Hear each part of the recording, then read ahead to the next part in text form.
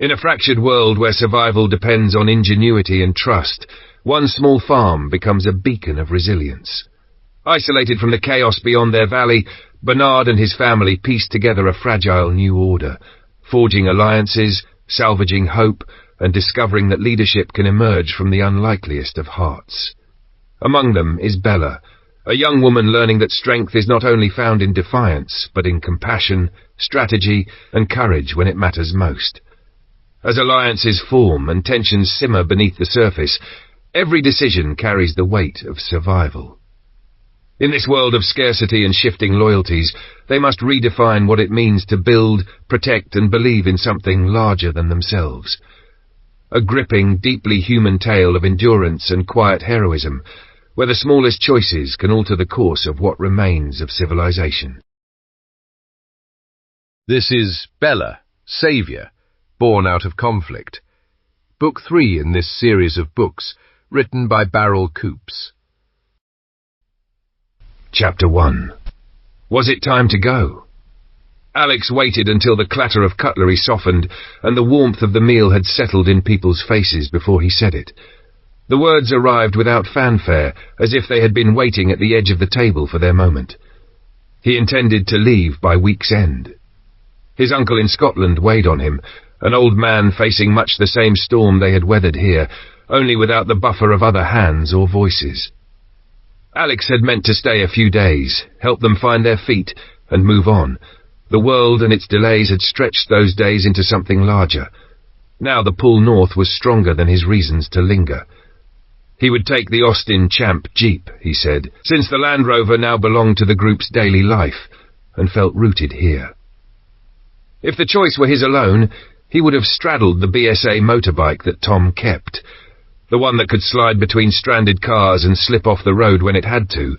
But last night they had watched two vehicles nose toward Tom's gate and idle like dogs sniffing a yard that wasn't theirs. Someone had moved in. Vincent, who had fed horses on more estates than he cared to count, raised a quiet possibility.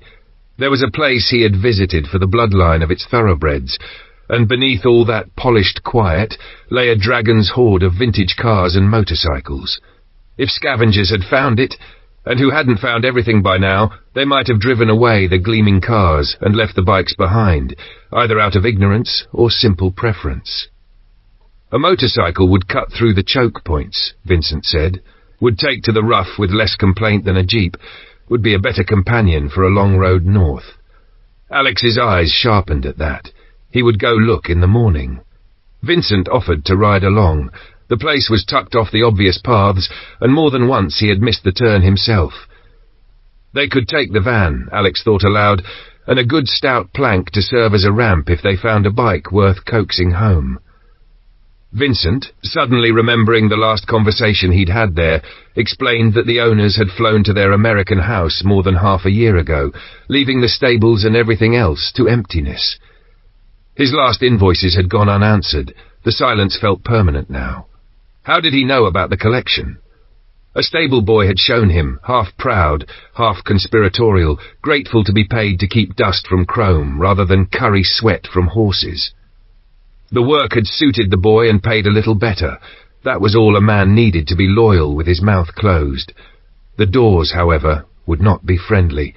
The entrances were sealed with numeric keypads, Vincent said, and whatever codes had once been commonplace were now locked in people's heads and the past. They would bring tools. They would bring patience. They would go at first light. By breakfast, the plan had leaked into the room like the smell of coffee, and Bella, who had once been told she was too young for most things and had made a habit of proving otherwise, caught it instantly. Robert, quieter but no less keen, nodded along. Alex made a half-hearted show of practicality. Perhaps Bella might stay. Perhaps Daz and Matt and Bernard would need the extra pair of eyes if trouble came while they were gone, but Bella's stare never wavered. "I'm coming with you," she said, the words level rather than loud. "If you think that feeble ploy to leave me behind was going to work, think again." Bernard's laugh knocked the edge off the moment. "Decision made then," he said, and lifted his mug in a small toast. They loaded the van like people who had learned the hard way that the thing you decide not to bring will be the thing you miss. Diesel jerrycans clanked into place for the journey. A single petrol can went in last, not for them but for whatever bike they might test and coax to life. Before the door slid shut, Alex stepped back inside and told Bernard where they were going and how long they meant to be gone. Plans these days were only ever promises to try. They took the long way past Tom's old place. Alex slowed, eyes raking the hedgerow and the track beyond it. The gate stood closed. 2 vehicles sat inside the fence line, parked like they owned the ground. A pair of figures leaned near the posts, too far for Alex to read the set of their shoulders or the shape of what hung from their hands. Armed or not, they were present, and that was enough. "Let's not dally," Alex said, easing the van forward. "We don't know if the newcomers at Tom's are friends or foes." "Barring surprises," Vincent replied, watching the mirrors. "We should be there in under an hour." He guided them along back lanes that threaded through hedges and fields, his directions dropping into the cab like markers on a river. "Left at the leaning ash, straight past the fallen wall. Keep the church spire to your right until you can't see it anymore." They avoided the places where people had collected and grown short-tempered. The van's engine worked steadily, the road unspooled. The estate gate, when it arrived, was not as Vincent remembered it. A new chain had bitten its way through the bars, shiny against old paint. He frowned, surprised into silence for a beat, then shrugged into acceptance. They had come prepared. The bolt cutters felt heavy and honest in Alex's hands. 1 bite, 2, and the chain uncoiled with a tired clatter. They eased the gate just wide enough and slipped through. The drive was a long green tunnel, trees leaning in until the van seemed to breathe quieter. "Follow this for about a mile," Vincent said, eyes narrowed, measuring distance against memory.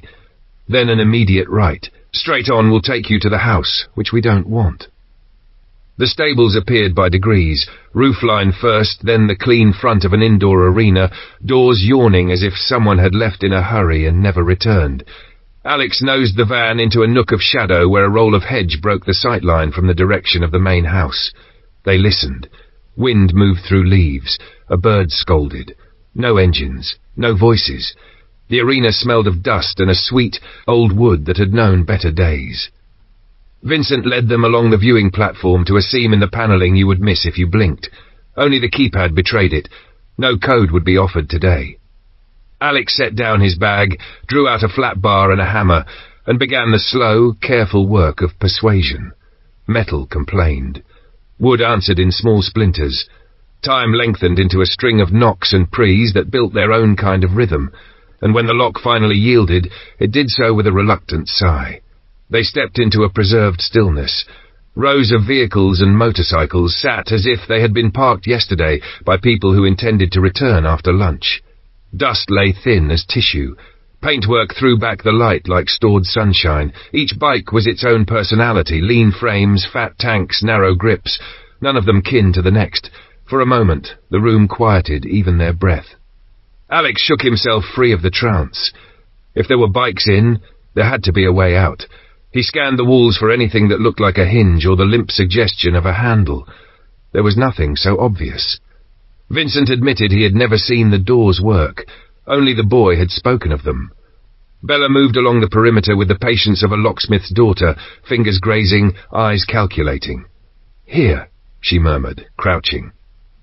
What had at first looked like a clean join in the wall showed the smallest interruption, the line of an inset hinge, concealed deep and only on one side.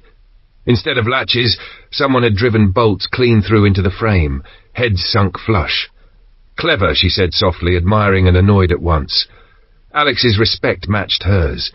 The design was audacious enough to hide in plain sight and simple enough to defeat anyone in a hurry. For a breath he wondered if they had misread it entirely, if the door had been sealed after the last prize was rolled inside, but the depth of the room argued otherwise. You didn't build this much space and then lock it to be a tomb. "Keys might be in an office," Robert said, already drifting toward a door off to one side. "Check it," Alex agreed, and Bella went with him. The two of them rifling drawers and scanning hooks where someone might have hung a labelled ring in a more trusting time. Alex set to work on the bolts. Each one demanded its own approach, its own angle of leverage. his shoulders taking the strain as the metal grudgingly turned. Sweat found the collar of his shirt, dust found his throat. He counted bolts the way a man counts steps to keep himself moving, refusing to think beyond the next stubborn quarter-turn. At last the final bolt loosened and came away. He stood back to give the door its chance to swing, palms flat, breath measured, a small flare of satisfaction kindled in his chest. The outside air met them first, brisk and green, and then the rest of it arrived all at once. 4 men waiting in a tight crescent, faces set and unreadable, weapons held with the kind of familiarity you don't learn in an afternoon. Their stance said they had been here a while. Their eyes said they had expected company. The room's quiet folded in on itself. Bella and Robert froze halfway back from the office. Vincent's mouth thinned as he took them in. Alex kept the door as a shield and a hinge in the same breath, feeling the braided sting of irony and annoyance at how neatly the day had decided to turn. He had wanted a clean start north. What he had, instead, was a beginning. Chapter 2. Not so gentle. From the shadowed corner of the office, Bella caught the flicker of movement in the display hall and stilled, breath halting as 3 armed men swept in with the crisp assurance of people who knew exactly what they were doing. Their weapons never drifted. In a few hard-edged gestures they stripped Alex, Vincent, and Robert of anything that could be used as leverage, then pushed them toward the exit with the bored efficiency of routine. Bella thumbed her flashlight down to a pinched glow and folded into a crouch, cheek close to the cool sill, watching through the narrow bite of glass while her heartbeat worked its way up into her ears and made the men's commands sound further away than they were. When the door noise faded and the echo of boots thinned, she gathered herself to move. The office latch whispered under her fingers, the door surrendering a sliver, and that was when a 4th figure crossed the gap, young, about Alex's age, posture sharp with purpose. Bella recoiled and sealed the door again without letting it click, every muscle asking for stillness. The newcomer shot the main entrance bolt with quick, practiced motions, then disappeared the way he had come, his exit as clean as a stitch pulled through cloth. Silence returned in ragged patches, and with it a bright, narrowing uncertainty. The urge pressed hard to run, to find her father and Alex and Vincent, and gather them back into one knot of people who could think together. Yet the diminishing snarl of an engine outside said someone had left in a vehicle, and the question of where it had gone tugged at her sense of direction until it felt unreliable. She waited, counting to slow her pulse, measuring the room for anything that might betray her. Outside, the men worked through their script. Alex, Vincent and Robert were rushed from the building, momentum stolen, the second zip ties bit down, and welded their wrists behind their backs. A moment later, the world went soft and dark as bags dropped over their heads, the fabric muffling air and sound. They hung in that weightless pause captives always learn, eyes open in darkness that does not change, straining for any fragment of conversation that might offer a map of what came next. Their captors' voices never quite formed words. The tones coiled close, conspiratorial enough to carry meaning without sharing it. The pat-downs were thorough in the way of professionals who had missed nothing in a long time. Knives went first, then anything that might pass for a tool, and when the searcher's hand found the Luger in Alex's pocket, it tugged free with a small grunt of satisfaction that made Alex's stomach turn. He had already lost the shotgun that had kept him company through longer nights than he cared to recall, and this, too, went into someone else's keeping with a finality that tightened his jaw. They were bundled into a vehicle and told, with a flat warning, to keep quiet. The drive compressed itself into too many turns for the few minutes it lasted, a trick of hooded senses that made distance hard to judge.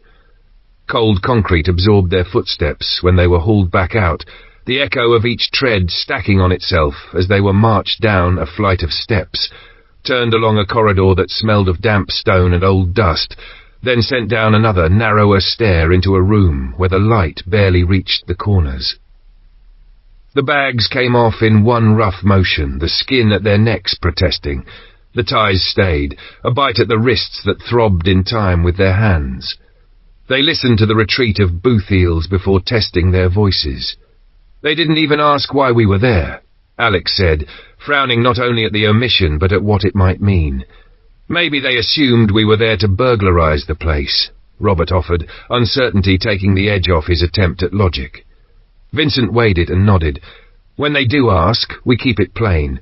I'll tell them I was trying to claw back what Mr. Kimber owes me. He ran to the States without paying what was due, and the least he could have done was tell me the mayor had gone. Technically, he owes me just for that. We keep our origins out of it, Alex said, voice low, the decision a bar of iron in his gaze. Leeds addresses, nothing else. The farm doesn't need our trouble following us home. And if they don't care about old invoices? Robert asked, eyes lifting to the slit of light near the ceiling as if answers were written there. Then at least the truth we give them is the kind that stands up to a second look, Vincent replied. It's harder to break a story that carries weight. Alex's mouth tightened. I'm thinking about Bella, where she is, what she's already planning, and I'm thinking about what these people intend to do with us. Robert leaned closer. Their gear, all camouflage, maybe some kind of unit. The door opened before they could chew that further. Two men in uniform crossed the room without hesitation, took Vincent by the arms and steered him out, the corridor swallowing the sound of their steps until only the building's pulse remained.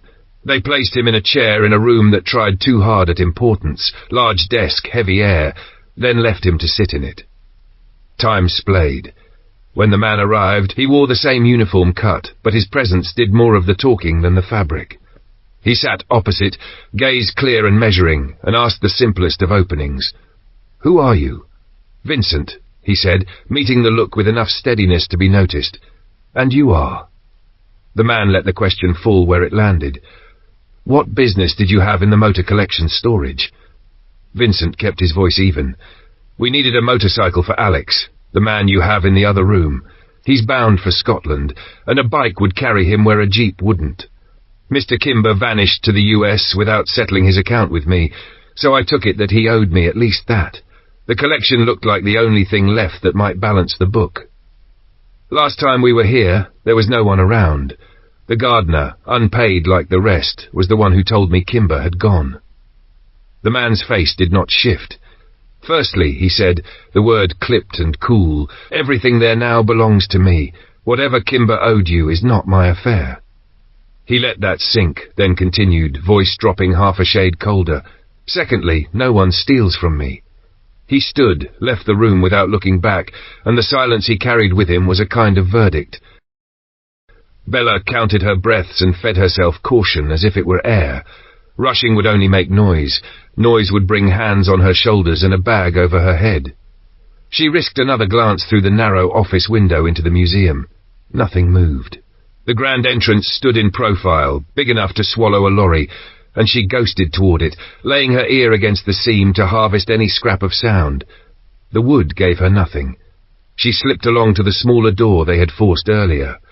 Her fingers were almost on the handle when a cough bloomed on the far side, small, human, undeniable. She froze. The door stopped being a way out and became a trap. She pulled back, thinking fast. The keypad that had once made the main entrance seem secure would be a dead face without power, yet the men had flowed through this place as if it were their own. If they were at ease here, there had to be another way in and out, one that made no demands of electricity. She dragged a welder on a trolley across the floor, settled it between the small door and the steel handrail that edged the ramp on the other side, and wedged the weight until the door shouldered into it and stuck, a brace against curiosity and bad luck. Then she went looking. The office never matched the outside dimensions in her head. Interior walls lied by a foot here, a yard there, the kind of discrepancy that hinted at spaces you could not see. If ever there was a day for the cinema trick of a bookcase that swung, it was now. She ran her hands along shelves and uprights, eyes combing for gaps in dust or scuffs in the polish where fingers had pressed too often. Hinges hid inside grain. Books whispered against one another as she tested their rows for the click of a latch disguised as a spine. Down the corridor, Vincent returned to the cell between two guards and a door that closed with the weary finality of this building. Robert and Alex were on him at once. Quiet but urgent, fishing for anything in his expression that might sharpen their picture of who held them. He gave them the bare bones of the exchange, the ownership claimed, the debt dismissed, the warning slipped in like a blade and left there, and admitted that the man's history felt murky even without specifics, the kind of past that trains a person to make statements by removing alternatives. They pieced together numbers because numbers gave shape to fear. Alex and Robert compared glimpses and footfalls and the way air shifted when people passed. They could name 5 for certain and allowed there might be more out of sight. Vincent's question about strength was not the first step of a plan, at least not yet. It was a measure taken with Bella in mind. She would be moving even now, he said, and the hope that came with that thought was not naive so much as deliberate. It helped them sit straighter, hands bound, backs sore, the 3 of them facing the door and listening as if they could hear their luck turn in the hall outside. Chapter 3. The secret entrance. Bella refused to be beaten by a wall that lied about being solid. She worked the shelving with patient fingers, testing edges and uprights for the small betrayals that give a mechanism away. Nothing yielded. The quiet pressed in. Frustration climbed her ribs until she had to move it somewhere, so she stripped the bookcase methodically, laying each volume on the floor in soft stacks so nothing thumped and carried. Still no latch, no seam, no clever bit of brass pretending to be wood. The impulse spiked. Her toe clipped the lower rail in a tight, angry kick, and the bookcase shivered, then sighed on hidden pivots. A panel eased open just enough to show black space and the first step of a stair falling out of sight. She stood a heartbeat longer than she needed to, letting the surprise drain away, then eased herself into the dark and set her torch low. The stair dropped to a tunnel that seemed to run on its own logic, the beam peeling damp from stone, the air cooling with each step until it tasted of old earth and iron. She walked until her breath found a rhythm and the quiet made a companion of it. Halfway along the passage, no, not halfway, there was no measure here, a metal door broke the tunnel's plain line. She held the choice in her hands for a moment, forward into uncertainty or sideways into possibility. Sideways won. The hinges gave her nothing but a faint complaint. The door opened onto another narrow stair, this one climbing back toward light. At the top, a small window set in a wooden door offered a sliver of somewhere else. Bella eased the interior latch with care, lifted it until it cleared, and pressed her eye to the glass. The world beyond was still and ordinary in the way that asked to be trusted. Wood, leather, neat rows of items living where they were meant to live. She cracked the door and slid through, keeping to the quiet she had made her rule. Recognition landed a breath later. She was in a tack room, the kind that belongs to a well-run stable, bridles oiled and hung in sequence, saddles racked, brushes nested in their trays. The window she had peered through from the tunnel side was a mirror here, sitting where a real pain would, turning glances back on themselves and hiding any suggestion of an opening. Someone had put thought into this, disguise layered over access, the kind of refinement that says the tunnel's far end matters.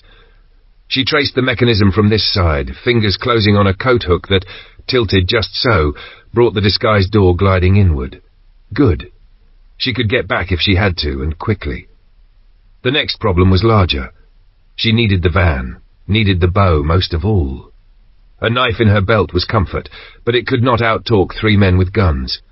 She stood very still and listened for the life of the building. Voices, footfalls, the scrape of a chair. Nothing came, only the slow tick of her own pulse counting the risk of being found. She opened the tack room door by degrees and slipped into the aisle. Left felt right.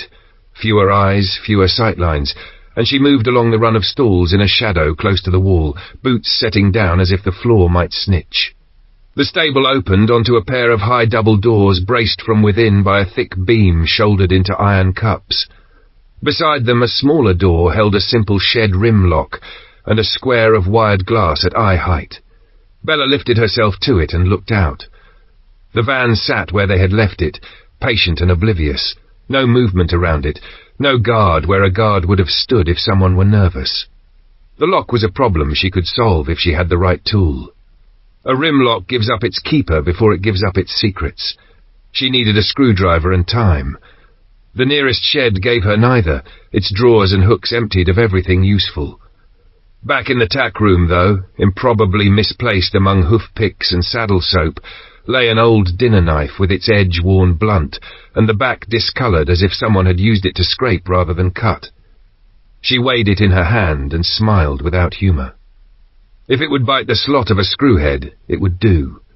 The work was the slow kind that punishes haste. Each screw asked for pressure and patience, the knife blade slipping, resetting, finding purchase again. Minutes lengthened.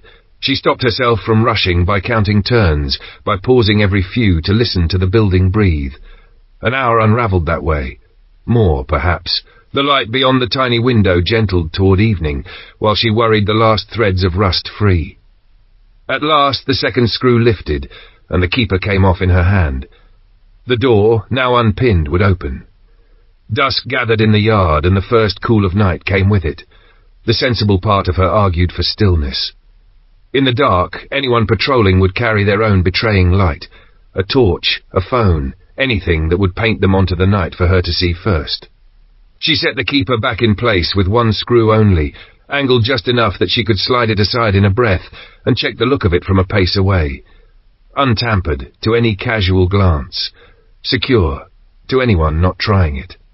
She pushed the beam on the double doors to make sure it sat firm in its cradles, then returned to the shadows she trusted, laying out the shape of the next hour in her head.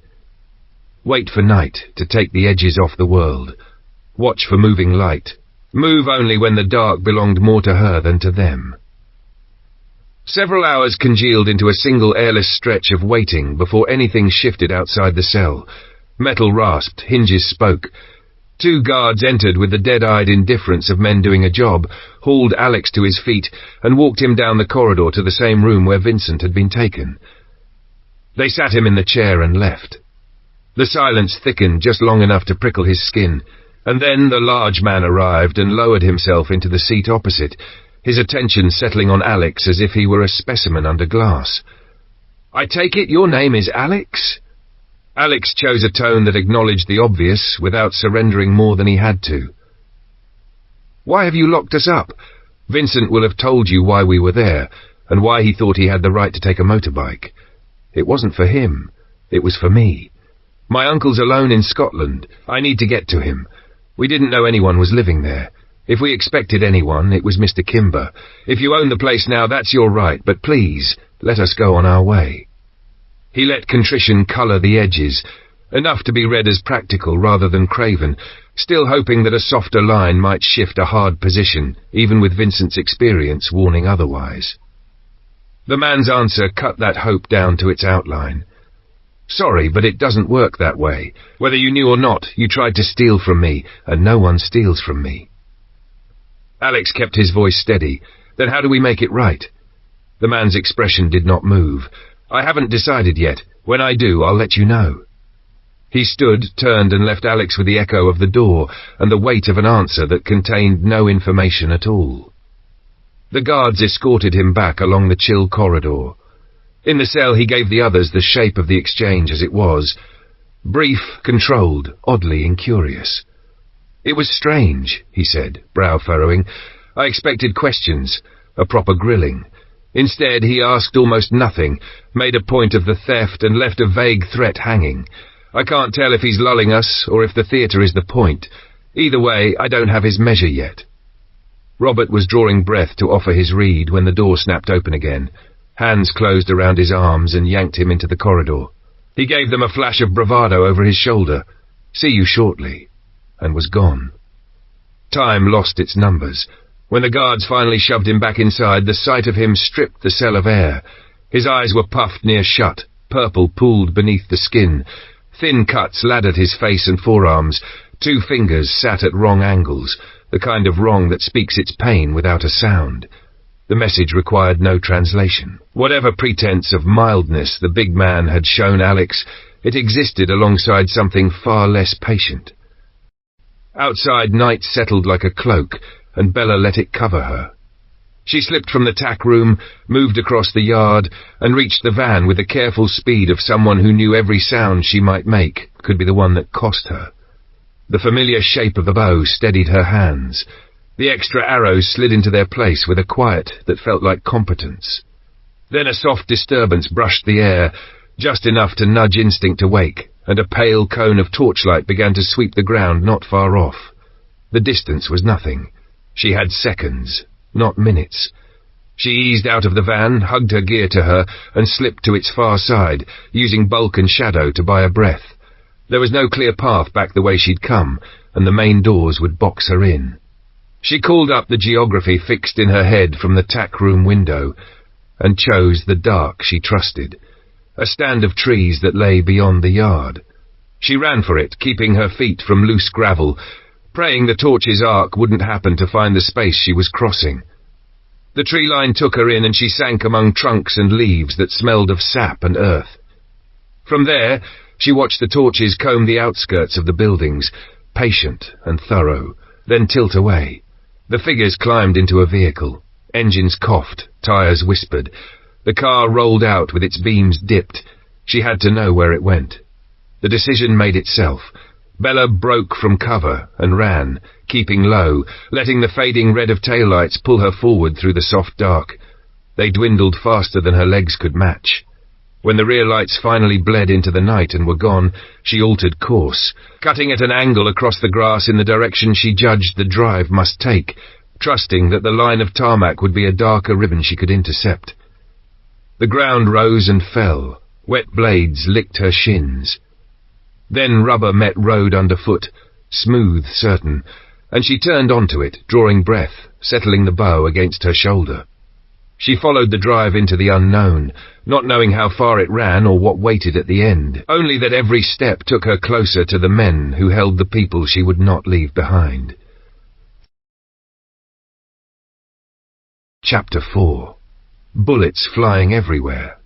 They eased Robert onto the bench with the care you give a cracked glass, his breath catching against every movement, and in the thin, grudging light, Vincent ran practiced hands over bones and bruises, feeling for the deep alarms beneath the obvious damage. Nothing bled freely that he could find, nothing that would end a life in minutes, but the swell of Robert's eyes, the ladder of cuts along his forearms, and the wrong-angled fingers told their own story. "We need to know what happened," Vincent said, urgency kept low so it didn't tip into panic. "What did they ask? What did you tell them?" Robert pulled air through a throat rasped raw. "Specifics," he managed. "Where we came from. How many of us? Food, vehicles, guns. And what did you give them?" Alex asked, already braced for the answer he hoped to hear. "Nothing," Robert said, and the word cost him. "That's why they hurt me. The man in black taught me enough." Vincent pressed for the clean line. "Exactly what did you disclose?" "Leeds," Robert said, swallowing. "We're from Leeds, my Leeds address, that's it." "Good," Alex said, eyes narrowing as the plan shaped itself. "If they take any of us in again, we keep it consistent. We're from Leeds. Give a Leeds address. We're part of a group, say 60. That number is big enough to make them think twice about probing, especially if they guess we're armed. We have a Jeep, a Land Rover, enough weapons to defend ourselves, but food's tight. It paints a picture that doesn't invite a raid and doesn't offer anything worth a siege. It might buy us space, at least it doesn't hand them a reason." Vincent waited until Robert's gaze steadied on him. "Did you catch that?" A slow nod. "Yes," Robert breathed. "Yes." Time had come unstuck from clocks, but the fatigue in their bones and the feel of the air suggested the other side of midnight. They stretched out as best they could and took turns letting exhaustion drag their eyes shut, sleep arriving like something stolen rather than given. Bella moved under a sky that had not made up its mind about cloud or stars, and saw the manor house lift out of the dark in a long, pale plain. 3 military-style vehicles squatted on the gravel like dogs at a gate. To the right, a lorry and a jeep waited with their blunt utility. To the left, something heavier sat with the self-importance of armour. Candlelight breathed at a front-room window, a low, warm pulse that said people were inside and awake. She circled wide to the rear, skirting hedges and outbuildings, reading the house the way she'd learned to read people, by what it showed and what it hid. More windows glowed with the twitch of candles, but one square spilled a brighter, steadier light that didn't belong to flame. She edged close enough to see without offering her reflection, and found a kitchen that had been asked to be a dining room too, its table taken by 5 men. 3 were middle-aged and plain as their coats, the 4th slight with his back to her, and the 5th stood half in view, taller and thicker through the chest, a little older, the kind of presence that shifts a room's centre without raising a voice. What she didn't see was the only thing that mattered. No Vincent, no Alex, no father. Infiltrate or draw them out. That was the fork in front of her, and the house, with its many doors and few shadows, looked built to swallow mistakes. She took the grounds piece by piece, testing every outbuilding, finding cellar steps and the promise of a door at their foot, and a lock that made the promise moot. Frustration threatened to get noisy, so she gave it a task. Vehicles sometimes carried their own solutions. At the front, she checked each in turn, palms careful, breathing measured. Nothing was locked, nothing offered keys. The lorry gave her a fuel can, and with it a thought that arrived fully formed and dangerous. The jeep, obliging as if it had been waiting for her, yielded a book of matches. Back at the lorry she found 2 wooden boxes, tucked where hands thought they'd be remembered. One was empty. The other was heavy with linked metal, a nest of machine-gun belts, 6 in all, the dull gleam of brass winking along their spines. She didn't stop to imagine them in use. She hid 5 belts in quick, careful circuits, under shrubs, behind trunks, in the tidy darkness of hedge bases, then soaked the 6th in petrol, set it back in its crate, and carried the box out to sit like a gift on the clipped front lawn. The match flared. The fuse she'd made was not a fuse at all, but a soak and a guess. She stepped back into shadow, then slid along the house to the rear, a wall at her shoulder, and her breath quieting until it almost belonged to the night. Ammunition cooks off like a temper. It waited, then began in single claps that made the earth twitch, then rose to a rattle that mimicked a squad laying down fire. From the kitchen window, the room she'd watched stood empty now. The back door held when she tried it, locked, as it should be, and then torches started to move through the grounds, beams sheared into bars by trunks and corners, voices contained and close. 2 men split their search. One kept to the perimeter, the other angled straight toward the cover that held her. Bella slipped deeper into the trees, mind-making map and counter-map, and then her heel found a dry branch and snapped it loud enough to translate into any language. The torch swung, hungry. She was already drawing, already sighting on the glare. The first arrow flew too high and stitched darkness beyond the light. She swallowed the flinch, reset, and when the beam hunted, she sent the second shaft not at the silhouette, but at the source. The torch pinwheeled and fell. A breath later, a body followed it. She approached on a curve that would keep her out of any straight line of fire, and found the man on his back, the arrow deep where a heartbeat lives. The wrongness of it prickled her skin. She let the feeling pass through without catching, because holding it now would make her hands shake later. They would notice his absence soon. She searched him fast. No radio, no map, only a ring of keys that chimed softly against one another as if they were pleased to be found. Back in the cell, Robert slipped away from wakefulness, his body deciding rest without asking, and Vincent leaned toward Alex, worry making his voice thinner. "He needs help," he said. "We could lose him." "Is there anything we can do?" Alex asked, hating the helplessness more than the dark. "Not here," Vincent said, frustrated by the truth of it. "Not with this light. I could make worse what I can't see." A noise reached them then, distant and ragged, bursts that stuttered like a machine gun starting and stopping in the open air. Alex looked up, not with fear, but with a sudden fierce certainty. "That'll be Bella," he said. "I hope she's safe." Vincent answered at once. "I think she made that noise," Alex added, and when Vincent asked how, Alex gave him the only answer that fit. "I don't know the how, but if there's a way to make it sound like a fight when you don't own a gun, she'll find it." Bella pulled her arrow free from the dead man with a steady hand and searched the leaf litter for the other. It had vanished into the night's small hungers. The house had gone quiet in a different way. The candles that had whispered their presence had been pinched out. Quiet now meant alert rather than asleep, and she adjusted to it, making herself smaller in thought and movement. Cloud rolled in, heavy enough to erase edges. She used the deeper dark to lay a second snare. Another wooden box appeared at the rear entrance like a coincidence. Petrol gave it purpose. Before she touched a match, she walked her escape twice in her head and once with her feet, skirting the low hazards of buckets and tools, noting the slick, remembering the snag. The flame took, small at first, then purposeful. She flowed back to a walled vegetable garden, let the brick give her a back, then slipped through its gate into the tree line, where she could watch through lattice and leaf. When the belts began to cook, this time the back door did not simply withstand. It failed. Wood splintered outward, flame licked, the night reset itself around a new noise. The response was faster now. 2 men came out on one flank and a third on the other, and somewhere toward the front another torch breathed on and off like a cautious animal. The pair angled toward Bella's line, and then abruptly their lights died. The dark pressed closer. She sank lower, and gave the night her outline to hold. A shape detached itself from the deeper shadow and moved with a steadiness that didn't belong to guesswork.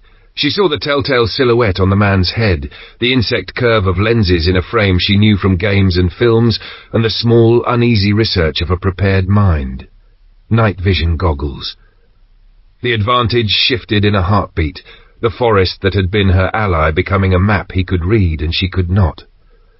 She eased her weight into the ground, breath thin, every plan she had reforming around a fact that changed the odds and demanded she be smarter, quieter, and luckier than she had set out to be. Chapter 5. Run, rabbit, run. Bella broke from the trees and ran for the one place she trusted to fold her out of sight. The stables rose out of the dark like a remembered shape, and she cut a tight line past the van and through the side door, dragging it shut behind her. The keeper on the little rim lock was still hanging down where she'd left it earlier. She flicked it upright with a practiced thumb, then shouldered a sack of feed across the threshold so the door would meet something solid if anyone tried it from the yard. She moved on the breath she had, not the breath she wanted. The tack room waited where it always did, ordinary as a cupboard, and then she was inside, and through the lie of timber and mirror, slipping behind the disguised panel into the cool throat of the tunnel. From the sanctuary of the one-way glass she watched the tack room proper, torch lowered to a dull glow, and listened hard for the shape of pursuit. A sudden pounding slammed into the door she had just secured, the wood booming and then holding. Voices bled in muffled strands through the walls.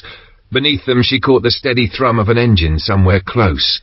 Generator, she thought, and filed it with the keypad on the museum entrance, and the men who liked to run this place with switches.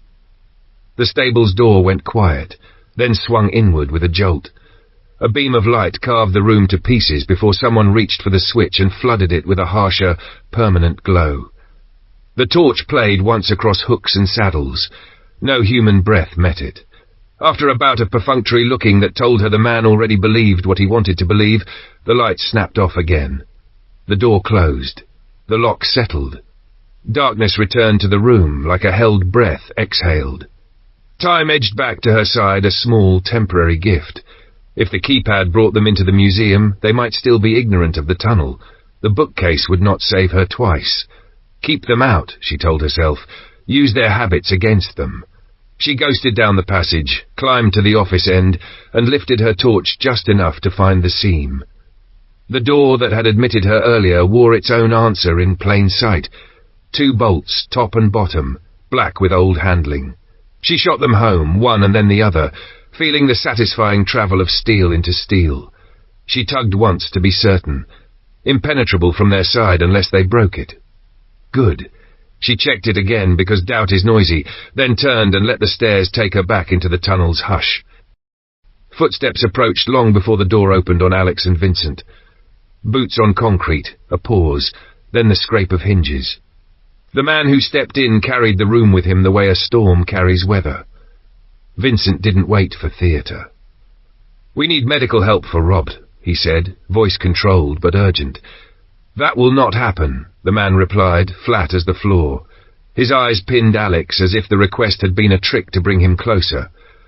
"Which one of your people is out there trying to wind us up?" "Not one of ours," Alex said, and the certainty in his tone made it sound like fact rather than strategy. "If our people were coming, they wouldn't be here yet. They'd send scouts first. You wouldn't know they were on your land until you were already counting the cost." The man's stare sharpened. "Are you sure?" Alex leaned into the kind of confidence that suggests more men than you have. "Be sure of this. They will come, and after what you've done to the boss's son, I wouldn't envy your position. I've seen him flay a man alive, hours of it, for a slight he only thought he'd suffered. Imagine what he'll do for harm to his own blood. I've already conceded your claim on this place, and your right to refuse us. Robert is different. I dread the reckoning I'll face for failing to protect him.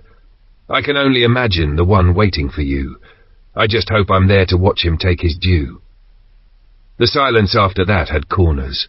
The man held Alex's gaze long enough to weigh the words, long enough for imagination to start doing its worst, then turned on his heel and left without answering, the door carrying his absence back into the corridor. Vincent let out a breath he hadn't admitted he was holding. "What the hell was that, Alex?" "Something to occupy his thoughts," Alex said, a thin thread of satisfaction running through the wariness. Vincent's mouth tugged, half grim, half approving. "It'll occupy more than his thoughts, and if he's not the only one listening, someone behind him might start arguing for an easier path. Pressure is pressure." He nudged the wall with his shoulder and looked at Robert, then back at Alex. "Good move. Well played." The kitchen held its breath around the argument.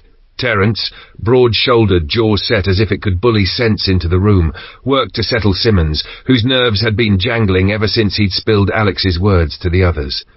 The admission had spread like oil. "You've always had a mouth on you, Simmons," Terence snapped, the rebuke sharp as a slap. "For all we know, he's bluffing, and if it isn't their people outside, who is it?" "Patrick, did you see anyone?" Patrick shook his head, irritation and unease wrestling across his face.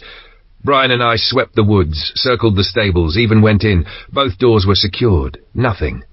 No one." Terence's expression darkened, pride bruised, temper close. "Then whoever's cooking off our ammo won't sleep tonight." Simmons couldn't keep the tremor from his voice. "We should go. Soon." Patrick didn't hesitate. "He's right, Terence." Terence's disdain moved between them like a spotlight. "Pair of frightened rabbits. It's bluster." Simmons leaned in, stubborn despite the fear. "I'm not sure it is. Every one of them tells the same story. You got nothing out of Robert. Not a word. Alex should be shaking after what you did to him, but he's calm, too calm, like a man who knows someone's coming. Why mention consequences for failing Robert if there's no truth behind it?" Patrick nodded, voice tightening. "He's onto something." None of them looked rattled. It felt like they knew someone would come if they didn't make it back tonight. That's why they can sit and breathe. Terence dismissed it with a flick of the hand, contempt layered over doubt. "Nonsense. They're playing you to walk out of here." He turned and left, orders tossed back over his shoulder as if they were scraps for a dog. "And get that door fixed." In the tunnel's dark seam, Bella worked by touch and the softest suggestions of sound, her torch a last resort she rationed like water. Her palm met old wood, a large door set into stone, ironwork cool beneath her fingers. She killed the light, eased the panel a fraction, and listened until silence declared itself trustworthy, then cracked the torch again in a tight cone. A stair climbed away from her, timber worn to a polish by other feet in other times, and at the top a door with a small pane offered a slice of the world beyond. Through it lay the dilapidated lean-to greenhouse she had clocked earlier, glass teeth missing from the roof, the geometry of the walled garden rising familiar around it. A simple hook, cousin to the tackroom trick, sat where an untrained eye would read it as nothing more than a place to hang a coat, tilted just so from the inside it would lock the secret tight. Moonlight silvered the flagstones when she slipped out, the garden throwing long, soft shadows that were almost kind. She aimed for the back of the house, the door she'd shredded with her improvised firework, and found a man crouched to patch the ruin, shoulders hunched, attention narrowed to his hands. A clean kill sat inside the bow's arc, but necessity and conscience collided, and she rolled her aim away from the places that stopped a body forever. The arrow thudded into his leg. His scream clawed the night.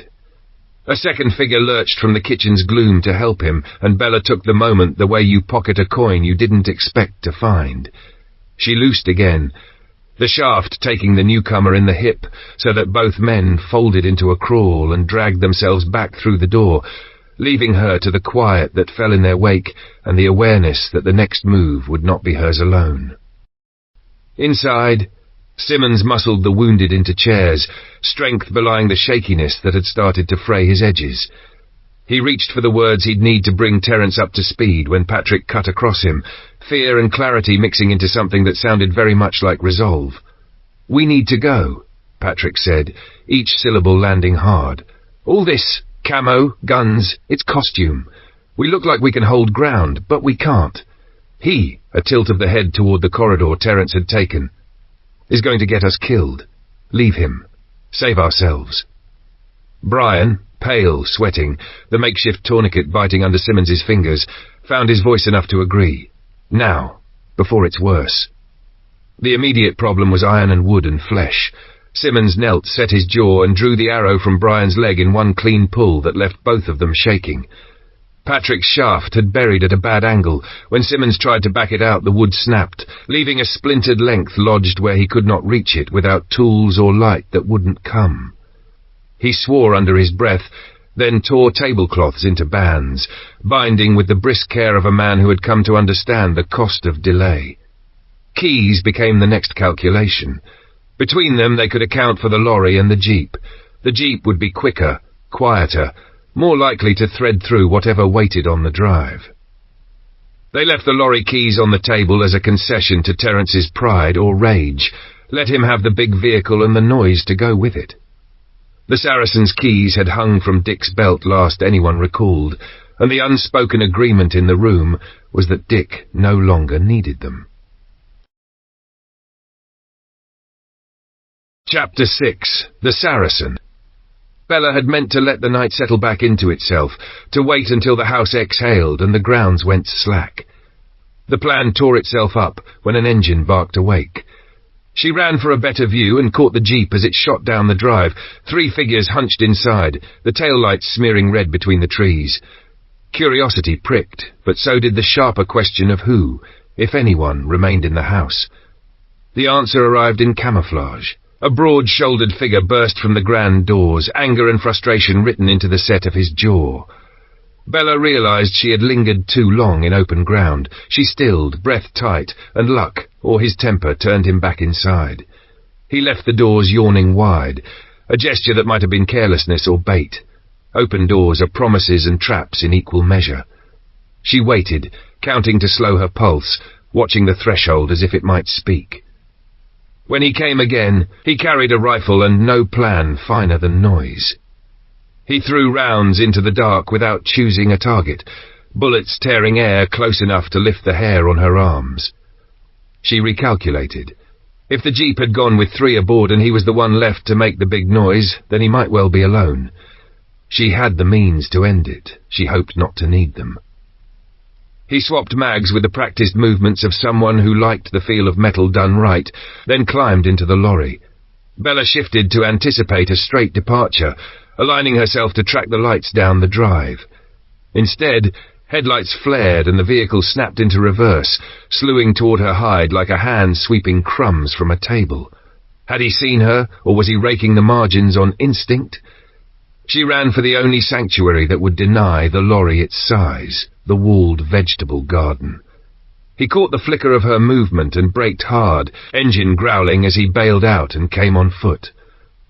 Bella angled for the greenhouse, mind fixed on the secret door tucked behind its broken panes. She reached the threshold just ahead of him. His shadow threw itself through the opening a heartbeat later. Dropping into the tunnel would gift him knowledge she could not afford. She folded herself into the greenhouse dark and held still, willing him to look anywhere but here. Fate, or his nose for the right place, drove him straight toward her. The choice narrowed to 2 truths that could not live together. She did not want to kill him. She very much wanted to live. She brought the bow up from shadow, prayed for a change of course that did not come, and loosed. The arrow hit where life stops.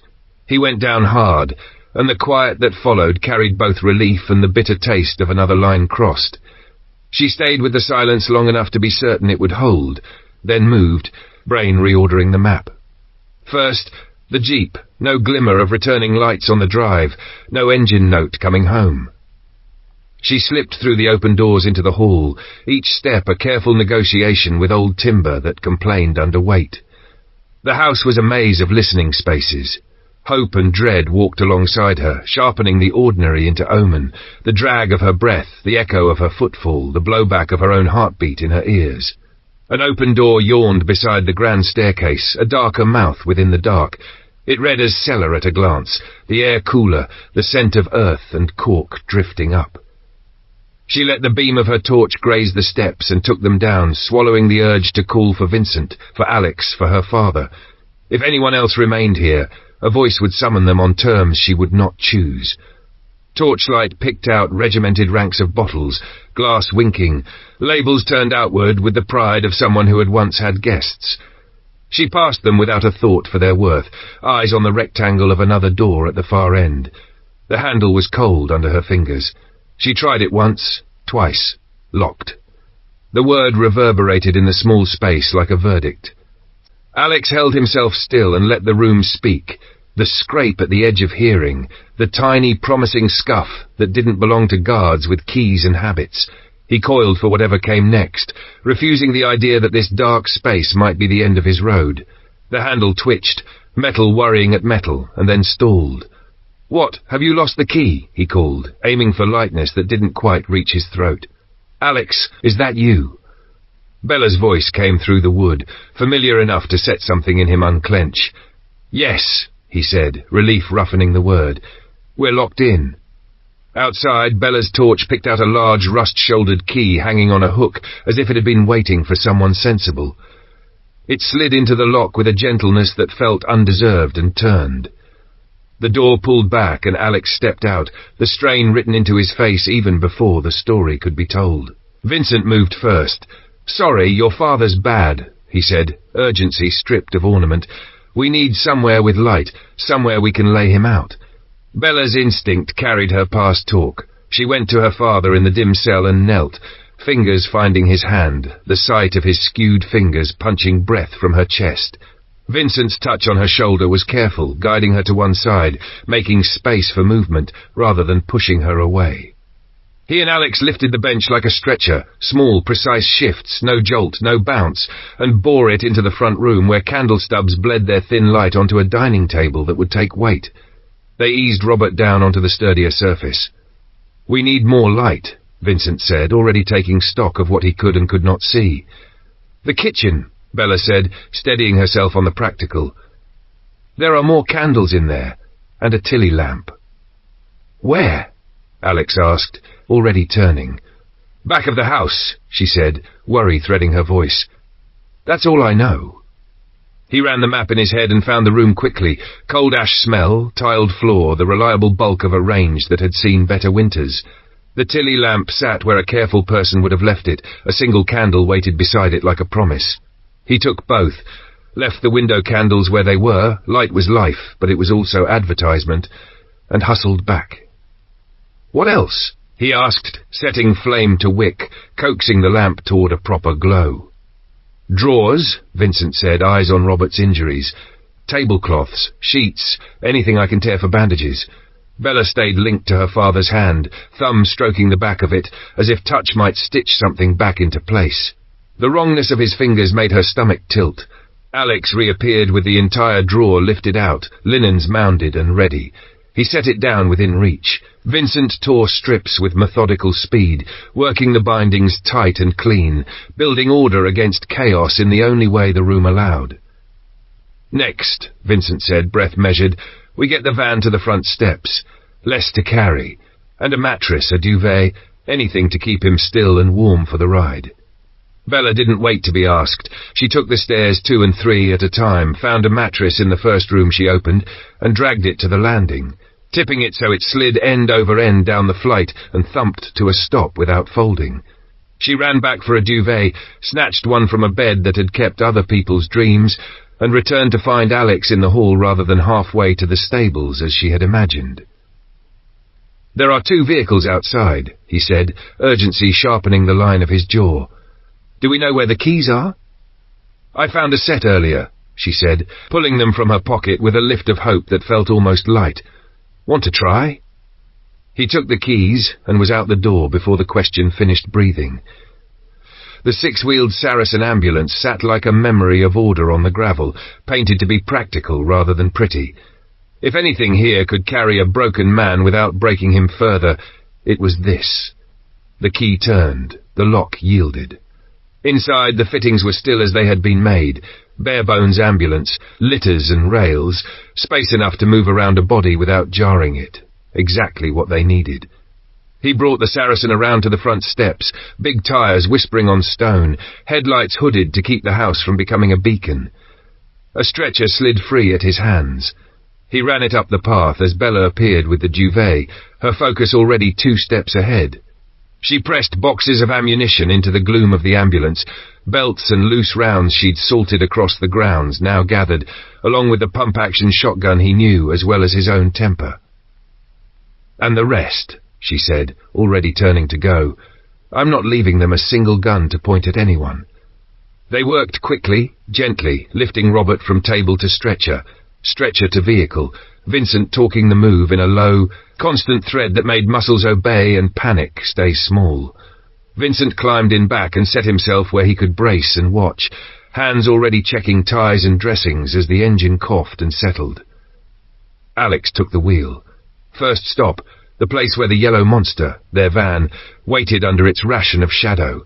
They pulled alongside, grabbed the bundles that were their life pared down, tools, food, the small reliables, siphoned what fuel they could, and fed it to the Saracen until the gauge crept to a margin that felt like a chance. Then Alex turned the nose toward the road that would take them home, the big vehicle gathering itself and rolling out, carrying with it a man bandaged against the night, a father holding on, and the stubborn hope that the farm would still be the place where you went to mend. Chapter 7. Mystery of the Tunnels. Dawn was only just lifting the fields into colour when the Saracen turned onto the track. Bella was out before the vehicle settled, scanning the gravel with a hunter's care. No nail boards, no wire, no surprises that might bite a tyre. She checked the trip line on the verge, found the early warning rig still set, and slipped it safe with a quick twist of fingers. Up in the attic, Matt and Daz had already clocked the army ambulance nosing through the mist. Recognition rippled, the gate swung wide. Questions spilled the moment Bella's boots hit the yard, but she gave them a single flattened answer. "Not now." Her voice softened only to ask, "Where's Sandra?" "In the barn," Daz said, already moving. "Go, leave the door open, clear the table, we're bringing him in. Hurry!" They made a path with their bodies. Robert came through on the stretcher and onto the table in one practiced sweep, Vincent talking the lift in a calm thread that held back panic. Sandra arrived at the same breath with her bag and the kind of focus that moves air aside. "Everyone out," she said, except Bella. When the room obeyed, she took a quick inventory with eyes and hands. "Daz, bowl, hot water, and a towel, now." She stripped jacket and shirt, her touch efficient but careful, and found the bleed at the upper arm. Up close it read as a stab, deep and mean. She cleaned it until the water ran clear of blood and grit, then set needle to skin and pulled the wound's edges home in tidy bites. "Bernard," she called without looking up. "Have you plaster of Paris?" "Wall filler, anything like it." "Old barn," Bernard said from the doorway. "If it's there, it's ancient. I'll fetch it." "And Bella." Sandra glanced up. "Find Alex. I need 4 pieces of wood, lolly-stick size, flat and smooth." While Sandra eased Robert's dislocated fingers into alignment, Bella stepped back long enough to see Bobby, small and shaking, hugging himself into a corner of the barn. She folded him into her arms and let him cry against her shoulder. "I hope you killed those bad men that did that to Dad," he said into her sleeve, words hitching. "They won't do that to anyone ever again," she told him, and the truth of it sat heavy in her chest. Need had driven her hand. The cost would sit with her longer than the night. On the road back, Alex had said they'd offered those men a clean exit. Pride, or something darker, had made them choose the other path. That knowledge steadied and saddened her at once. Vincent reappeared at Sandra's side with a canvas bag he held like a solution. "These for Robert's fingers?" he asked, unzipping it. "Yes, what are they?" Sandra said, pausing. Invention, Vincent said, already laying out narrow splints. Started with calf leg braces. Rigid along the length, but you can wrap them around a tail or a finger, and they take the shape. Then you cut to length. We use them for cats and dogs. Beats trying to plaster a cat's tail. We used to lose more tails than I care to remember. He gave a small, apologetic smile. Let me show you. He fitted the curved splints along Robert's fingers where Sandra had set the joints, moulding them snug without pressure on the swelling. A roll of bright orange self-adhesive bandage came next, winding neat and secure, the colour loud against skin as if to say, this part is held now, this part is safe. While Vincent steadied Robert's mangled fingers in their new orange armour, Sandra's gaze kept straying to his head. 2 hard swellings rose under the hair at his temple, and a thin, troubling thread of blood had dried at the edge of his ear. I cannot tell you how much I miss modern kit, she murmured, frustration held tight so it wouldn't rattle anyone else. Give me a working CT scanner and I'd sleep tonight. As it is, we watch and we hope. They were readying to carry Robert through to his room when Bernard reappeared, breath-fogging, a dusty cardboard box in his arms. Sorry I took so long, he said, setting it down. Been buried in the old barn for years. Sandra lifted the lid, then waved it gently closed with an apologetic tilt of her head. My fault, Bernard. We should have told you. Vincent had another solution. No plaster of Paris needed. Cattail splints did the job perfectly. Bella and Bobby settled by their father's bedside once he was moved, the room shrinking to the small circle of lamplight and the slow seesaw of Robert's breathing. Worry etched both their faces, but on Bella it set deeper lines. This was the 3rd time in less than a month he had come back to them hurt, and the thought gnawed, why him, again and again? Exhaustion finally unhooked Bobby's eyelids. He slept where he sat, a weight against Bella's side. She eased him up, tucked him into his own bed, despite the pale daylight still pushing at the curtains, and pulled the blanket high. The early collapse felt like the body's answer to a day that had asked too much. Alone with her thoughts, Bella followed the corridors of the day back to the museum and its braiding of tunnels. Purpose refused to show itself. She tested ideas and watched them crumble, the way bad mortar fails under a probing finger. The walled garden felt older than the house, a relic around which newer ambition had arranged itself, so perhaps the passages had begun as something ancient, and only later been tamed for convenience. The more she circled it, the less it yielded. Some places keep their secrets, she thought, and this one might never do her the courtesy of an answer. In the small hours Robert stirred, pain breaking the surface in his eyes before sound could form. Bella ran for Sandra, who arrived with brisk quiet, hands already counting what needed doing. More pillows, Sandra said. We'll sit him up to see him better. Bella fetched them, and together they coaxed Robert upright, careful with the bandaged hand, careful with the tender places at his skull. Once he was settled, Sandra flicked her eyes to the door. Bella understood and stepped out into the hall while the checks no one likes to perform were done. The questions and responses that test memory, focus, the small lights of cognition. When Sandra finished, she redressed what needed fresh gauze, spoke to Robert in that low, practical tone that steadies pain, and pressed painkillers into his palm with water to carry them down. Bella found her grandfather by the fire, the old man as tireless as if sleep were a habit he had given up years ago. Vincent sat with him, both men cupping tea that steamed in the lamplight. She joined them and laid out the puzzle of the tunnels from end to end, hoping an older map might live in one of their heads. Their suggestions matched her own, then ran out. The mystery stayed where it was. Some of them you never solve, Vincent said at last, not unkindly. Did you see any electrics down there? She shook her head. No. Aside from my torch, the only light was from those old black metal brackets with open flames. Proper torches, spaced evenly along the walls like in an old film. Vincent considered that, the fire's snap underscoring his pause. Old bones then, and someone gave them new skin. The why of it is guesswork, and likely to stay that way. I'm with you, Bella. Those tunnels will keep their story unless they decide otherwise. Chapter 8. Going back. No one expected Robert to make breakfast. When he stepped into the room and eased himself into a chair, the scrape of wood on flagstone sounded louder than it should, and faces turned as one. The bandage at his temple, the sling under his jacket, the bright orange wrap that held his fingers straight, those said enough about the night they'd all lived through, yet he managed a faint, stubborn composure that made people breathe again. Questions flew, then faltered at the sight of his mouth hardening against pain he would not give voice to. Vincent took the story from him and laid it out in a steady line. What had happened, what they'd found, what they'd left behind. Robert nodded when he had to, murmured that he was better now, and let the room settle around the fact of him still being there. Alex and Bella kept to the edges, having relieved Matt and Daz from the attic in the grey hour before dawn. Alex's attention held on the Saracen parked outside, the way a mechanic listens to an engine by feel. Something in his stance said the thinking had started and wouldn't stop until it had a shape. In the quiet of the attic afterward, Bella watched the thought ripen behind his eyes and waited for him to hand it over. "I've been thinking," he said at last. "I want to fetch the army ferret, armoured car, from the museum. I'm going to my uncle's in Scotland, and the ferret will carry what I need. I can mount one of the motorbikes on the back as a fallback if I have to leave the road."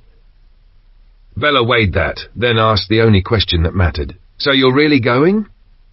He nodded. "Within a week. After everything here, I can't shake the thought of him up there alone. The Croft's on an island, but that doesn't make it safe." "Then we're going back to the museum," she said, already stepping ahead to logistics. "I'd rather go today," Alex admitted, "but we're short of drivers, and I won't strip the farm of the people who keep it standing." Bella counted on her fingers. "Dad's out. That leaves Vincent, Grandad, you, and maybe Rachel. I've a feeling she drives. And I have to come. I know the way into the museum now. I locked our first entrance and used a hidden exit to get out." Alex lifted his eyebrows. "Hidden exit?" She told him, how the door had been bolted from inside after they took the others, how the keypad would be dead without power, how that meant there had to be another way, how she'd found it. Pride edged her voice, but didn't own it. "3 drivers, then," Alex said, fitting pieces. "Vincent, Bernard, and me, if they're willing. If not, we ask Rachel." He started to rise. "I'll catch them," Bella offered. "I know where everyone is." "No," Alex said, stopping himself with a rueful smile. "My ask." She tilted her head, conceding. "Don't let me stop you." He went downstairs with the look of a man crossing into weather. Robert was at the table. Opposition was a live thing in the air. Alex cleared his throat. "Sorry to interrupt," he began, and the clink of cutlery paused. "If I'm going north, I'd rather go in something that can take a hit. The ambulance gave me the idea. There's an old ferret armoured car at the museum. I want to bring it back. I'll need 3 drivers, one to go there and return driving it, one for the yellow railway van to carry a motorbike, and me for the 3rd vehicle. As far as I know, only Vincent and Bernard drive." He let the weight of it sit. "It's a lot to ask. Don't answer now. Talk it through. If you agree, I'd like to go today, before anyone else finds that place." Back in the attic, he relayed it to Bella, fingers drumming a restless code on the table's scarred edge. Footsteps on the stair gave them their answer before words did. Bernard and Vincent climbed into the low light, looking thoughtful, wary, not closed. "Why not take the ambulance for the trip?" Bernard asked, brows gathering. "Save us going back." Alex nodded, expecting that one. "It's not just the ferret. I want a motorbike as backup. I can rig a bracket on the ferret's rear. If the ferret fails or I need to cut cross-country, I've got another way to move, and the Saracen stays here. If we ever have to travel out from the farm, it protects better than the van or the jeep." Bernard's hand found his chin, thumb moving in the habit of a man who weighs more than words. "All right, daylight then. Sooner is safer." Vincent looked to the window as if he could see the sun's arc advance. "Agreed. If we're doing it, we do it within the hour. And we tell the rest. Matt and Daz go back on watch." His mouth tipped, not quite a smile. "They'll be thrilled when you tell them." Chapter 9. The Keys. Robert's face hardened the moment Bella's name entered the plan. "There's no reason to take her," he said, worry sharpening the words. "Let her stay." Bernard met his son's fear without flinching. "She got you out of there. he said, a quiet pride threaded through his tone. "Give her the credit she's due. She's our way back into the museum, and she's not a child. Keep wrapping her in cotton, and you'll only drive her off." By the time the Saracen rolled out, decisions had settled where they needed to. Bernard, Vincent, and Alex carried MP5s. Bella strung her bow and checked the fletchings with the same care the others gave to magazines and bolts. As the drive narrowed to Memory and Hedgerow, Bella found herself hoping for simple luck, an unlocked stable, a short walk. They eased through the gate after a long look to make sure no one was nearby. At the stables, the door answered her hope with a firm refusal. She started to explain the long way round, through the walled garden and the greenhouse and down the hidden stair, when Alex stepped out, planted his boot, and blew the stable door in with a single brutal kick. "Easier?" he asked, already swinging back into the vehicle. Vincent took the cue and nosed the Saracen around to where the van had sat before. Bella slipped away into the tunnel, threading her route by feel and torch, aiming to reach the museum side and draw the bolts. Alex posted himself near the hidden door, listening for her. 10 minutes passed, long enough for concern to start writing its own script, before the satisfyingly solid clack of a bolt being thrown carried down the passage. The door edged open. Inside, Bernard's eyes lit like a boy at a fair. He swallowed the urge to wander and planted himself as lookout. Alex headed straight to a matched pair of Armstrong MT500 ex-army off-roaders, made his decision, and took both. He swept the saddlebags from a display cabinet as well, better to choose later than wish you'd taken them, and rolled up a spare wheel fitted with the right tyre, planning to strip the rubber and stow it flat. They loaded the bikes into the yellow railway van, then swapped, Alex and Bella on sentry while Vincent and Bernard took a turn to look. Vincent reappeared carrying a stout wooden crate. Bernard nodded toward the grey shelving in the back. "You'll want that if anything's off with the bikes. MT500 spares, there's another box on the rear shelves. I'll cover you if you fetch it." "Cheers," Alex said, and darted back to haul the second crate. Vincent disappeared deeper into the museum. Bernard drifted out to relieve the watch. Alex's next task was the ferret, MK2, the one he'd clocked on their first visit. He was halfway to the office to hunt keys when Bella stepped into his path with a grin and dangled a ring between two fingers. "Already found them," she said, not bothering to hide her satisfaction. The office keyboard was a treasure map, tags for every vehicle in neat rows. While Alex set to fueling the ferret, Bella slipped back to the board and plucked more prizes. Keys for both MT550s, because he'd forgotten, and because she fully intended to tease him about it later. On her next circuit, she paused at a relic, an old field telephone, heavy and black, with a crank on its side and terminals for wire. She carried it out to the others like a cat with an interesting find. "How does this work, Grandad?" Bernard showed her the basics. Thumb on the binding posts, a gesture to the handle. 2 wires from this to the next set. Unroll the line, hook them up, then turn the crank to ring the other end. Bit more to it, but that's the gist. A plan flickered in Bella's eyes. "So we could run a line from the barn to the milking parlour?" "We could," Bernard said, catching up. "See another one inside?" Bella's smile widened. Not just one. She set about proving it. First came a big box of phones, lugged to the van with a grunt and a thud. Then another box, just as full. After that, 2 cable reels, wood rims scuffed and wire wound tight, and then, because more is better when the world has stopped being easy, 2 more. The van began to look like a promise of voices travelling along wire again, a small net strung across their days to keep people closer, even when they couldn't be in the same room. While Bella ferried her finds to the van, Alex coaxed the ferret from sleep. The old engine coughed, then rumbled into a steady growl, belching a lungful of smoke that rolled along the museum roof before easing out through the open doors. He let it warm until the idle smoothed, then drove it into daylight. Sun picked out the desert camo and made it look almost fresh from parade. 2 spare tyres rode its flanks like shoulders, sand channels were strapped ready, an absurdly tall aerial speared the air from the rear. The thing looked built to ignore trouble rather than avoid it. "That's one mean machine," Bernard said, unable to hide his grin. "Good," Alex answered, a smirk tugging, "because you're driving it home. I'll take the van." Bella finished loading the van with boxes of ammunition and a couple of heavy crates that rattled in a way that suggested quiet, complicated contents. Satisfied they had what mattered for now, she swung the museum's main door shut and locked it from the inside, turning each bolt until it seated with finality. "I'll meet you by the stables," she said, and slipped away to the office panel. She sealed the hidden entrance behind her and set the interior lock, insurance for a future return, then crossed the stable to find the others already gathered. The ferret, hulking and impressive, did nothing for her beyond its usefulness. The van, by contrast, had seats that didn't punish you and didn't broadcast your intentions. She chose comfort and climbed in beside Alex. Their small convoy drew looks on the way back, especially from the people now living at Tom's old place. Seeing the group return so soon after their last run clearly unsettled expectations. Eyes followed the vehicles all the way along the boundary. Robert's shoulders eased when he spotted Bella, relief loosening something he'd kept tight even while he'd tried to accept Bernard's words.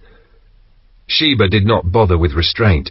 The dog launched herself at Bella with wholehearted joy, tail painting the air, tongue making a thorough job of welcome. Bernard enjoyed the drive more than the exit. Once stopped, he climbed out of the ferret with an honesty about his years.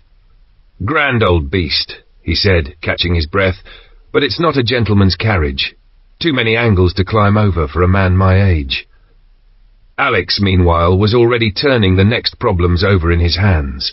He considered the deactivated gun on the ferret's turret, useful as a deterrent even without teeth, and then crouched by the motorbike, picturing brackets and balance, working out how to sling it on the ferret's rear without courting disaster. He patted his pockets for the keys and found the absence he'd created. No matter. He could bypass the ignition if he had to. He checked the oil first, present and clean enough for a start, then poured petrol into the tank. The MT had been built for a world that still sold leaded fuel. If he meant to run it long, he'd want additive to keep the valves from eating themselves. Bernard's horde usually held answers to questions like that. In the barn he found Bernard and laid out both problems, the leaded versus unleaded issue, and his small lapse with the keys. Bernard nodded, already reaching for memory. Additives in a red can at the back, top shelf, right-hand side. Used it for the landy. He paused, thinking around the key problem, and Bella saved him the effort. She stepped into the doorway with a glint in her eye, slipped a finger through a ring of metal, and let the bike's keys dangle and chime in the air. "Looking for these?" she asked, the T's light, the help real. Chapter 10. The phone rang. Alex laughed off his earlier lapse with the keys because Bella had quietly solved it, and relief softened the edge of his embarrassment. With the additive tipped into the tank, he wheeled the MT out and let it breathe, then took the lane at an easy roll that told him what the bike could do off the tarmac. The way the suspension soaked ruts, the throttle's willingness, the honest chatter of tyres over grit. By the time he coasted back in, his head was already busy with brackets and strapping points, measuring, in imagination, how to lash the bike to the ferret without inviting a wreck. Bella came up with purpose and an old field phone in her hands, asking if he could help string a line. She could have done it alone, he knew that, but the ask carried something else beneath it, a need to work shoulder to shoulder before the leaving made space where he would be. He told her he needed to crack the mounting first, promised he'd come straight after. She pivoted to solutions anyway. "What about a frame from the parlour's tubing and fittings?" she said. "We've got enough to build a rack that'll take road shock." Alex grinned, the praise ill-aimed even as it tried to land right. "Brilliant, so you're not just a pretty face then?" Colour rose under her cheekbones. The line, meant as a joke, cheapened what she kept proving. She turned away before the heat behind her eyes climbed any higher, steps sharp with annoyance that masked the prick of hurt. Had he only now noticed what she could carry? She took the phone to Bernard instead. "Can you show me how to set these up, Grandad?" "Of course," he said, easing into the familiar pleasure of teaching. "First thing, batteries." "Batteries," she frowned. "I thought you just wind them by hand." "You wind to ring the other set," he said, tapping the little crank. "Talking needs power." "Not much, mind. These sip. They'll run a long time." He unclipped a panel to show the small compartment within. D-cells, he confirmed. Same as my big torch. Bottom shelf in the cellar far end. Bring in a good handful. Bella went and flew back, 10 batteries stacked in her arms, the small triumph of action lifting her mood by degrees. How many phones did you bring? Bernard asked, curiosity warm rather than sceptical. 11, she said. I'll set 5 for now. And where do they live? 1 here in the barn, 2 in the farmhouse, upstairs and down, 2 for the milking parlour, each floor gets 1. That way anyone can ring anyone else. Feasible, he said. We can party line them so a call wakes all. Fetch another phone and a spool of wire, and from the shed, wire cutters. I'll talk you through the rest. At the tool shed she grabbed the cutters and on her way past, shot Alex a look that told him the joke had not sloughed off. She hauled a cable reel from the van and shouldered it barnward. Rachel met her with mugs, the steam sweet and ordinary. Seen Alex? Rachel asked, cheerful, harmless. In the shed, Bella said, the word trimmed short. Bernard waited until Rachel moved on before he asked, gentle as ever, What's needled you, love? Bella exhaled. Sorry, Rachel, it's not you, she called after her, then back to Bernard. Alex, not just a pretty face. He should have known better by now. Bernard's mouth quirked. He does know, so do I. You're the one who sees cleanest when the rest of us fog. He was trying to be light. People throw that line around without thinking where it lands. Don't let it find purchase. He patted the bench. Now have we everything? I think so, she said, and let the work pull her forward. Under his guidance, the old tech came back to life. Batteries slid home with a snug click. Bernard stripped the cable, twisted copper under the binding posts, and showed her how to set the selector to local so the sets would run on their own cells. He passed her the crank and nodded toward the second phone. Go on. She turned the handle, the mechanism purred, and from the far end the other phone answered with a bright, bell-clean ring that cut through the barn's hush. The sound seemed larger than its size, a thread thrown across their little world, promising that when someone reached for a voice, there would be one on the other end. Delighted, Bella cranked the second phone. The first answered with the same bright, bell-clean trill. She couldn't help the grin that broke across her face, proof singing back at her. To talk, Bernard said, easing into his teacher's rhythm, press the button. To listen, let it go, simple as breathing. He walked her through scaling it up. Add as many as you like, same 2 wires, same bindings. If you start in the milking parlour on the ground floor, then go up, then come back here, then house upstairs, and finally the kitchen, you'll keep the runs short. But these will carry for miles if they have to. Heaven knows when we'll need that, but it's there. Bella set to work. Batteries first. Each handset opened, each pair of D-cells slid home, each bell tested until the sound braided through the barn like a small, dependable promise. Then the map. Farmhouse landing window and kitchen. Barn by the door, milking parlour at the shower room and at the guard post by the attic hatch. She began at the landing window, choosing the high timber for neatness. A small hole in the top of the frame, the wire fed through until it kissed the ground below. She pulled extra slack, planning the route around the base of the barn's weather vane and down to the door. For the throw, she fetched her bow and an arrow, and called Daz to mirror her on the far side. She lashed the wire to the shaft, took aim to the right of the vane, and loosed. The arrow sang over the ridge. Daz caught the line of its flight and sent it back across, this time to the left of the vane, lacing the cable neatly over the roofline. At the barn door she drilled another discreet hole, drew the wire through, and tied it into the phone resting on a nearby shelf. Then to the shed for a jar of cable clips and the steps. She ran the line high, inside and out, tapping each clip home until the wire lay clean against wood and stone, as tidy as plumbing. Back at the landing window, she took the slack out, drew the span snug, and fastened it inside the frame. She cut the wire with a little grace in the length, then started the next leg, threading from upstairs down to the kitchen. That part of the house would soon be lived in. She clipped with a fussy care she didn't mind owning, tracing corners with her following skirting, hiding the line where she could so it wouldn't snag a sleeve or an eye. With the kitchen set working, she returned to the landing phone and joined both pairs under the posts.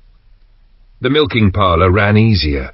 A feed from the rear attic window meant she only had to carry the line from the back of the barn, keep it to the far side of the weather vane, and feed it into the hole she'd already drilled at the door frame. When the last binding nut tightened, satisfaction settled over her like warmth. Time for a full test. She stationed her father, her grandfather Daz, and Matt, one at each phone, then cranked. Bells answered up and down the little world she'd wired together. Voices crossed the lines, laughing, calling back, marvelling. Robert's praise carried a different weight from the others, soft with pride, edged with relief.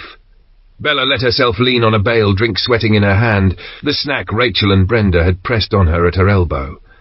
The day's work hummed in her muscles, and along the wire she'd slung through their rooms, a net of sound ready to hold them a little closer.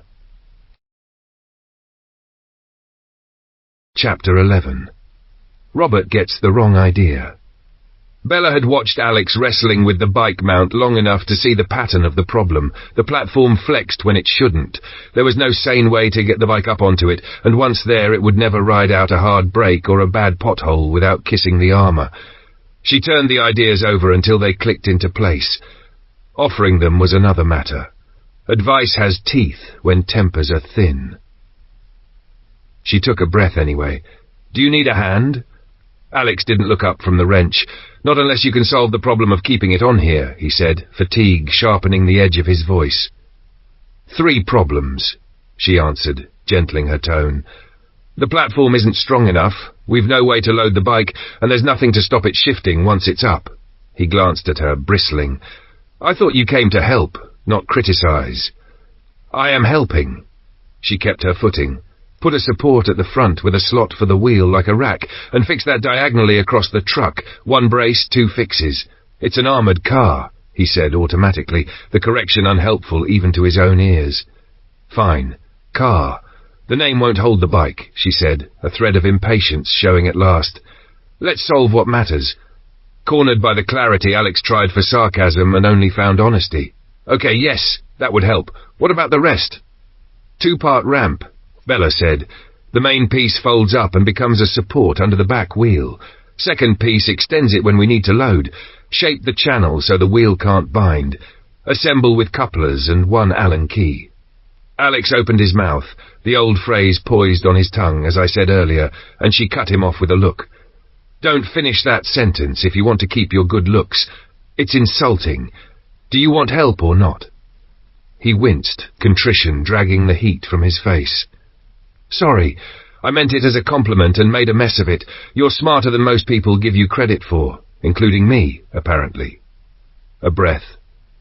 "I want your help, and your company. Maybe you should come with me. Feels like I'm leaving more behind than I want to." The admission reached further than he'd planned. Some part of him was already unravelling the knot he didn't dare name. He thought of Rachel, too. How her eyes sometimes found him and held, how the attention had first unsettled and then warmed him, how he had no map for any of this. Bella nodded, letting the moment settle without pressing it. She was best at the thinking. He was quickest with the doing once the path was clear. Together they moved. Alex drilled through thick plate where she pointed, metal coughing up blue swarf. Bella followed with adjustable brackets, tightening each until the mount sat square. They slid a jack under the platform's belly, raised it to level, and with the bike perched, Bella marked the sweet spot for the front-wheel cradle, while Alex steadied the weight. They lowered the machine, built the cradle and its diagonal brace, then bolted the frame home. When they rolled the bike back up, the ramp end sagged a fraction under the load, enough to show its weakness. Bella didn't pause. "Another support under the tail," she said, linked into a second mount. "Triangulate it." They did, and the dip vanished.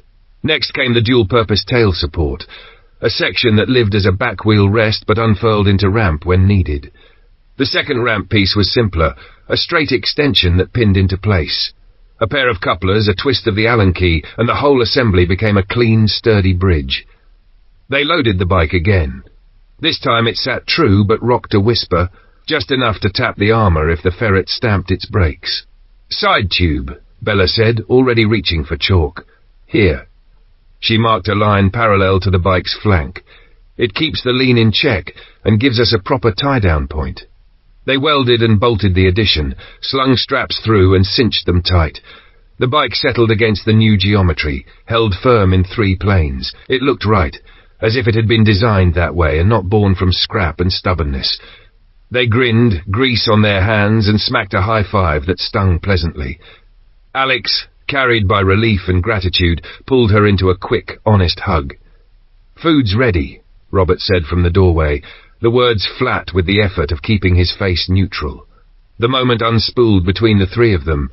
Bella stepping back, Alex clearing his throat, the smell of supper moving in like a peace offering, while the work behind them gleamed in the late light, sound and solved.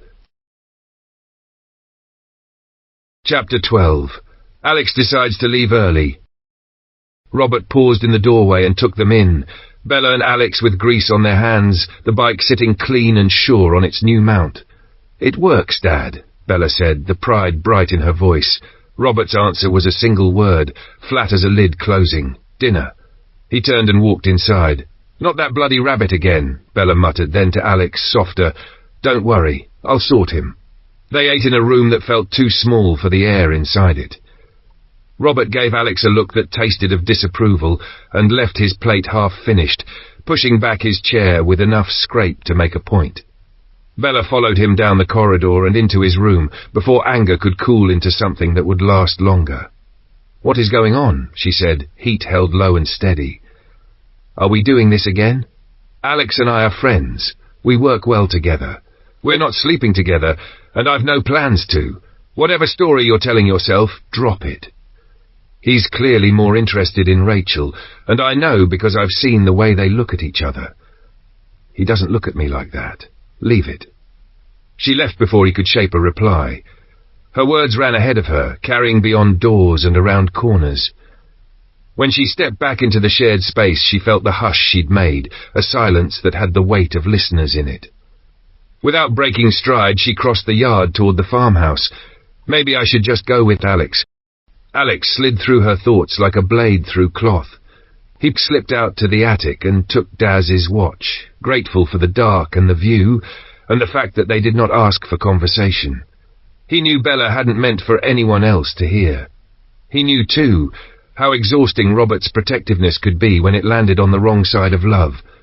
He decided quietly to leave in the morning, early, after he'd fitted a proper padlock to the bike and checked every strap twice.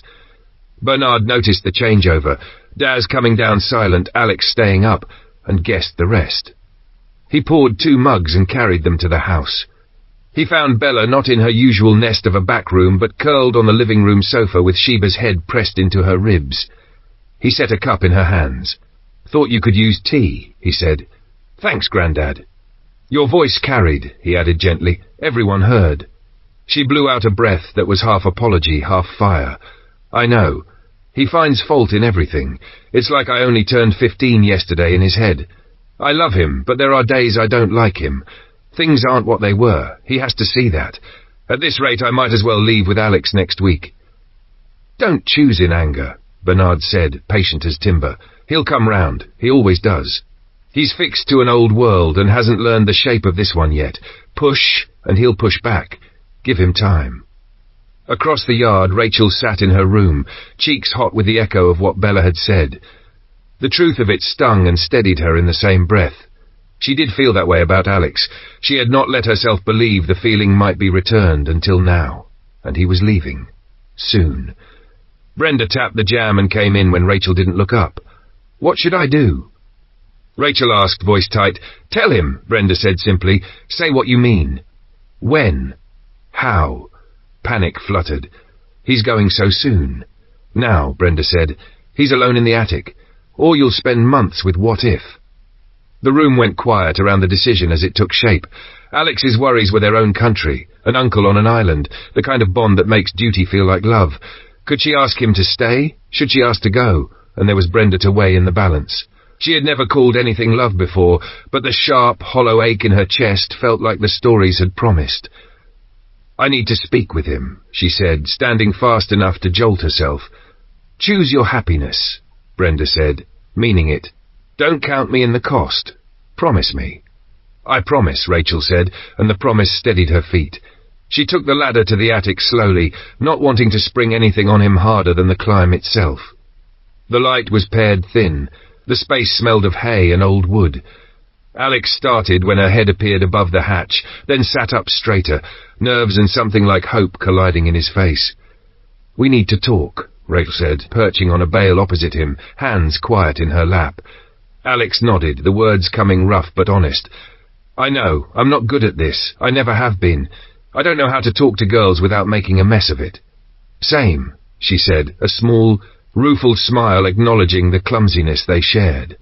The distance between them felt smaller than it had an hour ago, and larger than it had ever been. Outside, the yard settled, and the house breathed, and two people who had run out of time began, carefully, to use what was left. Chapter 13. The truth was out. The farmhouse had settled into that tender quiet that comes after a storm, when Bernard, halfway to the door with his empty mug, paused at the sight of Rachel.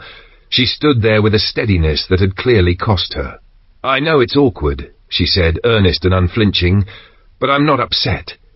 It was a truth that needed saying. "Alex and I talked. He was set on leaving tomorrow, but he'll stay till week's end. If I've counted right." She faltered, a small rueful smile. "I've lost track of the days." "It's Saturday, the 4th, Bella said from the armchair, the apology already in her voice. "I'm sorry, I didn't mean to put you both on the spot. Dad winds me up. He still sees a child when I've been proving otherwise." "It's all right," Rachel said gently. "Alex told me about your dad. Don't carry it. He'll come round to who you are now." Bernard tipped a nod toward the barn. "Let her rest," he murmured, and shepherded Rachel out with the unspoken promise of warm light and something to do with your hands. The quiet tugged Bella upward. She took the stairs to the attic with Sheba padding at her heels, needing to find Alex and press something smooth over the rough place she'd made. He looked up surprised when she appeared in the hatch. "I'm sorry about earlier," she began, regret open on her face. "I never meant—" "You don't owe me an apology," Alex cut in, soft. "If anything, it made Rachel and me stop dodging a conversation we should have had. You did us a favour." "So you're still going to your uncle?" she asked. "Yes," he said, "but I'll stay a few more days." "And Rachel? Will she go with you?" He shook his head, thinking it through as he spoke. "No, I'll come back. I need to see he's all right. Maybe ask him to return, though I doubt he will. He loves where he is. Leaving him will be hard. He'll understand." The words were out before Bella could second-guess them. "Can I come? Dad's." She exhaled a wry breath. "A lot, and you're coming back anyway." "Bella," Alex said, careful, "your dad will never agree, and even if he did, I don't want you in that danger." I couldn't answer for it. "First," she said, eyes bright with a stubborn fire, "I'm not asking his permission. Second, I asked you. You are not responsible for me. I can pull my weight, and you know it. 2 sets of eyes are safer than one. Who keeps watch when you sleep?" He opened his mouth, found logistics instead of protest. "If we have to ditch the ferret, 2 on 1 bike halves what we can carry. Food, water, off-road with a passenger slows us to a crawl." "There are 2 bikes," she countered. "Extending the rack isn't hard. We can mount both." He frowned. "You don't even ride." "Not yet," she said, already ahead. "You can teach me. We have fields. Give me a day tomorrow, the week if I need it. If I can't ride to your standard, I drop it. If I can, you stop putting gates in front of me. Deal?" He sat with it for a long minute, then another, weighing prudence against the clear line she had drawn. "All right, you ride safely, my standards, not yours. And you get your father's say-so. Only then do we modify the platform and prep the second bike. Agreed?" "Agreed," she said, firm. He huffed a helpless little laugh. "You are impossible. Do you ever back down?" "No." Her voice lost all play. "The day everything changed, I nearly died twice in an hour. I made myself a promise. Fear doesn't get to steer. No one else does either." "What happened?" he asked, curiosity softened by respect. "It's a long story." He angled a smile. "We're not exactly busy, tell me." "On the way to Scotland," she said, mischief returning. "So you've got something to look forward to." He nodded, conceding the point. "Might be hard to hear over the ferret, and bring a cushion. The seat is a sin." They sat with the dark and the open space between them, Sheba's ribs rising under Bella's hand. Relief had a taste. It laid something easy over the evening. Then the dog's growl vibrated against Bella's palm, low and certain, and both of them were up and listening.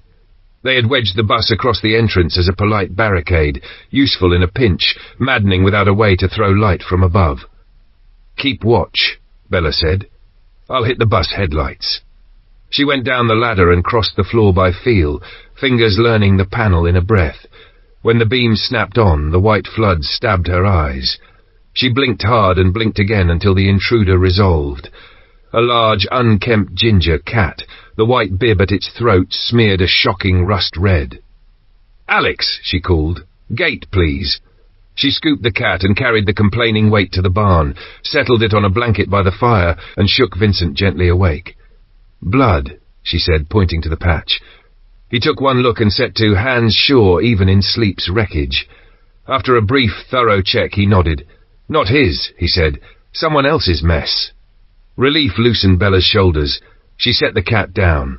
It stretched as if waking from a nap, sauntered away on important paws, and vanished into Rachel's doorway.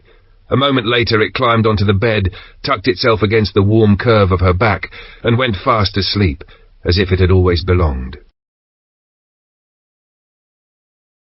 Chapter 14. A lot to be said. Rachel woke with the peculiar certainty that something had changed, then felt the solid warmth pressed against her back and knew. She rolled and found a large ginger tom sprawled like a king, white bib stained a rusty red. Her breath hitched. "El Gordo," she whispered, and the cat head butted her chin as if answering to his name. She gathered him up, covered him in kisses he pretended to suffer, and only then remembered there were other people in the world. By the time she reached the kitchen, Brenda had already put out bowls and mugs. The others had gathered, faces still soft with sleep and steam. "Who found my cat?" Rachel blurted, joy making her reckless. "How did he even get here?" Bernard lifted a hand, tempering. "He turned up at the gate last night, but easy now. It may not be El Gordo, likely another ginger with the same markings." "It's him," she said, unshaken. "I can feel it." Matt raised an eyebrow. "Cats don't track like dogs. It's not a bloodhound story." "Think what you like," Rachel said, already turning, Brenda falling in beside her in quiet support. "He's mine." Bella watched them go, then glanced at Vincent. "Could a cat really find someone like that?" "Highly unlikely," Vincent said after a beat. "I've never seen it, but the world's been busy proving me wrong." Outside, the ferret crouched in the yard, all menace and angles. Bella climbed through the hatch to see what she'd only guessed at from Alex's descriptions, and found the truth of it. Cramped, hard, built for endurance rather than kindness. She clocked the huge radio set, eating space like a guest who wouldn't leave, room enough there for 22-litre bottles of water, and made a note. As she dropped back to the ground, she caught sight of movement. Robert disappearing toward the farmhouse, Alex angling for the garage where the other bike slept. No point putting it off. She found Robert on the cellar steps with a sack of potatoes in his arms. "We need to talk," she said, keeping her voice level. "Somewhere quiet. No interruptions." He set the sack against his hip, then nodded. "Let me drop these off. I'll be right back." She took him at his word and waited. Upstairs the house breathed. Outside the garage coughed to life as Alex turned over the engine and let the sound tugging at her impatience. She stayed. When Robert returned, he carried a jitter in his shoulders, Bernard's words still clinging, though she didn't know that. "Dad," Bella began, steady by force, "I know I don't look the same to you." "I'm not. Things happened that you don't know about. The little girl you used to bounce on your knee, she's still here, but she's grown." He opened his mouth to answer. She lifted a hand. "Please, just let me say it once without you stopping me. On the day everything changed, I almost died. Twice, because I didn't speak up." His brow pulled down. "What do you mean?" "I was bullied for years," she said, the facts laid out like tools. "At school I always ran. It kept me whole until the fire. Running nearly killed me. Instinct got me out. I wasn't going to make you live with a maybe about your daughter. Then a plane came down. It crashed yards away. I hid behind an oak because my gut said move. A teacher, smart man, book smart, watched it fall like it was a film. I was near him when the debris came. It took his head. He didn't make it." She swallowed, but didn't waver. "On the way here, more tests. Matt's dad died because he ignored what I saw. Since then I trust my instincts. I weigh everything before I act, and yes, I've killed. Not because I wanted to, because I had to keep the people who matter alive. She met his eyes. I am my own person. My choices are mine. Can you understand that? Robert stood quite still, the words building a new shape in front of him. I hear you, he said at last, but you're still my child. That doesn't switch off. You're 14. I'm responsible for you. 15, she said, and couldn't help the small spark of exasperation. And responsible like it used to mean doesn't really exist anymore, does it? He blinked. You turned 15? When? 2 days ago. Everything's been a lot. Grandad forgets without Gran. Bobby needs prompting. You've lost the days. Matt's computer, his calendar, doesn't work. It's fine. It's just numbers. What matters is how I live now. I'm sorry I missed it, Robert said, the apology clean. The number isn't the point, she said, softer now. It's that I'm not who I was. I can't keep proving it to you every time we argue. The world you knew is gone. It might not come back. You have to stop seeing me as a child. See the person I am, please. He rubbed a hand over his face, as if he could smooth the old habits away. I'll try, he said. It won't be easy, but I'll try. Good, she said, letting the next part out with the care of someone setting down a hot pan. Because I'm telling you, I'm going north with Alex. We're coming back. Rachel and he like each other. She's staying. He needs someone to watch his back. He'll teach me to ride. We start today. He drew breath to object, then held it, hearing the pattern he always fell into. Silence sat with them a moment. Then he nodded again. I'll make the effort, he said, standing. It'll be hard. I'll try. Bella stood too and folded herself into him, the hug tight and long. I'll be okay, she said into his shirt. I believe you, Robert said, and when he pulled back his eyes shone. If your mum were here, she'd be proud of who you've become. Chapter 15. On your bike.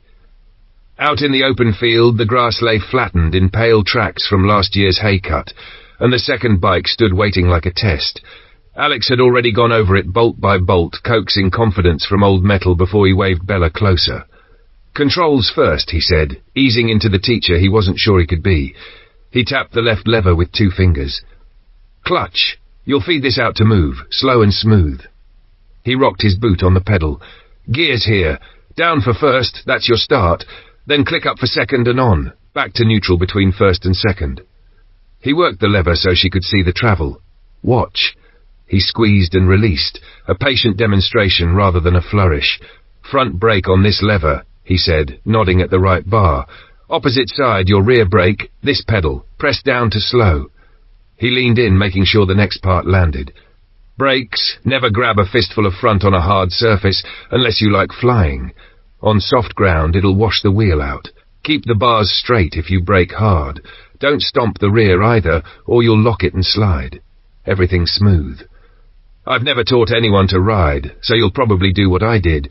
Stall, swear, maybe fall a couple of times before it clicks. He passed her a helmet and shrugged out of his leather jacket. For your elbows. Sorry. No knee pads. If you go over, roll away from the bike so it can't pin you.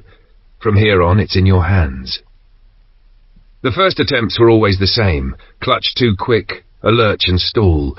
A chug forward and a hop that felt like the machine was laughing at you. Bella worked the pattern, jaw tight, repeating the dance until the motions began to join. On the 5th or 6th try, she coaxed the bike almost clean across the field, breath held until she eased to a stop. She walked it back, calm despite the flush in her cheeks. I need to be on my own, she said, not quite looking at him. Let me practice without an audience. Remember, no wrestling the bars, Alex said. Steer it like a bicycle. I know. Please go, and make sure no one's peeking. All right. He lifted his hands and backed away. Message received.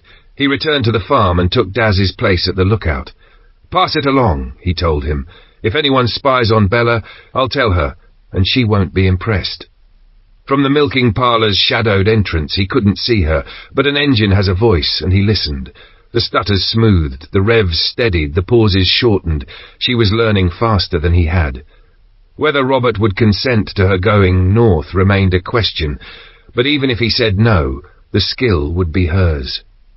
Alex stayed at the post out of practicality and a little pride, the only place he could catch her in those fleeting glimpses when she skimmed the field's edge. a fast arc of movement and resolve. Bella decided she'd stop when she either had the bike the way she wanted it, or it ran dry. Confidence thickened lap by lap. She traced the field in looping circuits until the rhythm became muscle and breath.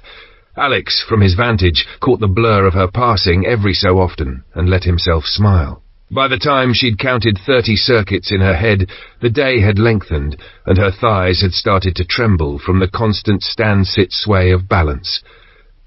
She wheeled the bike into the yard, clicked the lock on the gates, grabbed clean clothes and disappeared into the shower room with a look that said, "Do not disturb." Alex realized, late, that he'd forgotten to warn her about the ache that would set in.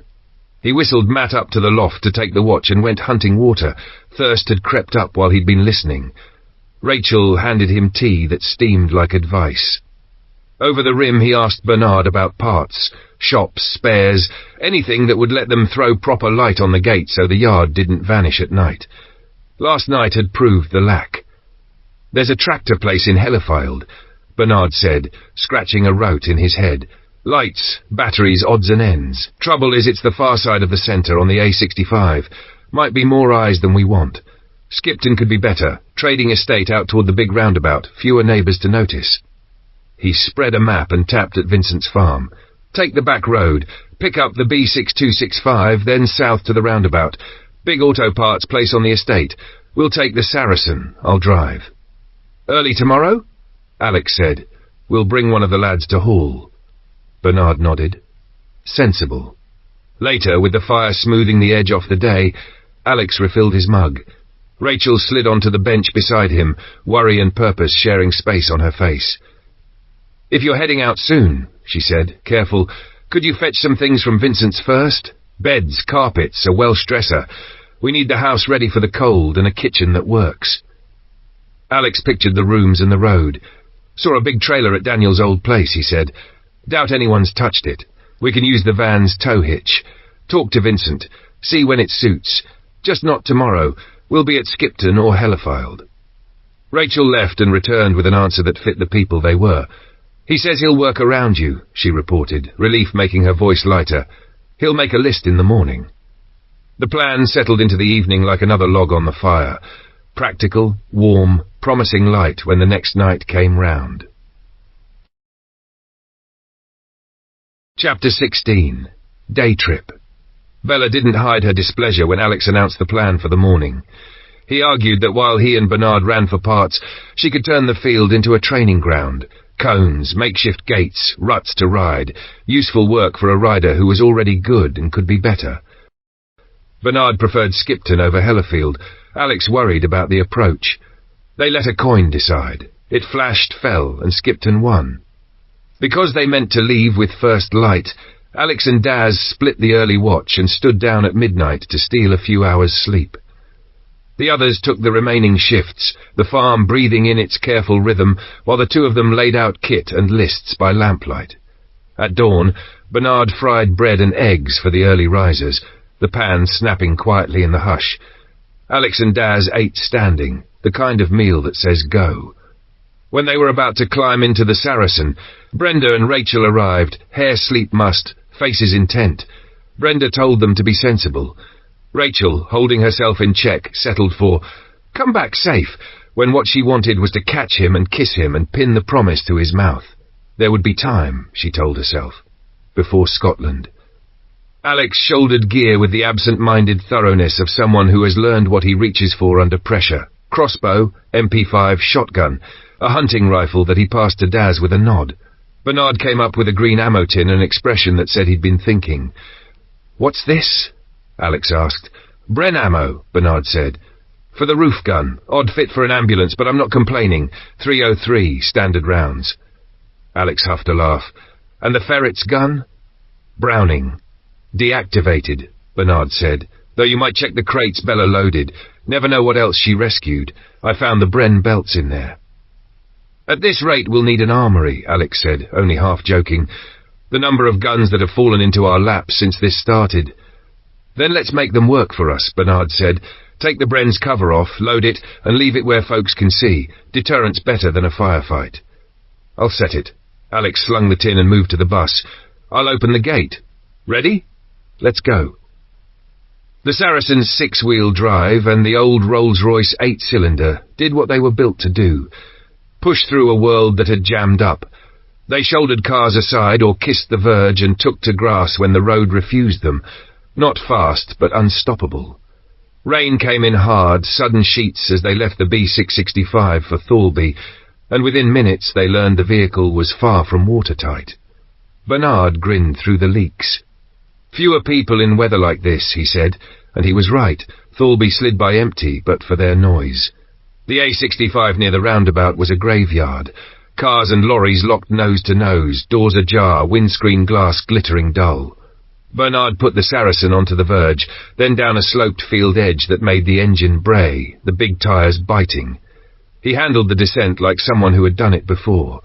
Alex filed that away. They took the chain-link fence at the trading estate in one shrug of steel. Links rattled, posts gave, and then they were inside the wide, abandoned car parks and low warehouses of light industry. The auto parts superstore stood untouched, shutters down, sign sun-faded and blandly promising. Bernard hopped out, found the padlock, and made short work of the roller door with the kind of quiet violence that gets things done. He backed the Saracen deep into the gloom until the tail nearly kissed a shelf. "Go," he said, and stood with his MP5 slung and his eyes on the lot, while Alex and Daz became the kind of shoppers the world no longer made. They filled trolleys like lifeboats. 22 of the biggest batteries the place stocked. Light bars and spots, fog lamps, 12-volt inspection wands, reels of cable, bags of clips and connectors, rocker switches for retrofit. In accessories, WD-40 by the armful, engine oil, lead substitute for the bikes and the ferret, 3 cool boxes, 2 cheap battery chargers, picnic blankets to wrap parts or people, bottles for water, bungees, luggage straps. Tools, because tools mattered, spanners, crimpers, a soldering iron and a little inverter to feed it. By the end they had to stack and wedge to make it all fit, Daz and Alex climbing into the last sliver of space like passengers in their own cargo. On the way out, Bernard nodded toward an articulated lorry abandoned on the A65. "We come back with that and empty this place properly." They left the way they had come, fence sagging in their wake like a curtain after a show. Thorlby was different on the return. Someone had found the same road and decided to own it. A new barricade straddled the street, bins, a transit van on its side, timbers nailed into ugly geometry. Bernard slowed to weigh routes. That's when the first shots cracked. They came from more than one angle, sharp and mean, slapping rain and metal. Bullets rang off the Saracen's skin and turned to dust. Alex felt the old engines growl in his bones and reached automatically for the hatch ladder for the Bren whose cover he had left off, a dark silhouette against the wet morning. Bernard's hands were already steady on the wheel, eyes cutting the angles, making choices in the space between heartbeats, while the rain stitched the air and the day turned abruptly harder. Chapter 17. Preserving the Goodness. After Alex and the others rolled out, Bella slipped inside, choosing to dodge any morning awkwardness with him. She poured tea and sat, wincing as the chair reminded her what yesterday's hours in the saddle had carved into her thighs. Today wouldn't be another marathon. She had nothing to prove to Pain. When Bobby and Tina tumbled in, she roped them into work that felt like play. Old tyres rolled across the yard and into the field, spaced and staggered until an obstacle course took shape. She wanted to satisfy herself that she could thread a line through trouble, but once that itch was scratched, she meant to turn the day toward metal and measure, extending the bike platform rather than grinding another dozen laps into sore muscle. Bobby and Tina whooped and chased tyres down the slope, setting them where she pointed. Bella fetched the bike.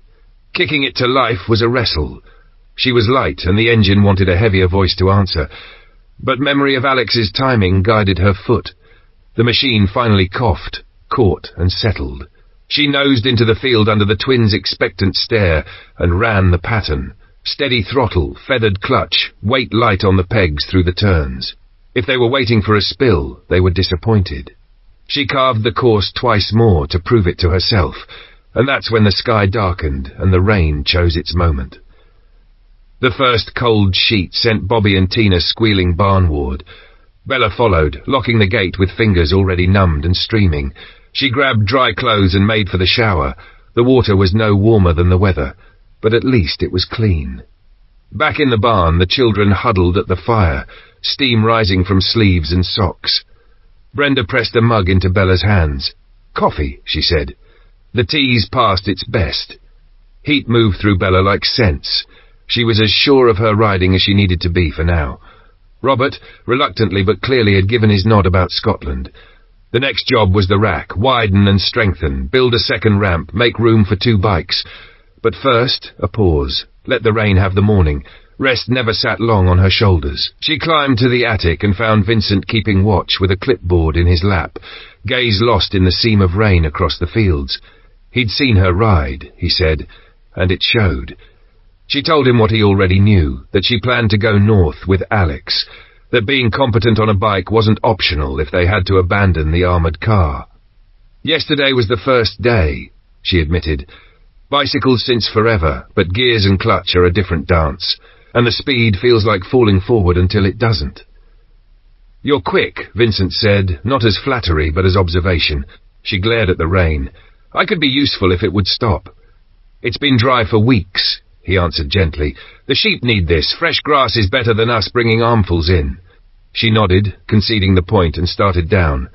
Sandra passed her on the steps, coming to relieve Vincent on the loft. "Give me a hand in 10? Bella called back over her shoulder. "I need the bike off the ferret." They met at the vehicle under the barn's eaves. Vincent ran a palm along the steelwork. "Good platform," he said, approving the clean welds and true lines. Bella let the praise pass without comment. Together they eased the bike down. Vincent carried on toward the barn. Bella set to work alone, breaking the rack down to its bones. The plan was simple and exacting. Cut longer sections of tube, widen the aft end to carry 2 machines side by side, and fabricate a second ramp that would also lock in as a rear support once both bikes were aboard. Rain hammered the roof a rhythm for her tools. She measured twice, cut once, deburred edges, and set the new lengths with couplers she'd laid out in neat rows. The widened tail took shape. Cross braces triangulated into strength, a removable bar to front wheels, and plates drilled for new tie-down points. She test-fitted the first bike, lifted it on, locked the front in the cradle, swung the rear barrier up and cinched it. The second followed, a mirror of the first. She gave each machine the shove that would imitate a hard brake. The structure didn't flinch. Later she'd add belts and chains for the kind of security that made sleep honest. For now it was sound. She stowed tools and offcuts in the old barn, wiped grease from her palms with a rag that had already earned its black, then ducked through into the main space. Thirst struck like a thought she'd finally remembered. She drank, then went to relieve Matt on the loft as soon as she'd caught her breath. At the big table, Rachel, Brenda and Robert bent over a spread of old cookery and preserving books, Robert's mother's hoard, pages foxed and thumbed by other hands. Goat's milk was the problem and the blessing. The children drank plenty, but the nanny gave more, and the pigs were the beneficiaries of the surplus.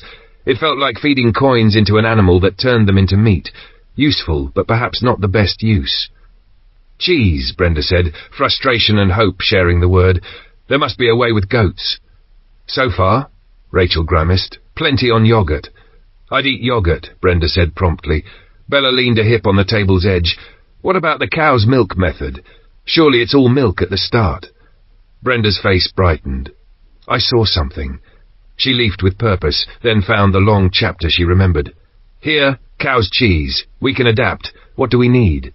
She began a list. Thermometers, muslin, rennet if they had it, or a substitute, salt, a press they could contrive. "I miss YouTube," Brenda sighed suddenly. "We don't value things until they vanish." Robert said, not unkindly. "I could have found 100 things to do with goat's milk in minutes," Rachel added. "Found a buyer for the rest too." She turned another page and lit up. "Chutney. Sugar-free even. We've got vinegar in the cellar, and we can make more from apples. There's a note on cider vinegar. This one's apple and tomato." "How do you make vinegar?" Bella asked, leaning in. "Make cider first," Rachel said, skimming. "That part looks simple enough. Leave it exposed to the air. It turns.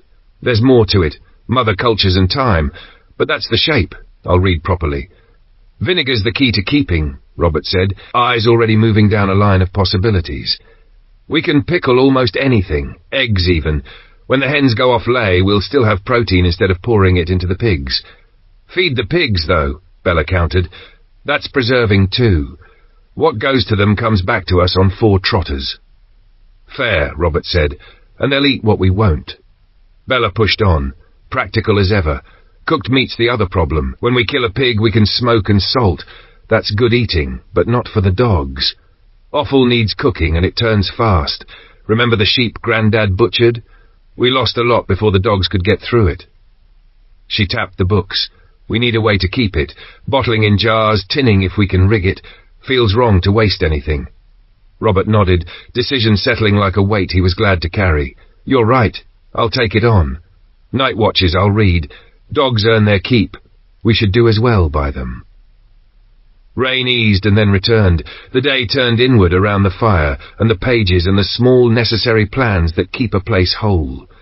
Outside, water worked its way into soil the sheep would bless. Inside, Bella's platform gleamed under a thin skin of damp air, 2 bikes sitting ready for a road that hadn't yet decided what it would ask of them. Chapter 18, Game of Chicken. The first rounds rang off the armour like a hammer on an anvil, shrill, metallic, too close to bone. The Saracen took it the way it was built to, shrugging off the hits, but tyres that could run flat were still tyres, and no one in the cab fancied driving home on shreds. The sound came from everywhere at once, left, right, straight ahead, ricochets slewing the air so that direction meant nothing. Daz, clear me some space, Alex snapped, already reaching for the ladder. I'm on the Bren. Bernard, reverse! He dragged on a helmet and a cobbled-together vest, more hope than engineering, while Bernard threw the Saracen into a quick, grinding retreat. When the angles changed and the fire thinned, Alex popped the hatch and risked a look. Figures moved in the wash of rain beside a low building, their shooters clustered and confident. We need another way out, he said, dropping back inside. Double back. The A65 north looked passable. Side roads might take us round and back toward the farm. They punched for the main road and found it as he'd left it, half-choked, navigable by patience and weight. In the mirrors, though, a shape resolved, a Land Rover taking a line that spoke of intent. It was out of range for anything like precision. Alex put a warning burst up the road anyway, useless but satisfying. The Rover didn't blink. Worse, another Rover joined it, and behind that an old Ford pickup shouldered into the lane. The field had multiplied. Speed wasn't on their side. 40 miles an hour was about all the Saracen could give, and it gave that with a bellow and a shake that said it was a wall, not an arrow. Alex slid down to the map and stabbed the junction with a fingertip. If the other lot had friends ahead, a roadblock would be easy to build. They'll box us at the turn, he said. They know the way you came, Bernard replied, eyes tight on the road. They'll guess our home ground. We turn west, maybe? Canal on our left, Alex said at once. No crossings for miles. We'll trap ourselves. The gap behind didn't close. The pursuit hung back. Patient. For what? It felt wrong in the way Bella would have named in 3 words and one small, hard smile. A trap up ahead. He could see her thinking, don't gift them your throat. Take theirs. He felt the thought land and spread. We're not running, he said, and heard her voice under his own. We're turning. Straight at them. We're heavier, and we're bulletproof. They want a chase. Give them a collision. Bernard hesitated, the kind of pause that makes room for fear to speak. Alex cut it off. It's exactly what Bella would do. That decided it. Bernard braked to pivot. Behind, the line of vehicles checked, uncertain. Alex flipped the Bren's top cover, fed the belt, hauled the charging handle. The gun sat like a promise. Give me everything she's got, he told Bernard. Daz on the port with the MP5. Hose them as we pass. Then to the rear port. Finish it.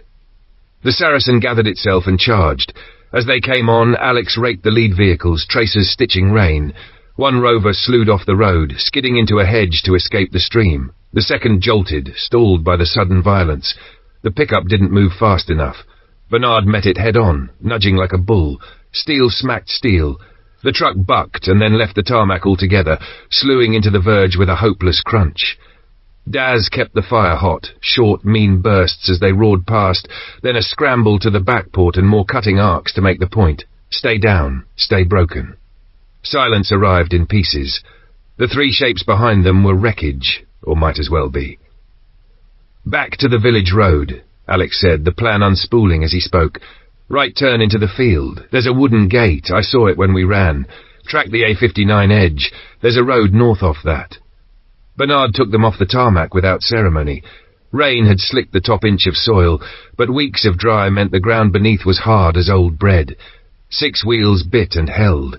They crossed a field at a steady thump, sized up a hedge and chose not to respect it. Branches thrashed across the armour and snapped. A narrow lane lay beyond, inviting. Alex caught movement at its far end, a figure coming out of the village, angling toward the same exit. Straight across, he warned. Next field. Bernard obeyed. The distant man slowed, thinking better of it, and stopped. Keep this line, Alex said. It'll drop us onto the B6265. Haven't had so much fun for ages, Bernard shouted over the noise, and Daz and Alex both turned to stare at him as if he'd complimented the weather at a funeral. They ran until the landscape lost its memory of the fight. Then Alex lifted a hand. Stop. Better to let the dust of attention settle. If anyone had taken a bead on them, the worst thing would be to lead that line back to their gate. They made a slow hour of it, Daz at the rear door with eyes like hooks, Alex in the hatch with the Bren, scanning for the telltale wink of glass or the unnatural stillness that says a vehicle has someone inside it. Rain softened. Nothing moved that shouldn't. At last Alex nodded. Home. The yard greeted them as if the world hadn't tried to take a bite. 2 bikes sat side by side on a widened platform, neat as a plan executed well. Bella had not wasted her day. Alex locked the gate and felt thirst arrive all at once, the kind that makes your hands shake. Inside, warmth met them in ordinary ways. Vincent sat by the fire with a drink, the children's game scattered in a skitter of laughter and the terrier dance of a Jack Russell at their heels. The others bent over books at the table, comfort made useful. Rachel stood as soon as she saw them, stoked the stove, set water to boil. How was it? She asked lightly, not quite able to pull all the worry out of her voice. Alex laughed, short and incredulous. Quiet, he said, and let the lie be a kindness for a minute, while the kettle began to sing. Chapter 19. Memories of James Bond. With the run to Vincent's on the horizon, Alex started where the work always began, with a walk round and a list in his head. The first thing that caught him was what Bella had built. 2 bikes sitting square on the widened rack, neat as soldiers. He'd picked up ratchet straps in Skipton. Now he fed them through spokes and over frames, cinching until the bike sank into the cradle with that final, confident give. Satisfied, he turned to the van. Inside, crates and ammo tins lay where they'd been stowed in a hurry, the oddments of yesterday's fortune stacked around the bike spares and the wheel he'd tossed in at the last minute. One glance told him the rim was wrong. The tyre, though, was sound. He'd peel it off and lash it outside, plenty of anchor points on the van and the ferret's hull. He gathered a hammer, a flat bar, wire cutters, enough to argue with stubborn lids, and started prizing. The first crate parted to show a tidy bed of grenades he didn't recognize. Not Mills bombs, not smoke. He made a mental note to ask Vincent. The next box crackled with wax paper as he unwrapped the pieces of a rifle he couldn't name, stripped and oiled, each part nestled like a puzzle. Bernard or Vincent would know the shape in their hands even before their eyes did. The third crate was simpler, 12 hand grenades in foam. Alex grimaced, thinking of the morning. They'd have been useful an hour earlier. A long case held a machine gun that wasn't a Bren, not quite, and another revealed a rifle with a scope so clean it felt almost new despite its old bones. He paused. This was the edge of his knowledge. Better to fetch the men who could tell stories from steel. He found Bernard and Vincent by the fire with mugs, the quiet between them easy. I could use a pair of expert eyes, he said. Bella loaded some boxes. I've opened them enough to know I'm out of my depth. They rose together. Vincent followed him out. At the van, his attention snagged on the scoped rifle the way a man's gaze finds an old friend in a crowd. He lifted it with care, checked the furniture, the markings, the way the bolt rode. L42A1, he said, the words warmed by memory. Sniper rifle. I used one like it. Never thought I'd see another. He went through the rest with the same sure patience. The unfamiliar grenades? Tear gas, he said. Useful. The ferret can take them. The hand grenades from the 70s drew a frown. I don't trust these to throw, but as tripwires if we ever get desperate. He let the thought trail, a tool for a day they hoped wouldn't come. He pointed at the machine gun in pieces. Bren, same as the roof gun. I'll assemble it for you. Another rifle earned a nod. L1A1, solid but no real advantage over what we've already got. 2 Vickers machine guns made him cock an eyebrow. Lovely old brutes, he said, affection dry as a smile. Our current kit will outshoot them, but mount one at the entrance and even the foolish will think twice. The last crate held pistols, wrapped like sweets. Vincent peeled back paper and laughed softly. Walther PP, he said. Mod called them L66A1. James Bond's fault you recognise the shape. I think they saw use in Northern Ireland, but don't quote me. .22 caliber, old design, good bite for its size. How many? He asked, already counting. 12, Alex said. Looks like one each. And ammunition, plenty of boxes. I don't know what fits what. Vincent sorted quickly. Mostly 303, he said, tapping the pyramid of tins. 2 full cases of 22, and a few odds that don't match anything we hold. He glanced up at Alex, reading the small relief there. The loss of the Luger had left a hollow at his hip. A concealed pistol wasn't just metal. It was the feeling of not being caught empty-handed again. It's mad how much we've accumulated, Alex said, half in wonder, half in worry. We need to store it properly. Agreed, Vincent said. And not all in one place. Hide holes, plural. I'll think it through, Alex promised. Old barn for the sketchy stuff. The antiques, the grenades, any suspect ammo. I don't want that in the house with the kids. The rest can go to the cellar. He jerked his chin toward the door. When you're in, send Matt and Daz out. Time they did more than look busy. Vincent's attention drifted to the ferret's rack, admiring the clean lines without knowing where to lay the credit. Good work on that mount, he said. Looks the part. Not mine, Alex said, quick to set it straight. I was stuck. Bella designed it, and the extension for the second bike is hers too. I'd have binned the whole idea if she hadn't stepped in. Vincent blinked, then huffed a laugh at himself. She is full of surprises. I owe her an apology. I told her you'd done a fine job. She didn't correct me. I wouldn't have blamed her if she had, Alex said.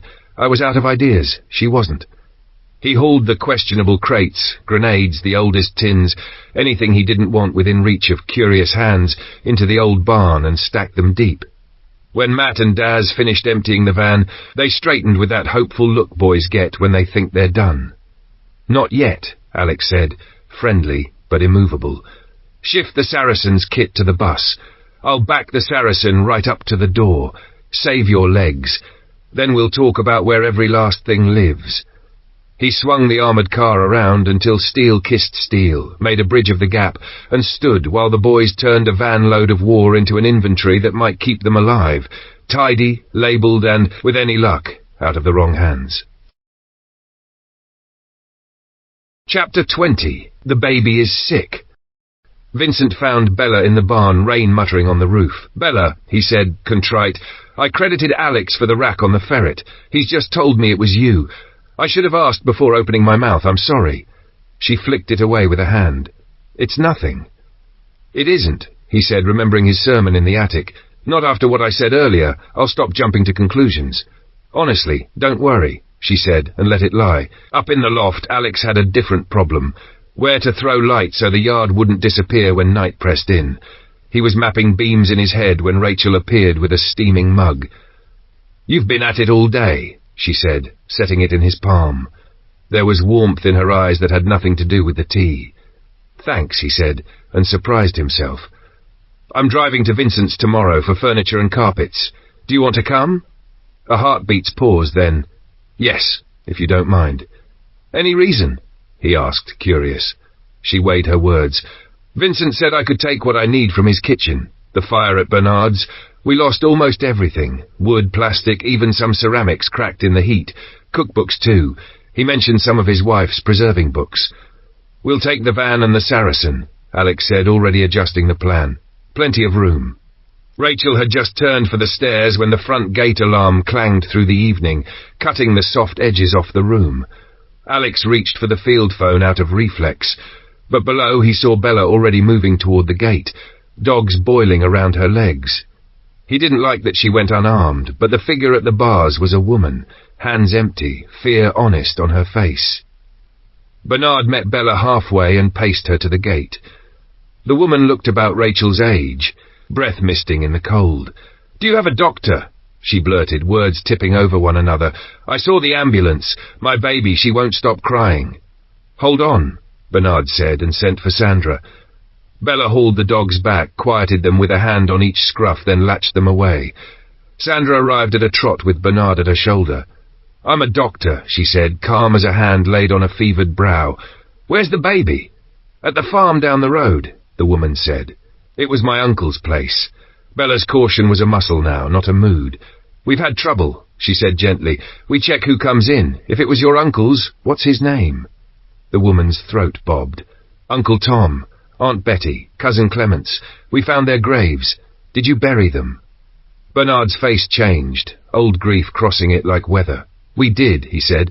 "They were killed by raiders who've been working this area, hit houses, hurt people, take what they can. We have to be careful. Best bring the baby here." "I can," she said, "but it'll take time. We've no fuel."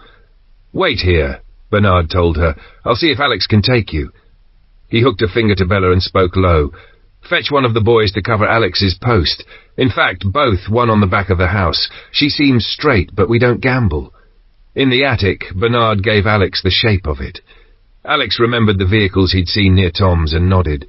"There were cars there. She's not alone. We'll take the Saracen. I want to sit in the back on the gun. Someone else drives. Can you?"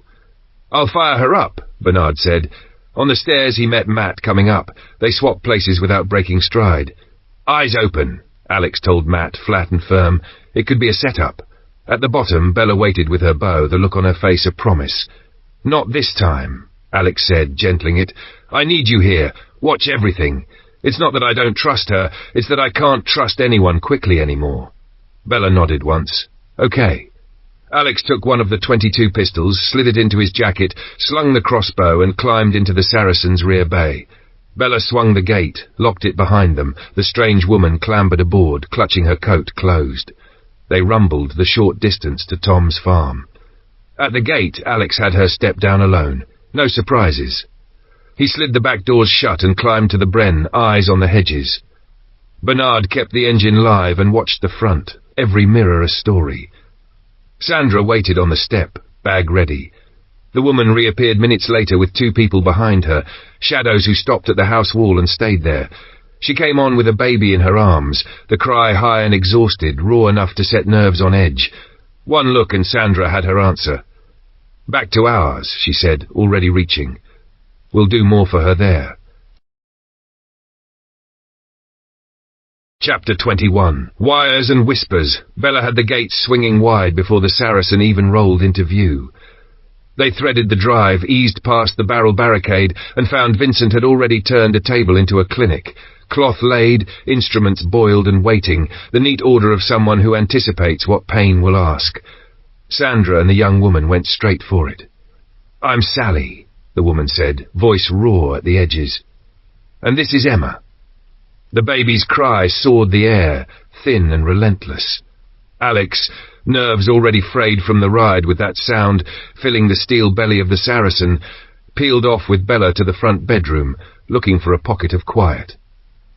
From there, the task that would keep his hands honest, the lighting, took shape again between them. He tried to make a case for her staying behind and running wire while he was gone in the morning. Bella heard him out and shook her head. She meant to go. So he tried another angle. "If you come," he said, "we leave Daz here. Matt can't hold the place alone, and you'll be doing Daz's jobs, hauling dressers, beds, kitchen stuff, rolling carpets, shifting whatever else we find. 2 vehicles plus a trailer from Daniel's, all in one run. That's the whole point." The picture landed. Bella exhaled, conceding without sulking. "All right, I'll stay. Show me what you want done." Relief softened something in his shoulders. "Come on, then." He raised his voice toward the stairs. "Daz, keep your eyes open. We'll be 5 minutes." Down at the bus, he showed her the drum of cable she'd need, the good weight of it under her hand. On the way back through the house, he swept up a clipboard, paper, pen, the small ceremony of a plan.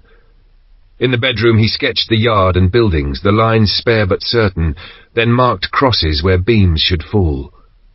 "Run a feed from the attic's far door to each of these," he said, tapping each mark. "Leave a metre spare at both ends. Don't cut until it's fastened. Measure in place, then trim. Saves swearing later." "Why not daisy-chain them like the phones?" Bella asked, thinking of the web they'd strung across the yard. "Too much load on one line," Alex said. "It'll cook the cable, and then we're back in the dark. I want everything brought to a switchboard so we can pick which zones to light." He paused. "And if Sally is still here in the morning, we postpone. Not smart to leave a stranger when 4 of us are gone." Bella cocked her head. "4? Who's the extra?" "Rachel," he said. "She's collecting kitchen things. The fire took most of Bernard's." Bella made a face of mock offence. "So you'll take her and not me? Outrageous." "That's because I'm not your dad," Rachel said from the doorway, amusement aching at the corners of her mouth. She took in the 2 of them on the bed, cups in hand, shoulders almost touching. "From where I'm standing, this looks terribly incriminating." "Very funny," Alex said, but the colour rose anyway. Bella, wicked as a cat, leaned into it. "Too late. We've been discovered. Alex, be a dear and pass me my bra. I've left it under the quilt." Rachel snorted. Alex flushed scarlet. The girls' laughter bounced off the low ceiling.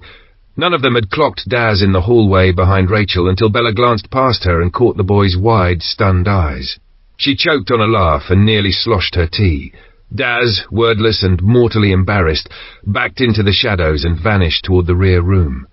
"Rachel," Alex groaned, half laughing despite himself, "when you take his tea, please tell him we were discussing electrics, not anything else. I really don't need a fresh misunderstanding with her father." Chapter 21. Potential trading partners. Sandra solved the mystery quickly enough. Not fever, not infection, colic. Once she eased the pain and showed the right hold, the baby settled to Sally's breast and finally unclenched, the thin saw-blade cry softening to small, contented gulps. Between shushing and murmurs, Sandra learned the shape of Sally's world. First child, only a week old. A mother who was supposed to help and never made it. Killed when marauders cut them off, leaving Skipton, along with Sally's boyfriend. They'd taken shelter at Tom's place. Sally, her 2 brothers, 1 brother's wife, and 2 friends from school days. The baby made 7. When Emma finished and sagged into sleep, Sally kissed her forehead, tucked her in the Moses basket, and drifted toward the fire where Bernard, Vincent, and Sandra had made a small circle of warmth. "We make do by making friends," Bernard said gently, seeing the way she carried both exhaustion and pride. "Nothing's safe anymore, but if we work together, it can be less dangerous. Tom's crops are ready to cut. If they're brought in, there's food enough for you and for us. In return, we can help with the things you lack." Sally's relief had a hard edge to it. "I'll talk to the boys," she said. "We're short of everything, food most of all. The garden is all that's keeping us going, and once the cold bites, that stops." Bernard tipped his head, sharing the practical, the possible. "We don't have plenty, but we can spare eggs and goat's milk to get you through a few days. Longer term, you'll want stock, sheep, chickens, goats. They're hardy if you keep after them. When I've got a broody hen, I'll try to hatch you some eggs, but expect the calendar to do its work. 3 weeks for the hatch, and 26 after that before they lay. It's a slow clock." He moved to the fields with the ease of long memory. "For the cereals, you'll need a combine. There's a contractor out by Hellerfield. You might strike a deal, harvest for a share, but be ready for them to want more than half. Whatever you agree to, go soft-footed. Times like these make people sharp." "Thank you," Sally said, taking it in like a lesson she could lean on. "I'll tell them. Maybe you could come by, show us what to do. I should get back. They'll be worrying." She stood, already thinking of the basket and the path home. Bernard gathered a dozen eggs and 2 big bottles of milk, then walked her to the Saracen with the supplies. Sandra went to find Alex and Bella to say they were running Sally back. They met the armoured car at the barn doors. Bella stood there to see them out, the set of her mouth serious. "Be careful," she said. "If they think we're rich in food, that's a temptation." She seemed straight, yes, but there are 6 over there. One bad thought is all it takes. I've seen enough. I don't want more. Bernard heard the worry, and, beneath it, the tug of something else. "They've got something we can't replace," he said, not unkindly. "If they hadn't settled, I'd have taken our old tractor and topper and done it the slow way myself. We need the grain for the animals. The grass is fine for hay. Sheep and goats will thank us. But pigs and chickens need cereals, and we need straw for bedding. If we don't bring it in, the stock goes hungry." His eyes flicked toward the pantry, the future. "I might even grind a coarse flour out of it. Won't be proper bread, but it'll carry us. What flour we have won't see the month out." Bella weighed that, then nodded once. "If the next few weeks show they're steady, we can look at a harvest together." "The best window was last week," Bernard said, regret like grit in his voice. "And with you and Alex off north soon, and at least 3 needed to work the cut, we'd leave ourselves thin here." Vincent, who had been thinking while they spoke, lifted a hand. "There's David," he said. "A client. He's got mouths to feed, but no crop this year. He was ill and missed the planting. He does have an old combine, 30 years on it, but that's exactly why it might still run now. No computer to sulk. If we can reach him, maybe we barter the cut. If you like it, we go tomorrow."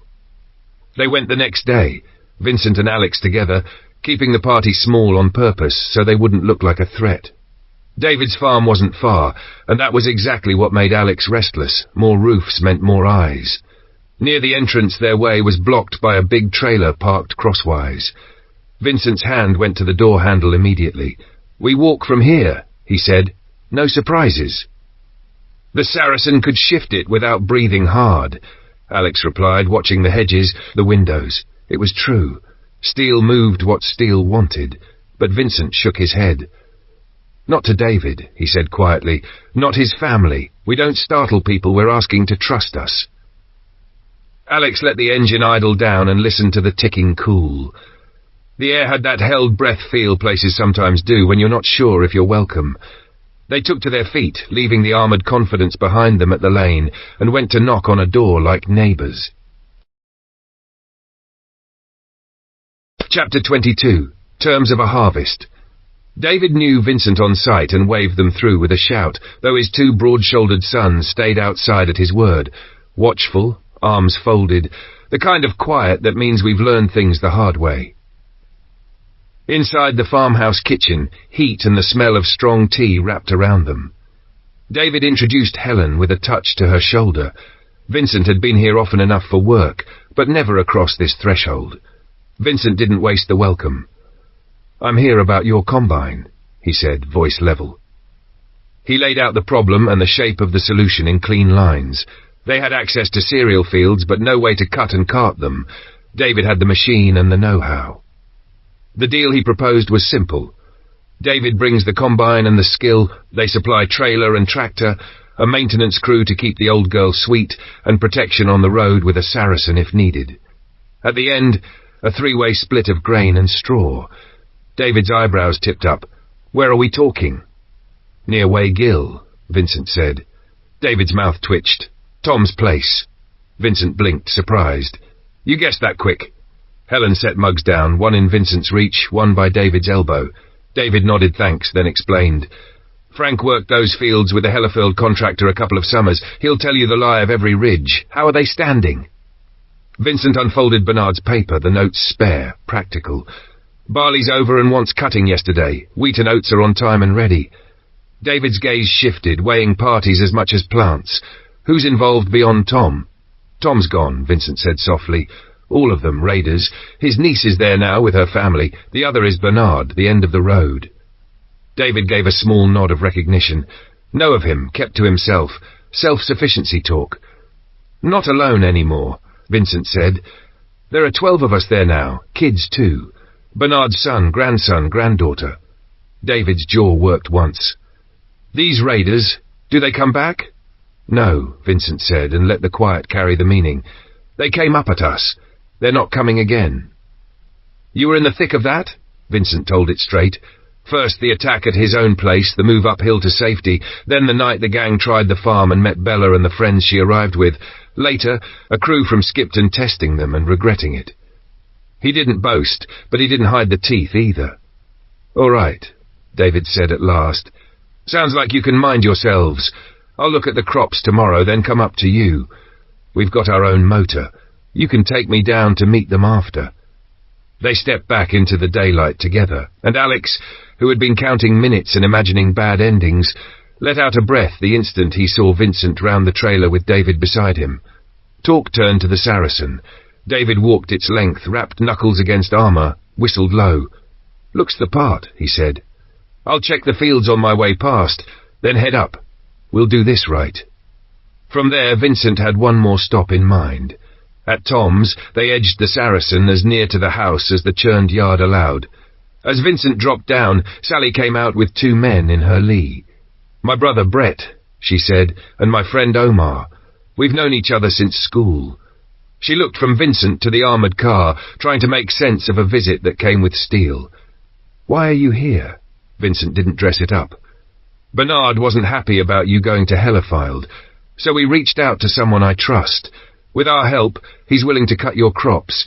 We split the grain and straw 3 ways. You'll have enough to barter. Food with us, with others. No one goes hungry if we do this right." Omar, practical, wanted the bones of it. "How does that work exactly?" "David's the man," Vincent said. "He's cut this land before for your uncle. He brings the combine. We'll put a tractor and trailer under the spout and spare hands on the ground. 3-way split across the board. Your share becomes trade. David also knows where we might scrounge some chickens for you. 1 egg a day keeps a person standing. 2 and you've got a meal. We'll point you where we can, because if I'm guessing right, you're new to this kind of living." Sally looked at Brett, then at Omar, the weight of 7 lives in that glance. "What do we have to lose?" she said, a little steadiness coming back into her voice. "Good," Vincent said. "David will be up tomorrow to check the fields. We'll take it from there." "How will we know him?" Omar asked, eyes still measuring risk. "I'll bring him," Vincent said. "He may stop and look on his way up, but he won't come in until I make the introductions." The wind shifted, carrying the dry, papery smell of ripened grain across the yard, food standing on its stalk, waiting for hands and steel, and a deal struck in a kitchen over strong tea. Chapter 22. Moving Day. After the talk of crops and shares and how to keep everyone fed, mugs were drained, plans firmed, and they rolled for Vincent's. At Daniel's farm, Alex dropped from the Saracen into the smell of wet straw and diesel, crouched at the tow ball and worked the trailer on while Vincent and Daz stood off, one eye on him, one on the hedgerow. Couplings clinked, safety chains bit, and they were away again. Vincent guiding the lead vehicle by habit until he reversed, neat as a pin, into his yard. Alex pulled up alongside and walked the trailer into its slot with short, sure shunts. Vincent, Rachel and Daz slipped inside to sort and take, while Alex stayed with the steel, hands on the bren and eyes on the lane. The day had that brittle quiet that comes before weather turns, and the gun's cold weight across his palm steadied him more than he'd admit. Back at the farm, Bella conscripted Matt for the kind of help that turns 2 hands into 4. They unspooled cable, laid out tools, and built a section of scaffolding against the house. Her plan was simple and clever. 3 light bars on a pole by the chimney, thrown like compass points across the yard. From the scaffold's top rung, she could see what the beams would touch. The rear, the flank walls, the blind spots that dusk loves. Height would serve. She just needed a way to fix the bars to the pole. She raided the milking parlour's graveyard and came back with a fistful of pipe and joints. Out of oddments, she made 3 stout T-connectors and bolted them up, the work neat and strong. Then, to give the lights a backbone, she went digging in Bernard's stores and hauled out a coil of electric fencing wire, springy, forgiving, harder wearing than the chain-link scrap they'd used before. She measured for a run from the pole to the parlour's far end, tied 2 lengths to the pole, and began twisting them together for strength. It was slow hand twist against hand twist, until a school memory surfaced. Rope making on a rainy gym day. Different materials, same principle. She stretched the pair of wires across the yard, clamped their ends into the chuck of a battery drill, kept tension with her body, and feathered the trigger. The twist laid itself in smooth and even, cleaner in seconds than 10 minutes of wrist work. To keep everything tidy, she rigged a broom handle across 2 trestles and fed out 3 cables at once, the drum rolling smooth instead of fighting her. When she had her length, she zip-tied them, ladder rung by rung, to the new support wire, then wound on a fence screw strainer and brought the run-up singing tight. For looks as much as longevity, she fixed the line to the flashing board, took it through an attic side window, and dropped it to the marked switch point. She left Alex's extra meter at both ends, cut clean, and coiled the slack out of harm's way.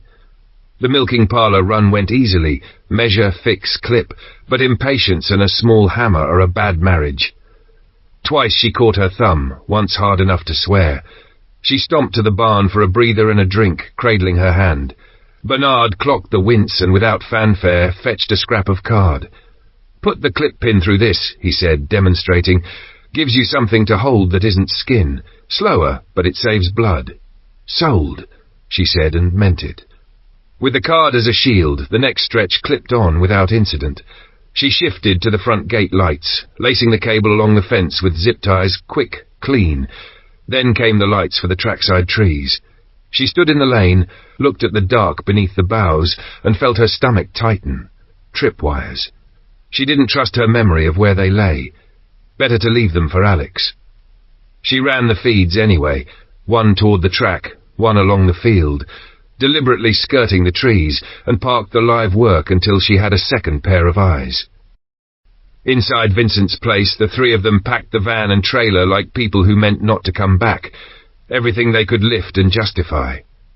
The dresser broken down to panels, crates of kitchen gear, boxes of jars, the small things that make a room work. Carpets rolled last and slid in on top. Vincent and Daz stood as watch while Alex set ratchet straps criss-cross and drummed tight, the new webbing gleaming over canvas and wood. Vincent ducked into his surgery one final time, came out with a bundle of essentials, stowed them in the Saracen, and gave the nod. They headed for home. During Bella's second cup, she talked Bernard through what she'd done and where confidence turned to guesswork. He led her to the bus where the electrics lived, lifted a lid, and grunted in approval. The light bars had waterproof connectors, the good kind. He unscrewed one, checked the guts, and nodded. "Right," he said, "red to red and black to black." He showed her how to strip cleanly, no nicking the copper, using a spare length to practice, then how to seat and clamp each conductor in the little junction box. Even if they're weatherproof, keep them tucked where rain doesn't pour, and tape them to something solid so they don't flap.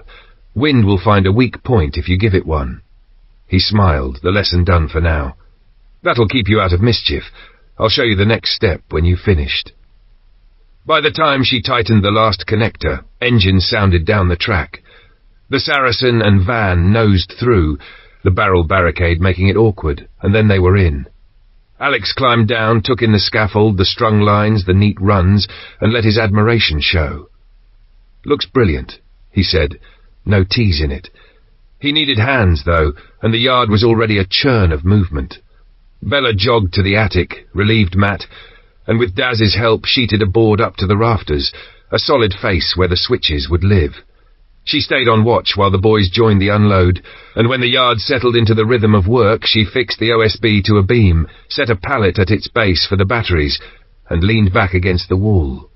The view from up there ran the length of the valley, hedges stitched like seams, fields squared off under a sky that threatened rain but held. An entire world she was trying, wire by wire, to keep lit. Chapter 23. Busy time ahead. The house split along 2 currents, one toward rugs, chairs, and the business of turning rooms habitable, the other toward wire and switches and the long breath of light. Alex took the latter. Outside, beneath a sky thinning toward evening, he set 2 lamps on the track side of the trees and 2 on the field side, working methodically through the runs Bella had already strung, testing each join with the quiet satisfaction of things done right. From the bus he hauled 6 of the heavy batteries and set them on the pallet Bella had staged in the attic, weight settling with a promising thud. He gathered the switchgear and the oddments he'd collected, a pair of chunky connector blocks salvaged from a shed, and laid everything out on the OSB she'd fixed to the beam. "Your turn," he told her, and showed how to seat a back box, how to take a cable cleanly, how to screw down without pinching the copper. He wired the first set with her watching, then handed her the driver. 9 more the same. I'll watch the yard. Bella fell into the rhythm, measure, trim, clamp, until the board became a neat panel of order. Cables dressed in gentle curves, switches soldier straight, labels penciled for now. When she stepped back, Alex returned and demonstrated the last piece, linking the batteries in parallel so the system drew depth instead of a single heart. Then the feed into the double splitter blocks, red to red, black to black. No fuss, no sparks. Testing was a small ceremony. Alex went out into the yard, Boots whispering on the stair, and Bella stood by the board. One switch at a time she pressed and held, and one by one he called back, on, until all 4 new lamps were throwing pale fans into the trees and across the track. Everything held. Everything hummed. They'd wait for full dark to see the truth of it, but the bones were good. With a thick marker she wrote the names beneath each switch: gate, track west, field edge, rear, big enough to find by feel in a rush. Dusk pushed its shoulder against the windows when Robert came to relieve them, already fed and keen to see what the lights would buy them. Bella ducked away to feed Sheba first, a tactical bribe to keep the dog from begging at supper. She muttered something about Bobby doing the same with his Jack Russell, then laughed at herself. The little dog never missed a meal it wasn't invited to. There were questions about the house, but the answer stayed the same. Ready by tomorrow. Tonight they wanted to see the yard lit like a stage. After we eat, Alex promised. All of them. Then we'll know. While they ate, talk swung back to fields and what stood waiting in them. Alex mentioned what he'd seen at Daniel's, rows nearing their moment. Some will be past it soon, he said. We leave them, we lose them. Bernard nodded. Potatoes, late carrots, turnips. They're his. They're nearly ready. If we don't lift them, the field will take them back. Good, we're moving into the house. This room needs to turn into storage. Once David's been and gone, Alex said, we could run to Daniel's with both the van and the tractor, trailers on each. Load what we can. Bella had an eye on beds and bodies as much as barrels and sacks. Then I need to get the rooms up in the milking parlour sooner rather than later. If grain and veg come here, we'll be short on sleeping space. Speaking of storage, Alex added, all the weapons are still in the cellar. We could use the milking parlour pit, build a false door over it. Hidden, dry, safer. Good idea, Vincent said, and we'll want a third cache as well. Robert lifted his head, the past unspooling Sana. There are 2 more places. The old barn's got a big cellar, entrance is buried under my father's hoarded rubbish, and the garage has an inspection pit. That one's awkward to reach, good for hiding, bad for access. I'd thought about the barn cellar for veg. Cool enough, I reckon, would be perfect. Bernard tapped the table with a forefinger, counting out the work. We finish this house tonight. Tomorrow, we rig temporary clamps for whatever we bring in, then bag it, crate it, and down it goes. Quick as we can. That's a lot in a day, Robert said, not complaining, just measuring. If we shift everything to the house first, Alex replied, we can start clearing the barn cellar while we wait for David. After he leaves, we'll have the afternoon for at least a trailer or 2. Bella tilted her head, thinking about eyes and what they see. Better might be, we settle here first, then just open the barn cellar and keep the rest shut. After the cereal's cut and David's family head home, we lift the potatoes. That way no one outside gets a look at how much we've got. They're bringing the grain here, aren't they? Likely, Bernard said. Let's decide after we've spoken to him. No sense setting stone before we know what he brings. They finished eating, cleared plates and climbed to the attic. Alex stood by the board, hand over the first switch. Ready?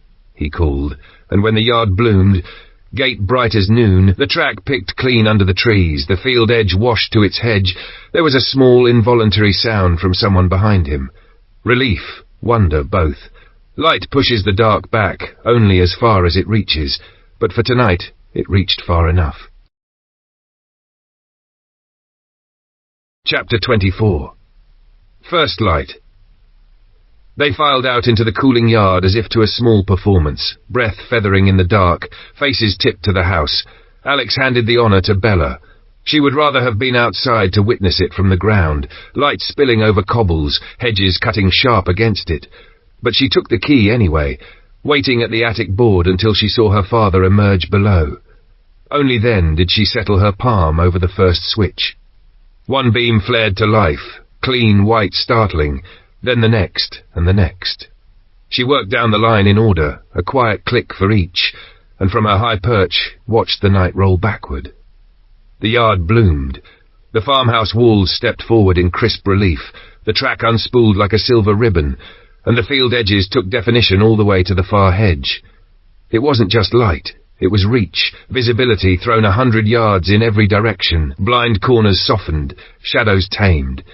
She stood for a breath, taking in the sum of wire and sweat, then, mindful of batteries and the cost of brilliance, she walked the switches back to dark, leaving only a few to burn low. They gathered again by the stove's glow. Alex, counting what they had and what they could make of it, noted the spare, 16 batteries still idle on the pallet. "House lights," he said, picturing circuits in his head. "We can run the small fittings on these and keep the generator for charging only. Build a bus so when it runs it tops the lot." Heads nodded. The shape of comfort without noise is a powerful promise. Robert shouldered the lookout through the next stretch of night. Rachel, Vincent, Matt and Daz crossed to the house to finish the last of the making livable. Carpets rolled flat, furniture found its corners, sheets pulled tight and smoothed. In the barn, Alex, Bernard and Bella turned to where the harvest would land. Hay bales dragged and stacked into new walls. The back third of the barn divided into 3 bays with double rows, ready to hold 3 or 4 tons of each grain. Near the stove they laid out a snug for Alex and the boys, bedrolls close to heat, boots at arm's reach.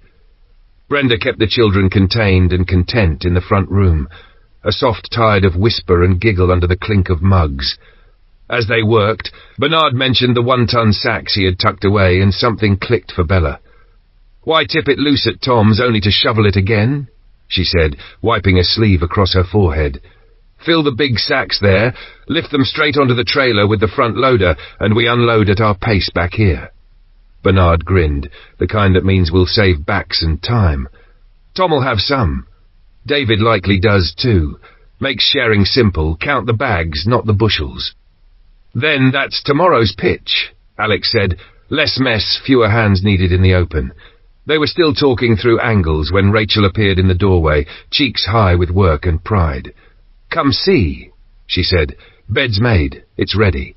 Inside, the house felt different. Carpet underfoot, quilts pulled up and puffed with warmth, rooms smelling faintly of soap and old wood. Sandra walked them through who would sleep where, practical as a quartermaster.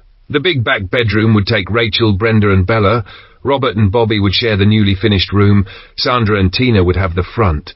Bernard's space had a spare bed pulled in for Vincent. Bella had half expected to be sent to a sofa and was wrong in the best way. Brenda squeezed her hand. "Plenty of room," she said. "We'll manage fine." "Who's on next?" Bella asked, head already sliding toward the rhythm of their new watch. "Rachel and I," Sandra said. 4 hours. She checked the time with a nurse's reflex, then smiled, small and tired. "I'll grab a blink now before we start." Outside the windows, the yard sat quiet, ready, dark as it had been before the clicks, but changed all the same. The switches waited in the attic, names black and bold beneath them, and the batteries held their charge like a promise. Busy had carried them through the day. Tomorrow would demand more. For the moment, they stood in rooms that felt like rooms again, and that too was a kind of light. Chapter 24. Crops must come in. Morning came warm and savoury. Bernard and Brenda worked shoulder to shoulder over the range, the smell of bacon and fried bread climbing the stairs and coaxing most of the house awake. Alex, Rachel and Sandra slept on. The night watch had wrung them dry. Bella decided to let Alex have the extra hour today, and the days after it would ask plenty of him. So she ate quickly, already composing the list in her head. The gate alarm snapped the quiet. A moment later the field phone trilled. Daz on the line, tight with purpose. A Land Rover at the entrance. Expecting David, Bella grabbed her bow on instinct and met Vincent at the yard. Together they went to the gate and waved the vehicle through. By the time the Land Rover rolled up the track, Bernard had a kettle on the boil and mugs ready. Vincent made the introductions in the barn's warmth. David, solid and wind-browned, and his son Frank, all bone and keen eyes. Around the table they laid the fields out in numbers and dirt. David reckoned 6 tons of barley left on the stalks, and as much as 12 each of wheat and oats. Their combine would run.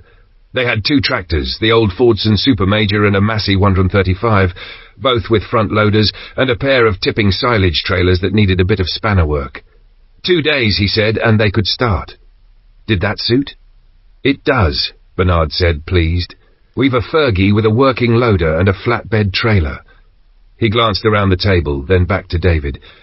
We'll bring 40 gallons of diesel. We'll bale the straw. Alex will shadow the work in the Saracen, keeps trouble honest, and everyone's armed. If a machine goes down, he's handy with a wrench. Do you have 1-ton sacks? Bernard asked, as if he hadn't already guessed the answer. David huffed a laugh. We've plenty. Bernard set out the shape of it, cut everything and tip into Tom's barn. From there, Tom's family would shovel into the big bag so the split stayed clean. Each party would load their own share and haul it home. Sounds fair, David said, pushing back from the table. Let's go tell them. Alex drove Bernard, David and Frank down in the Saracen, the big vehicle muttering reassurance all the way. They spoke with Sally and her men, nodded through details and shook on the plan. David refused help with their preparations. We'll see to it. And he and Frank turned back down the lane with a wave.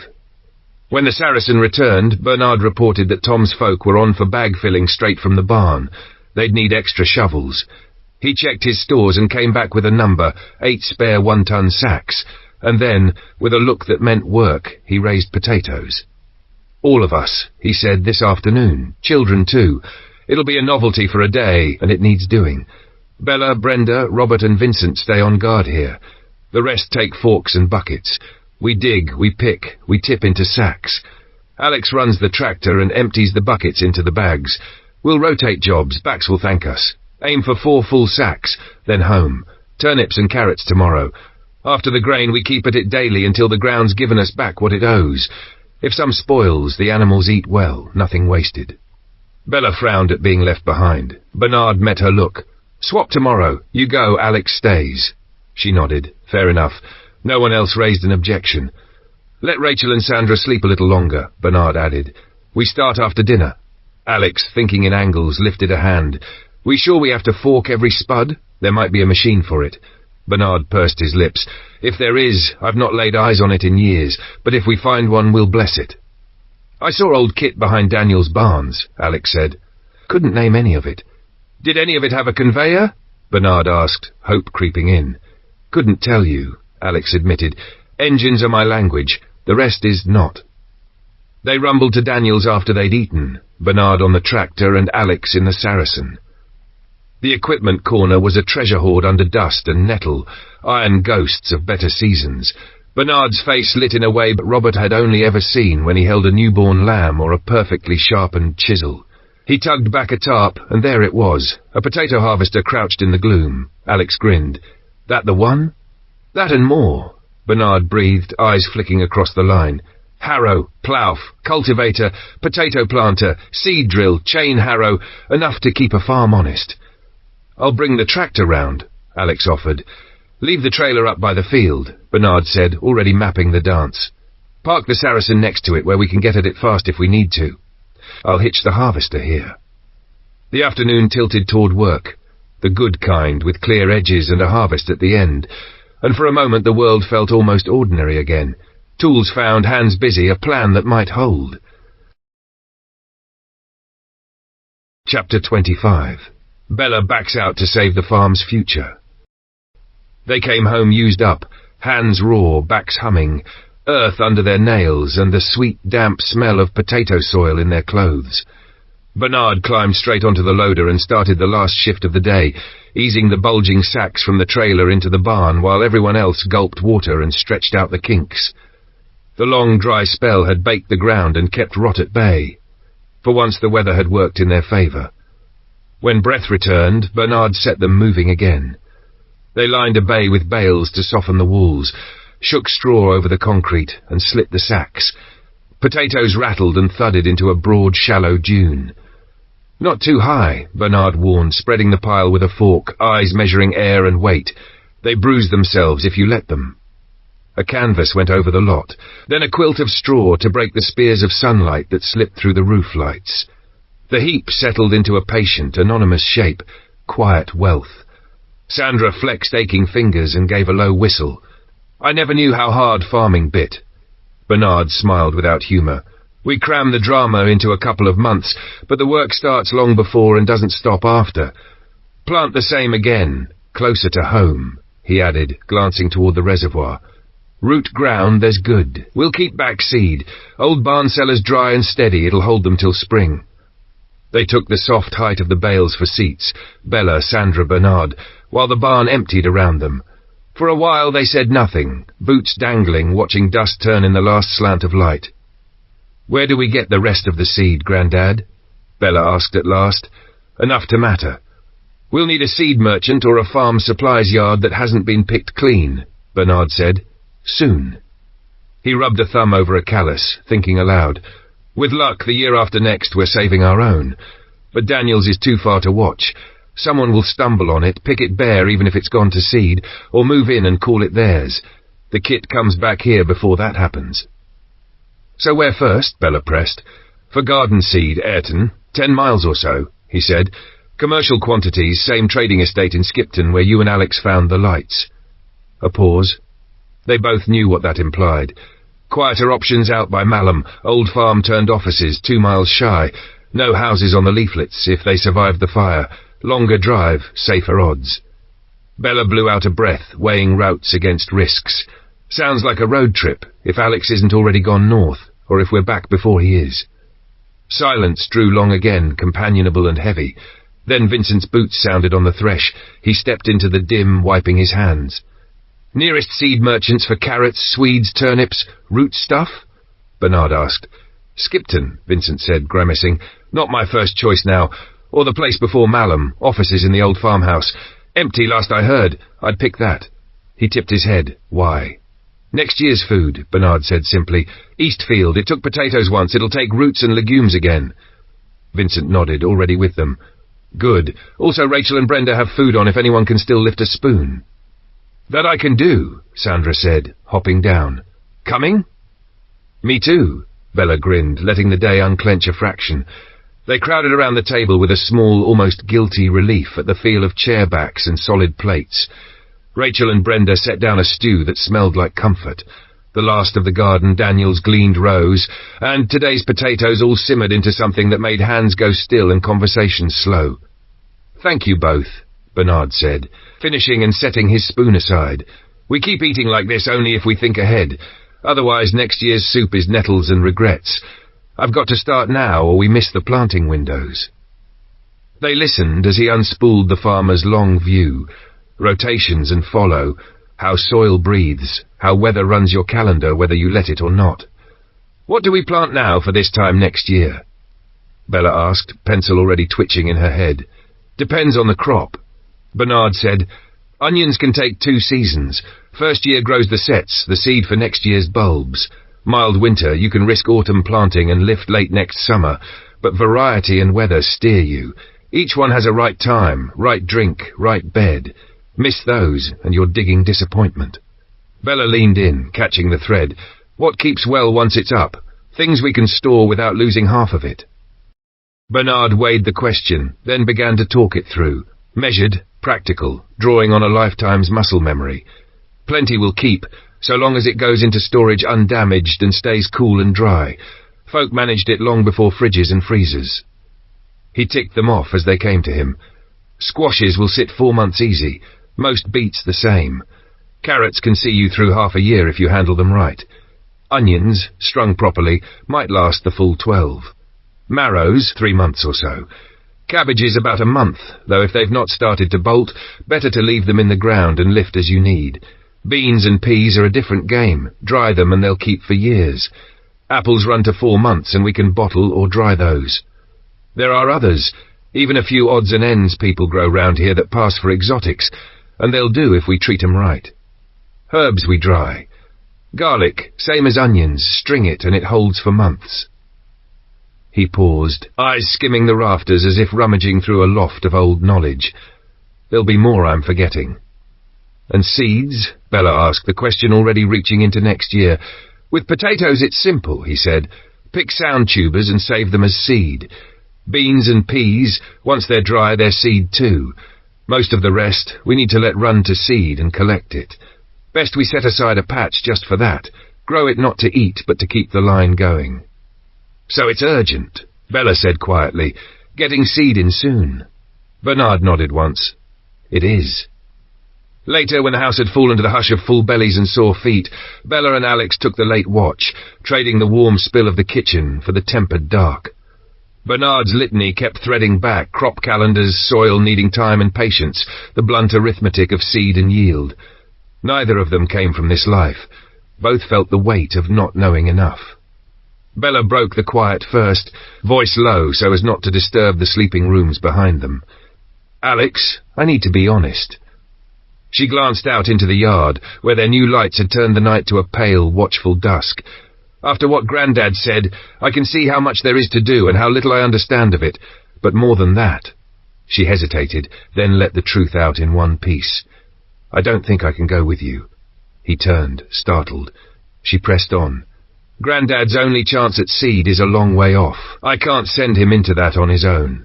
And if both of us leave, we take the best of the guns with us, and there's no one here who can manage them if trouble rides up while the others are out getting seed. If you still mean to go after the harvest, I'll have to stay. Not because I don't want to come, she added, soft but firm, but because if we don't bring those seeds home, this place has no next year. Chapter 26. Realization sets in. Brenda and Rachel had claimed a corner of the table and, with a reverence usually saved for family heirlooms, spread out Bella's grandmother's gardening books alongside the volumes Rachel had salvaged from Vincent's shelves. They leafed slowly, lips moving as they read notes scribbled in margins, planting windows, soil mixes, admonitions in a firm, old-fashioned hand. Between them lay the scavenged seed packets from the cellar. Small, crinkled promises, and they spoke in low voices about not wasting a single one. Hearing them, Bernard went down to the cellar and returned with the second box of seeds, dust softening his cuffs. He pinched a packet between finger and thumb. Always start with the back, he said, tapping the tiny print. Tells you when they want to be in, what they'll tolerate. And if the garden centre near Ayrton's still standing, I'll fetch whatever we can, if it hasn't been ransacked. Brenda looked up from a penciled diagram of beds. Raised beds again? He smiled, gentler than his words. Those were for your back, love, not the plants. Rachel's gaze drifted to the window and the stretch of lawn beyond. Could we push the garden to the right? Steal a bit of grass? Take what you need, Bernard said. Save your grandmother's flower patch, the rest is fair game. What about starting things earlier? Rachel pressed. A bigger greenhouse. Bernard paused, weighing places and miles. Daniels has an old polytunnel. Plastic's gone, but Alex brought back rolls from the quarry. Plenty of room for it here. Decision settled in his voice. When I go for the machinery, I'll fetch the frame. He left them to their plotting. Rachel, already thinking 3 steps ahead, went to find Alex, and Bella used the lull to see to herself and to Sheba, who whined when the bowl clicked on the floorboards and then resigned herself to the shed. As Bella shut the door, her grandfather's rule about animals in the house chimed in her head. No exceptions, not even for the Jack Russell. Just as her thoughts swung back, tight and hot, to the conversation she'd had with Alex and the answer he hadn't yet given. Up in the attic, Rachel put her plans to Alex. The polytunnel, the timing, the help she'd need, and he agreed without hesitation. The ascent tasted like delay. He could feel the quiet drag of it in his gut. Each new task pulling at the clean line of his intended journey north. He also felt the shape of another absence forming. He trusted Bella the way you trust a rope you've tested with your weight, loyal, brave, sharp in a crisis, and if she was choosing to remain after pushing so hard to come, then the need here was bigger than his want. That realization settled on him with an odd steadiness. Not defeat, exactly, but acceptance of the thing the place asked of him. Outside, the damp air smelled of hay and iron. Bella stowed Sheba in the shed and went to warm her hands by the living room lamp. Brenda sat with a tabby of improbable girth draped over her lap like a fur muff. The cat butted her hand whenever she stopped stroking and deployed claws if she dared delay. "You've made a new friend," Bella said, easing down beside her. "Friend is generous. He's a tyrant," Brenda murmured. "If I stop, he enforces terms." She tilted her chin at the cat. "Care to take a shift?" "Not if I value my legs," Bella said. "Sheba's already sulking about being banished. If I go back smelling of cat, I'll never hear the end of it." El Gordo had his own opinion. With imperial sway he abandoned Brenda, sprang into Bella's lap and began kneading. Bella prized each needlepoint claw from her jeans, lifted him bodily, and set him on the floor. He glared, affronted by insubordination, and tried again. This time she carried him to the door and deposited him outside, shutting it with a decisive click. "That cat needs to learn I won't be pushed around," she said, half to Brenda, half to the night. "Not by any male, species irrelevant, and certainly not a spoiled one." "You tell him," Brenda laughed, warmth and pride in the sound. Bella's smile faded. "I might not go to Scotland with Alex." The words came measured like steps on ice. "I can't let Grandad make the seed run alone. If I leave, he'll set off without support rather than strip the farm of hands. He'll do what needs doing, he always does, but someone has to think about who's left behind with the guns if trouble shows up while they're out." Brenda nodded, no argument in her eyes. "That's him. Always 3 seasons ahead. I wouldn't have thought to look that far." "Nor me," Bella admitted. "I like to think I plan, but he makes my lists look like doodles." Vincent wandered in with a mug that steamed like a small fog. Ovaltine, his cure for the kind of nights that refused to soften.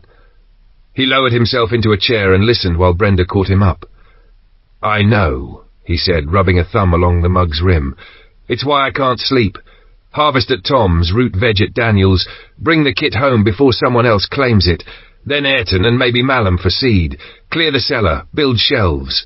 You wanted rooms for the boys in the parlour, but with that stove in the barn, we'll need a crowbar to pry them out.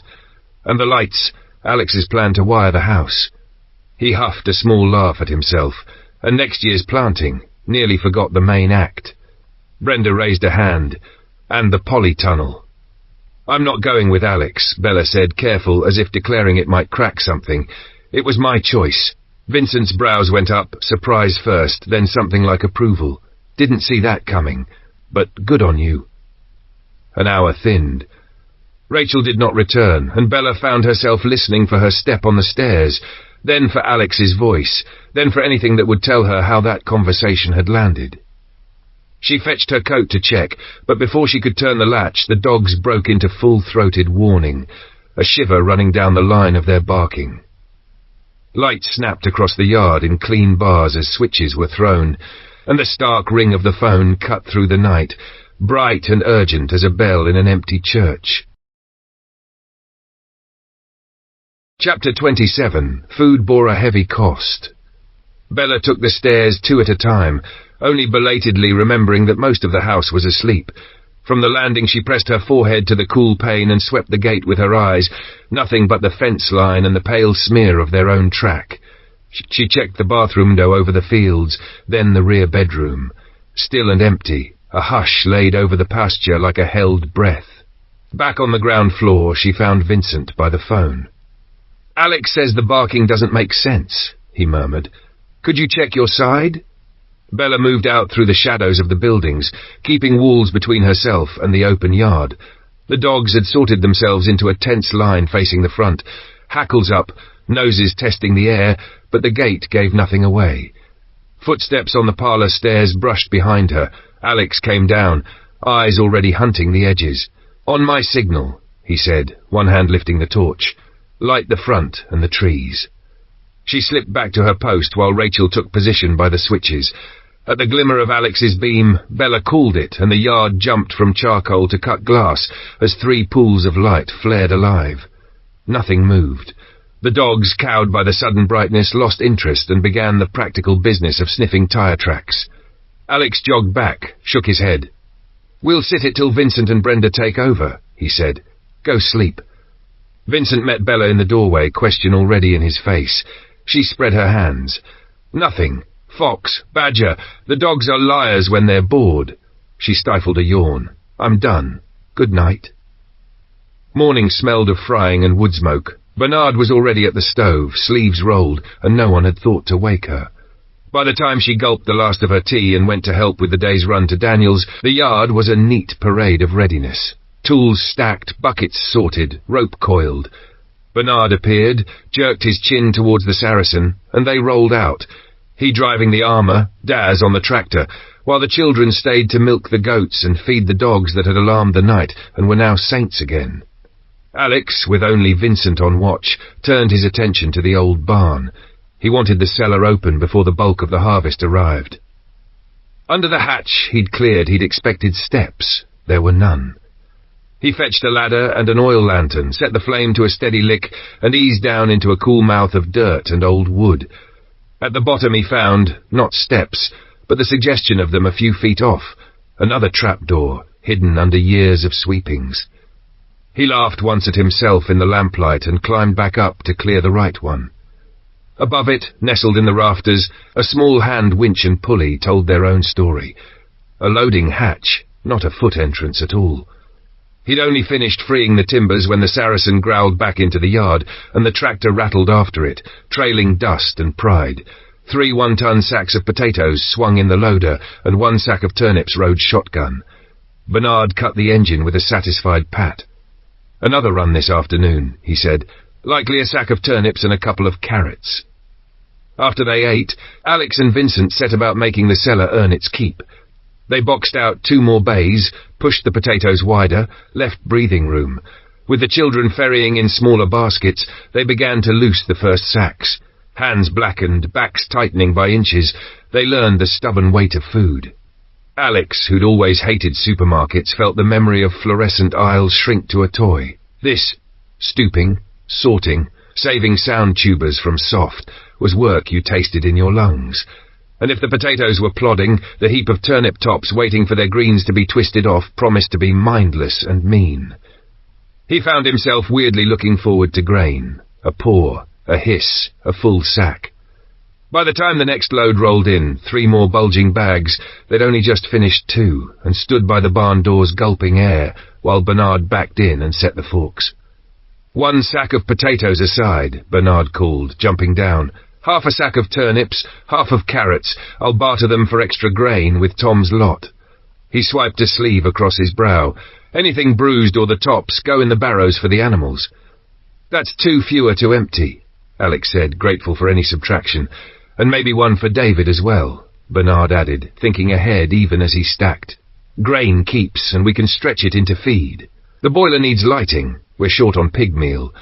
They do well on mash, veg, grain, potatoes, cooked through. With offal in, they used to call it pig swill. He paused, doing the sums out loud. I'd thought to cull a couple of goats, but if we're back to cheese, we'll keep them on the rough behind the house. If only we can bring Ozzy to heel. Feels like time for that task list, Bella said, handing him a cup. Later, Bernard said, soft but immovable. First we lay up what we've got. There was still the matter of Daniel's machinery. With trailers hitched, Vincent took the jeep and Bernard the tractor, and between them they ferried a small museum home, harrow, plough, cultivator, potato planter, seed drill, chain harrow. The yard looked briefly like a calendar page for an older year.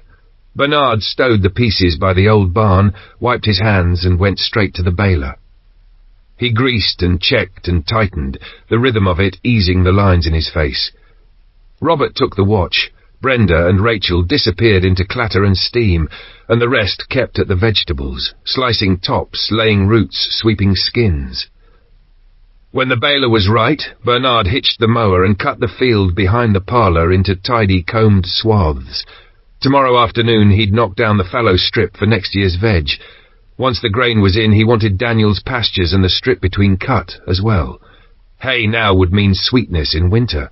A bad year and no diesel, and they'd be glad of every bale. At supper, with plates hot and the ache settling deep, Bernard cleared his throat, eyes on Bella. "Tomorrow you're staying," he said gently, "while we work the grain." The words landed like a weight and a mercy both. The farm's future had a price, and tonight they could all count it in their hands. Chapter 28. The harvest is in. Bella was content with her post for the day. The barn was a still, cool lung on a heat-trembling afternoon, and though the work was repetitive, trim, sort, stack, she preferred the quiet rhythm to baking in a field. With most of the others away, she turned the dogs loose in the run between the inner and outer fences, living alarms padding the boundary while Rachel, pulled into house jobs, hovered in and out. After milking the goats and seeing to the pens, Bobby and Tina drifted in to help. They began by treating the animals, damaged carrots, armfuls of tops, greens that would wilt by morning, while Bella set aside the bruised but usable roots that would keep a few weeks more. Down at Tom's the machines churned. Frank, David's son, finished the last swath of barley and sent word up the track. The yield would be light. Theo came first with the initial trailer, brakes creaking, dust roostering off the tyres. "All the barley's here. Frank's setting up for the wheat," he called, hopping down. Then, practical as ever, "If we pull the trailer to the back and run the grain out through the little door, we can drop it straight into the sacks. Start at the far end. I edge forward each time. You'll spill some, but we'll be faster with this body." He tucked the trailer as far back as the barn would allow. A sack gaped wide, belly to the floor. Theo cracked the small rear door. Barley hissed like dry rain into the canvas mouth. Door shut. Tractor nudged forward, next sack. It went quickly. Less than half a ton dusted the floor by the time they were through, a golden skim to be swept and shared later. Almost 6 one-ton bags of barley stood there, square-shouldered and proud. Tom's family, hands still tentative but learning fast, would split the spill and top the sacks evenly. They ran the same drill for wheat and oats. 15.5 sacks of wheat, 13 of oats before the stream thinned. What wouldn't round out a full ton went into 25-kilo sacks. The leftover oats and the remaining half-ton of wheat parcelled into smaller carryable weights. By the end, faces were salted with dust and effort, but there was a hum under the fatigue, work that meant winter wouldn't be empty. Bernard had been ready to climb back on the baler, but the day weighed heavy on his back. Theo waved him off and took the rest of the baling himself. Back at Tom's barn, with everyone drawn into the shade, Bernard made his pitch to Sally and to David. Veg for grain. Sally chose half a sack each of carrots and turnips and a full sack of potatoes. David wanted a full sack of all three. They shook hands on equivalents. 1 ton for 1 ton. Simple and fair. While Theo kept the bales rolling, David and Frank helped Bernard and Alex ferry Bernard's share of grain to the farm. Sacks thumped down in the cool of the new bays. In their place they loaded vegetables bound for Tom's table. David would collect his own veg after he'd seen his grain safe. Out in the field they flipped the bales into tidy rows, ready for hauling. Frank hitched Bernard's ancient wooden trailer to his own tractor, left the baler on the old Fergie, and hauled the first load of straw up to the yard. Once it was off, Bernard unpinned the baler, swapped on the wooden trailer, and they split the final haul between it and the van's trailer before trundling home. David tailed them to pick up his potatoes and greens. Before he left, he shared 2 last pieces of news. He'd struck a deal with Tom's family for 6 chickens, feathers, eggs, the promise of mornings, and more soberly, he didn't like their chances long-term. Not enough skill in the right places, not yet. He hoped he was wrong. So did they all. When the dust settled, no one sat. They hitched the trailers again and turned toward Daniel's. The polytunnel's skeleton still arched over the weeds, and an untidy stack of old roofing sheets leaned in the yard, exactly the sort of things that would sprout legs if left for strangers. The bolts, orange with rust, refused reason. In the end they resorted to brute persuasion. Hammer and chisel, a steady rhythm, the satisfying pop of surrender. In a corner, an old pot-bellied stove squatted on a cracked slab, blackened from winters gone. Bernard ran a palm over it and saw, in the ghost of heat, a grain dryer for next year's seed, maybe even a smokehouse for pork. Alex scavenged like a crow in the sheds. Anything useful went on a pile, old steel lockers, lengths of stainless chimney pipe, oddments that would be worth their weight when something broke. By the time the trailers and van were full to their seams, they'd stripped Daniel's place of anything that could anchor the future somewhere safer. Back at the farm, Alex sent the boys with a jabbed finger and short instructions. This here, that there. then ferried the polytunnel hoops and rails to the garden, ready for a second life once he found replacement bolts. Bernard, thinking ahead of clouds, hitched the mower and went straight to the east field. The grass lay heavy and high, late but lush. The heat would crisp it in days. He'd planned to cut weeks ago, but plans bend to the real. Tomorrow he'd mow Daniel's fields, then turn the hay behind the barn. This season you laid up as much sweetness as you could. Next season might have no diesel and a lot of weather. Alex started the polytunnel that afternoon, hoops coupled and laid out like ribs across the soil, their spacing marked, holes dug and tamped. When the boys were free of unloading, he roped them in. By sunset, 4 of 5 arches stood, slender bows against a bruising sky. Brenda's shout for dinner broke them off, aching and satisfied. Most of the house drifted to their rooms on the kind of tired that turns bones to warm lead. Only Alex and Bella settled into the milking parlour for the night watch, content to give the others a few hours' grace. The yard outside held its breath. The dogs murmured in their sleep. "I'm staying," Alex said at last, voice low in the half-dark. "A month at least." Bella turned her head, searching his face in the thin spill from the window. "What changed?" He huffed a small laugh. "The size of this," he said, meaning all of it. The grain, the hay, the fences, the lists. "Bernard's already thinking 2 years ahead. I finally caught up to how much there is to do if we want to be here next winter and the winter after." "What about your uncle?" she asked gently. "He's managed on his own for years, just himself to feed." He paused, weighing hope against memory. "If the roads were clear, it's a day's drive." Bella smiled without humour. "It took us days to make 50 miles. "I know," he said. "Maybe we make it under 2 weeks. Maybe." "Don't count your chickens," she said, and he could hear the grin returning to her voice, especially with Bernard around. He bumped her shoulder with his. "Fair. Thank you for staying," she added, quieter now. It wasn't only that she still hoped to ride north with him, it was that he had chosen the harder thing without needing to be asked. Outside, the fields kept their silence.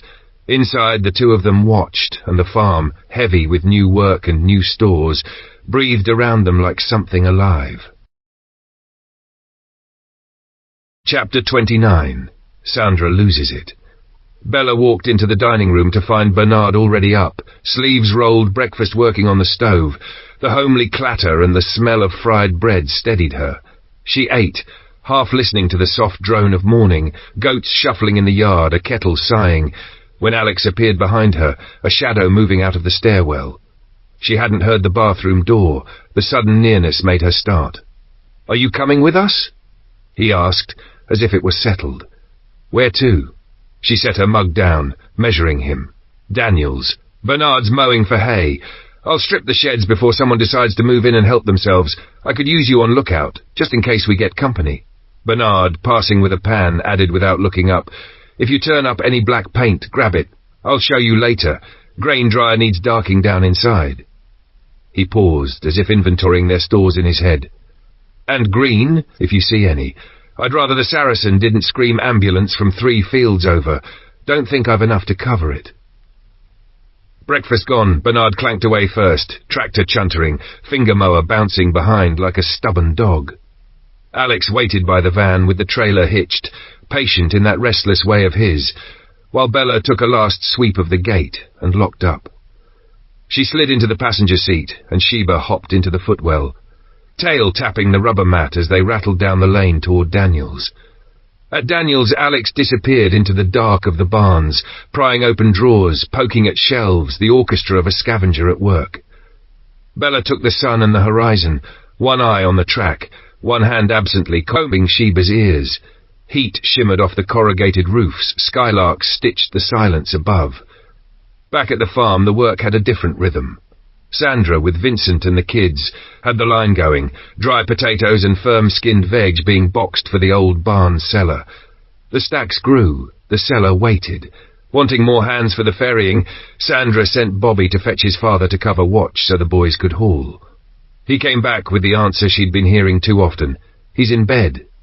Something in Sandra, taut from weeks of being both medic and mule, snapped. The morning watch had been only 2 hours, 6 to 8, and Robert had turned in at 10 the night before. She'd done the same shift, and here she was, elbow deep in burlap and dirt. The arithmetic felt insulting.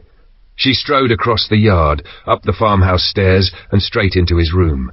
Her voice carried like a thrown pan. "We start at the same hour, do the same shift, and while the rest of us keep this place upright, you're under a blanket. What's your excuse for lazy and inconsiderate?" Robert said nothing, eyes fixed on the ceiling as if the plaster might absolve him. "Out," she said, sharper. "Out of that bed now." While her temper rang down the hall, Vincent quietly solved a separate problem. He'd found the old churn trolley they'd rescued from Daniel's, good solid frame, 2 tires sagging flat. He fetched the foot pump from the garage, tested the valves, then wheeled the whole lot back to the barn. Sandra met him there, tight-mouthed, and waited until Robert appeared. He shuffled over, chastened or merely cornered. It was hard to tell. She handed him the watch like an order. "You're taking the boy's post. Try not to fall asleep."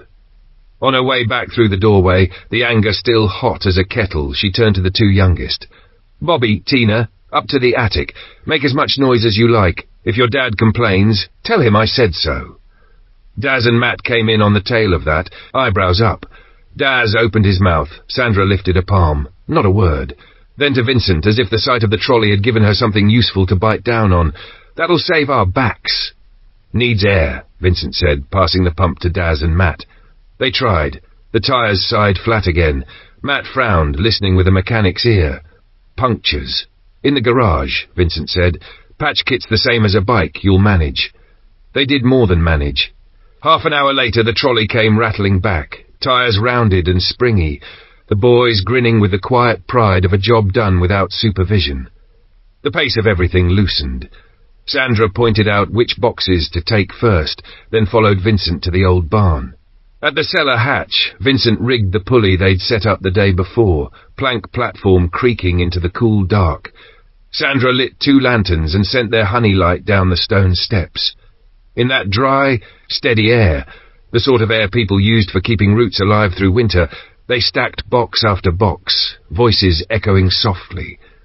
When the last of the morning's load was placed, they hauled the platform up, shut the hatch, and went inside for tea, vegetable dust in their hair like flour.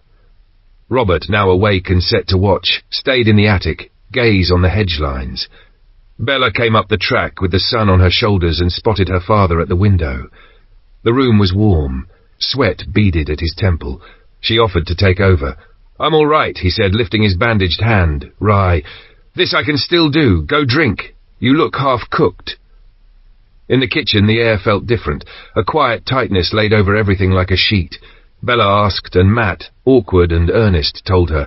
Sandra had had it out with Robert. The words lazy and shift floated up, stripped of the heat that had given them force.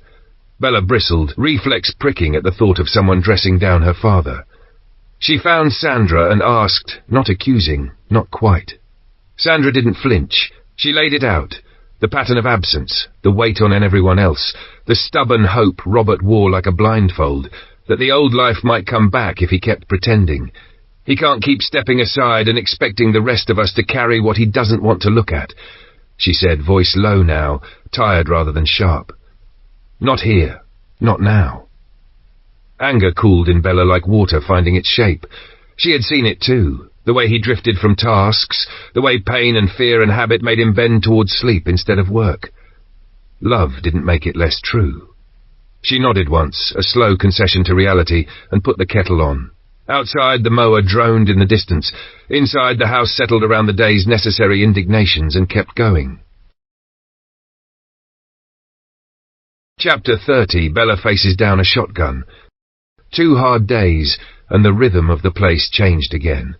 Bernard finished baling and stacking hay in the barn, sweet, dusty towers that meant winter would not swallow the flock whole, while the others ferried vegetables into the cool hush of the old cellar until the earth and air smelled of soil and starch. With that done, Bernard's mind moved, as it always did, to the next necessity. Seeds. After supper he laid it out. Field east of the farm ploughed now so winter frosts could bite and crumble the clods to tilth, the polytunnel finished, warmed and put straight to work. He wanted a run to Ayrton for packets and sacks and whatever else a garden might need when the world had to be made by hand. Alex goes, he said. No fuss, just fact. Knows engines, knows trouble when he sees it. "I'm taking someone," Alex replied, already calculating watches and routes. "Bella or one of the lads." "I'll come," Bella said before anyone could pretend to deliberate. They sketched it together, off at first light so they didn't telegraph their movement with headlamps, the boys picking up an extra watch while they were out, rest early, no trailer today, just the Saracen, though Bernard warned they'd want it for a later haul to Malham. In the grey breath before dawn, Alex packed the iron comfort of preparedness. MP5 shotgun crossbow, a hunting rifle for reach, Bella's bow with a fat quiver of arrows, a couple of tear gas grenades and the loud bangers Daz had brought up from the depths of some forgotten store. At the table over porridge and tea, Bernard spread an old ordnance survey. His finger traced a careful loop that dodged villages and terraces and anyone with ears. Long but safer. Before they moved, Alex handed out pistols, one to Bernard, one to Bella, along with spare mags. He ran Bella through safety again, patient, precise. "In your back waistband," he told her when she slid to pocket it. "Not your pocket. Triggers and fabric don't mix. Last thing you want is a hole in your thigh." She grimaced, shifted it where he said, and they rolled. Alex unlocked the gate. The Saracen grumbled forward, and the hedges closed behind them like a curtain. They had barely nosed past the reservoir when Bernard braked, the big vehicle huffing to a halt. "What's up?" Alex asked, craning. Bernard dropped the front hatch for a clearer view and nodded toward a farm across the way. "Implements laid out like a sale day," he said. "Looks like they were selling up. 2 old Massey Fergusons there, and a pile of kit, 5 miles from home." "If we've time on the way back," Alex agreed, "we'll sniff around." "And if there's 2 tractors, there's likely a diesel tank," Bernard added, easing the vehicle into gear again. "Those newer beasts drink." They pushed on. For miles the plan held, empty lanes, the soft thrum of tyres, a countryside waiting. Then, near their mark, a lorry slumped across the road like a toppled wall, ditch to ditch. Bernard reached for the map. Alex popped the Bren hatch and stood into the morning. Over the hedge he caught it, fat tractor ruts angling into a field, and beyond a line of trees, the twin scars of another set of tracks picking up on the far side. "Tracks down to the river," he called. "Looks like they come out the other side. There'll be a ford. We find a gate, we're through." "No road round for miles," Bernard said, already reversing the lumbering weight back along the lane until a rusted 5-bar came into view. Alex jumped out, worked the latch and swung it wide for the Saracen's nose. Once they were through, he shut it again with care. Bella arched a brow. "Why bother?" "Because when we come back and some farmer's stock has wandered because of us," Alex said, "you won't get welcome with tea. You'll get a shotgun." Bernard followed the tractor's signature across the pasture. The trees open to water, and, blessedly, a shallow cut of river laid with rounded stone, wheel-worn, a ford. He breathed out. Thank God for that. On the far bank, the ruts ran straight toward a farm. Bernard didn't like the funnel of it. He swung right, hugging the edge of the field in search of another exit. There wasn't one. Hedgerow, ditch, fence. The only way out was past the yard. They rolled up to the gate and found trouble waiting. 2 men, set square and wary. One held a shotgun loose but ready.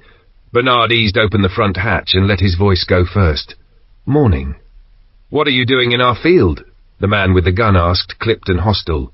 "Bridge is blocked," Bernard said. "We took the gate on the other side of the river and we closed it behind us. We're farmers too. Still mind the countryside code." "So you know the way back then?" the man answered, unimpressed. "Come on," Bernard tried again, steady. "All we want is the road." "There's plenty of roads that don't go through our land," the second man said, chin lifting. The air tightened. Bella felt it, the small choices that become big ones. She shoved the Bren's hatch open, swung the gun round, snapped a mag home and racked it with a mechanic's certainty. The big weapon's mouth settled between the men and the sky without tremor. "We're trying to be friendly," she said, calm as a kitchen table. "Open the gate and let us through." The shotgun holder sneered, eyes flicking up at the Bren. "And what do you think you're doing with that antique?" Bella's finger brushed the trigger and she walked 3 short bursts into the air over their heads. The Bren's voice tore the field apart. Leaves shook out of trees. The men flinched instinctively, shoulders hunching, bravado scoured off by the shock of real noise. She lowered the muzzle back to them, not a fraction of wobble. The shotgun dipped. The other man's hands were suddenly all cooperation. He dragged the gate wide and stood well back.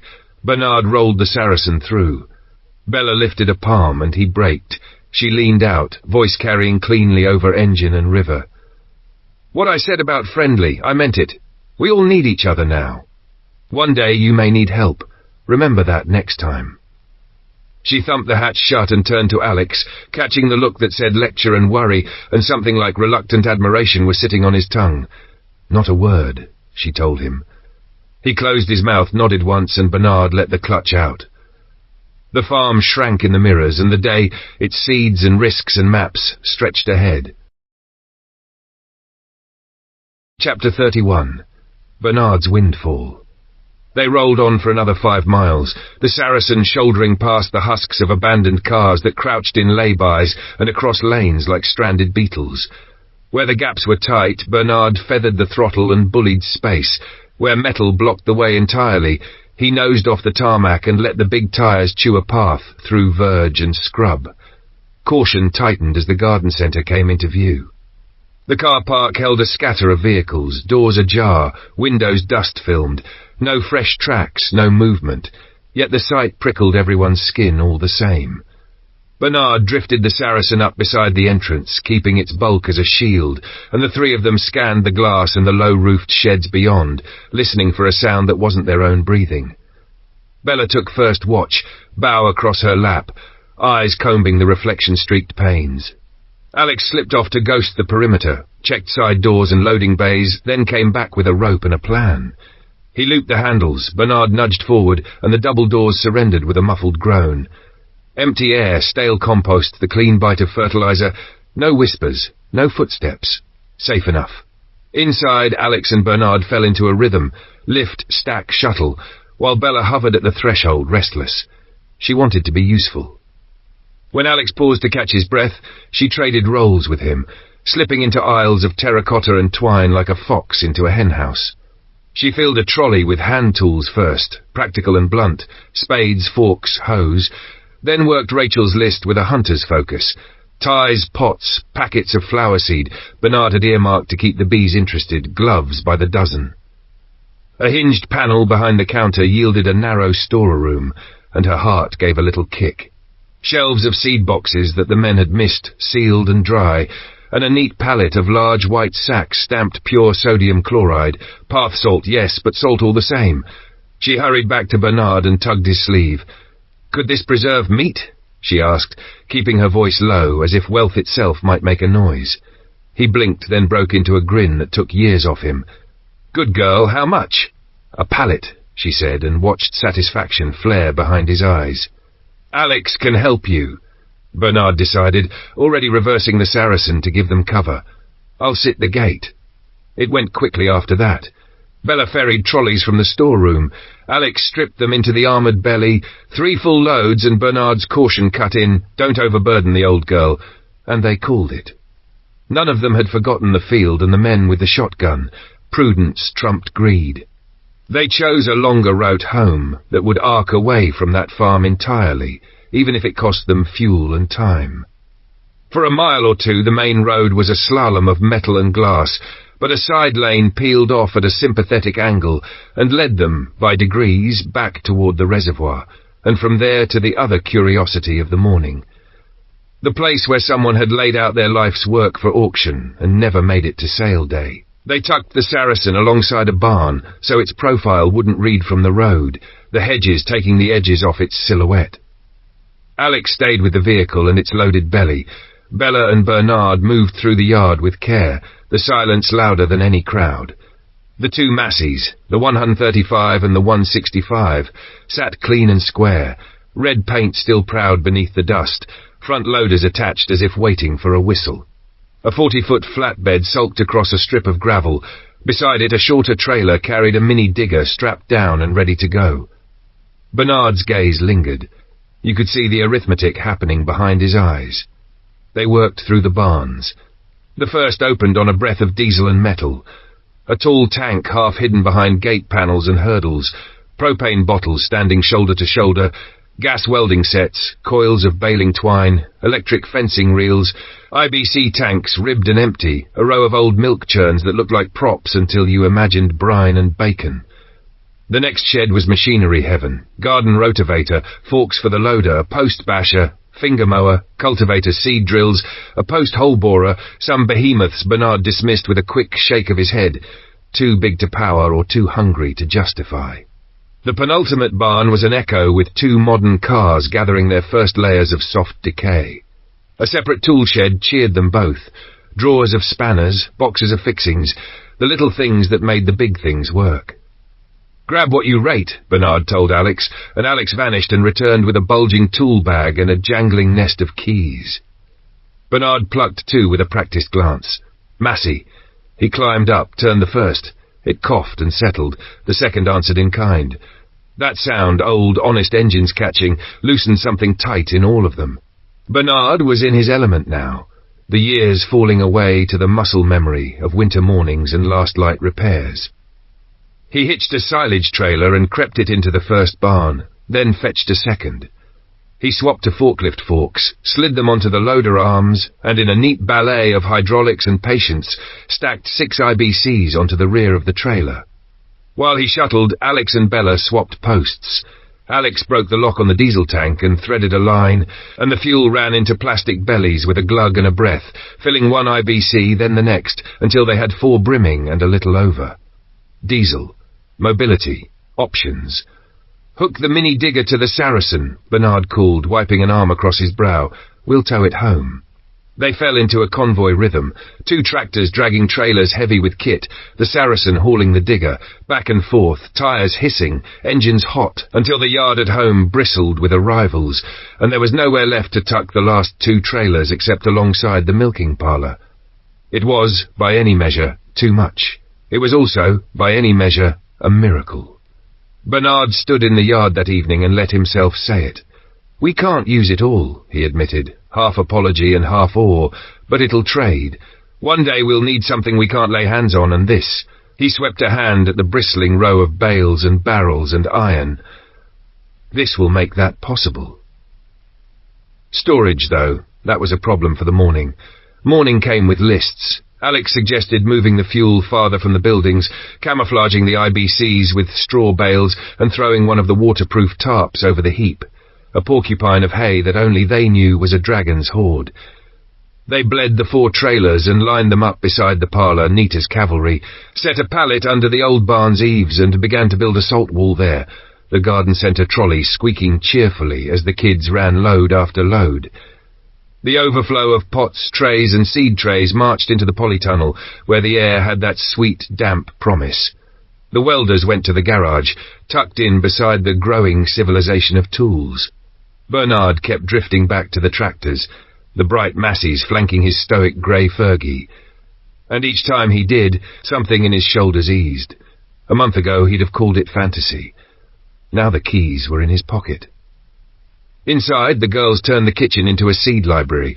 They sorted by season first, sow now, sow later, then by home, row upon row destined for greenhouse or tunnel, the hardier packs for the open ground.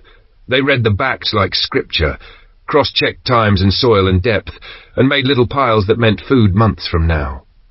Vincent watched the industry build to a hum and announced he'd see to dinner. Nobody argued. Out by the yard, Alex and Bernard stood over the day after tomorrow. Malham next, if the trading estate at Skipton stayed a bad idea. "Which trailer?" Alex asked, already weighing width of lanes, turning circles, brake lines. Bernard, dry as straw, said 40-footer, just to see Alex's face, then waved it away with a laugh. "Joke. I for Williams, the triple axle from the hall. Daniel's 12-footer if we need a second." Bernard glanced at the kitchen window, warm light moving against glass. "Food's ready." "You go," Alex said. "I'll give Bella a breather first." He'd seen the way she'd carried the morning, quiet, intent, and the yard still had a dozen small needs she could let go of if someone else picked them up. They agreed on a departure time for tomorrow, crisp and early, and on shifting the night watches to the boys so the 2 of them could sleep with dawn in mind. The yard settled. The tractors clicked as they cooled. Somewhere in the barn a dog turned 3 circles and collapsed with a sigh.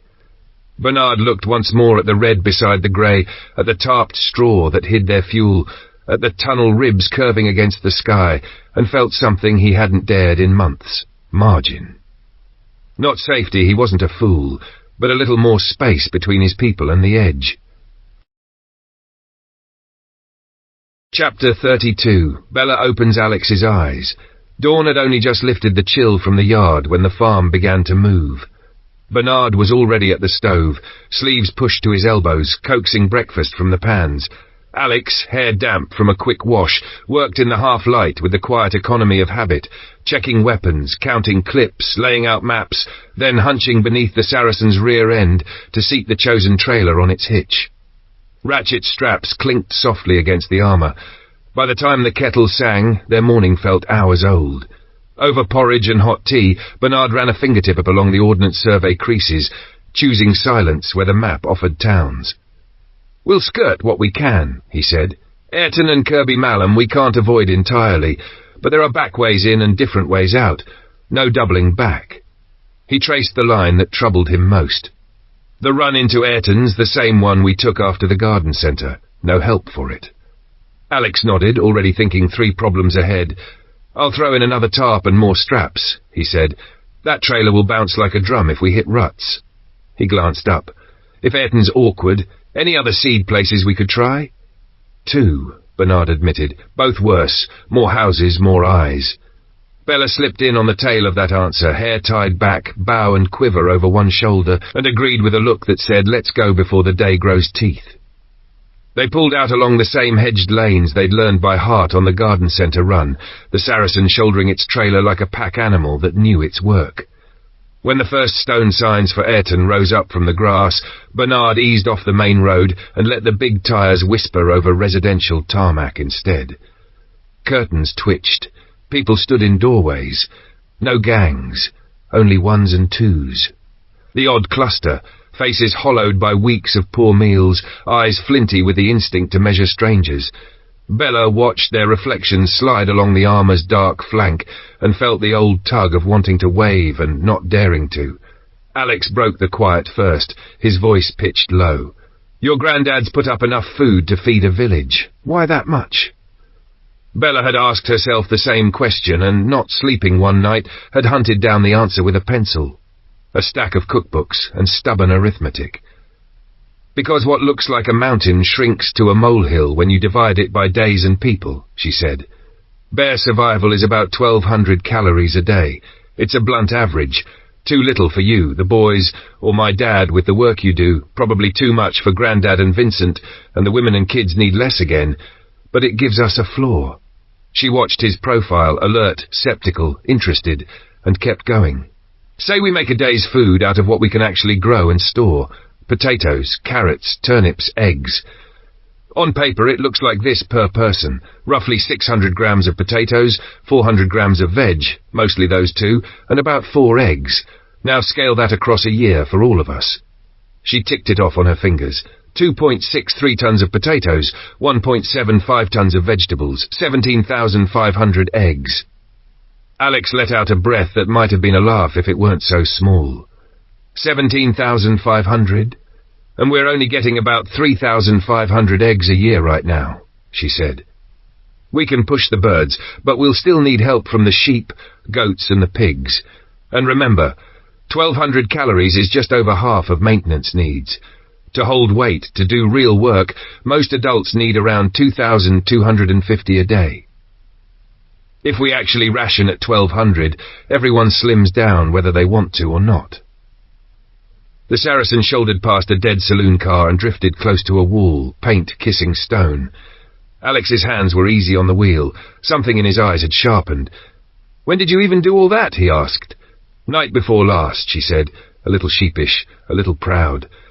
"Couldn't sleep. I went downstairs, pulled a few books and made the numbers hold still." He glanced at her.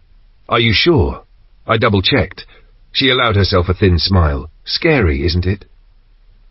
Silence opened, not hostile, but heavy, the weight of new knowledge settling properly. Alex stared through the slit and, she could tell, saw supermarkets for the first time as larders of calories rather than aisles of brands. I knew we needed a lot, he said at last, but not like that. And that's before bread, she said. A vegetarian who eats sensibly, veg, fruit, grains, still gets through around 1/2 ton a year. We have some stores for that, fruit bottled, some flour, but we'll need to mill grain ourselves and roll oats for porridge long term. No sacks of fast calories to cheat with anymore. Before, a family shop might have been 45 to 55 kilos a week, 2.3 to 2.8 tons a year for 4 people, and lots of that weight was processed stuff we can't make. Switch to whole foods and the weight often goes up by half. It's bulky. Roots, greens, fresh fruit. He gave a low whistle. So every one of those sacks back in the barn is a week or two, not a winter. Exactly. She nodded toward a terrace where a woman stood with a baby tucked against her, eyes flat with tiredness. And every face like that is another reminder we can't count on finding anything along the way. They slipped past Ayrton without incident and threaded toward Kirby Malham, the way Bernard had promised. One way in, another out, keeping their footprint crooked enough that no one could predict a return. The trailer shuddered over a pothole. The ratchets sang. The sun climbed. Numbers kept sitting in Alex's head like stones, each one anchoring a new thought.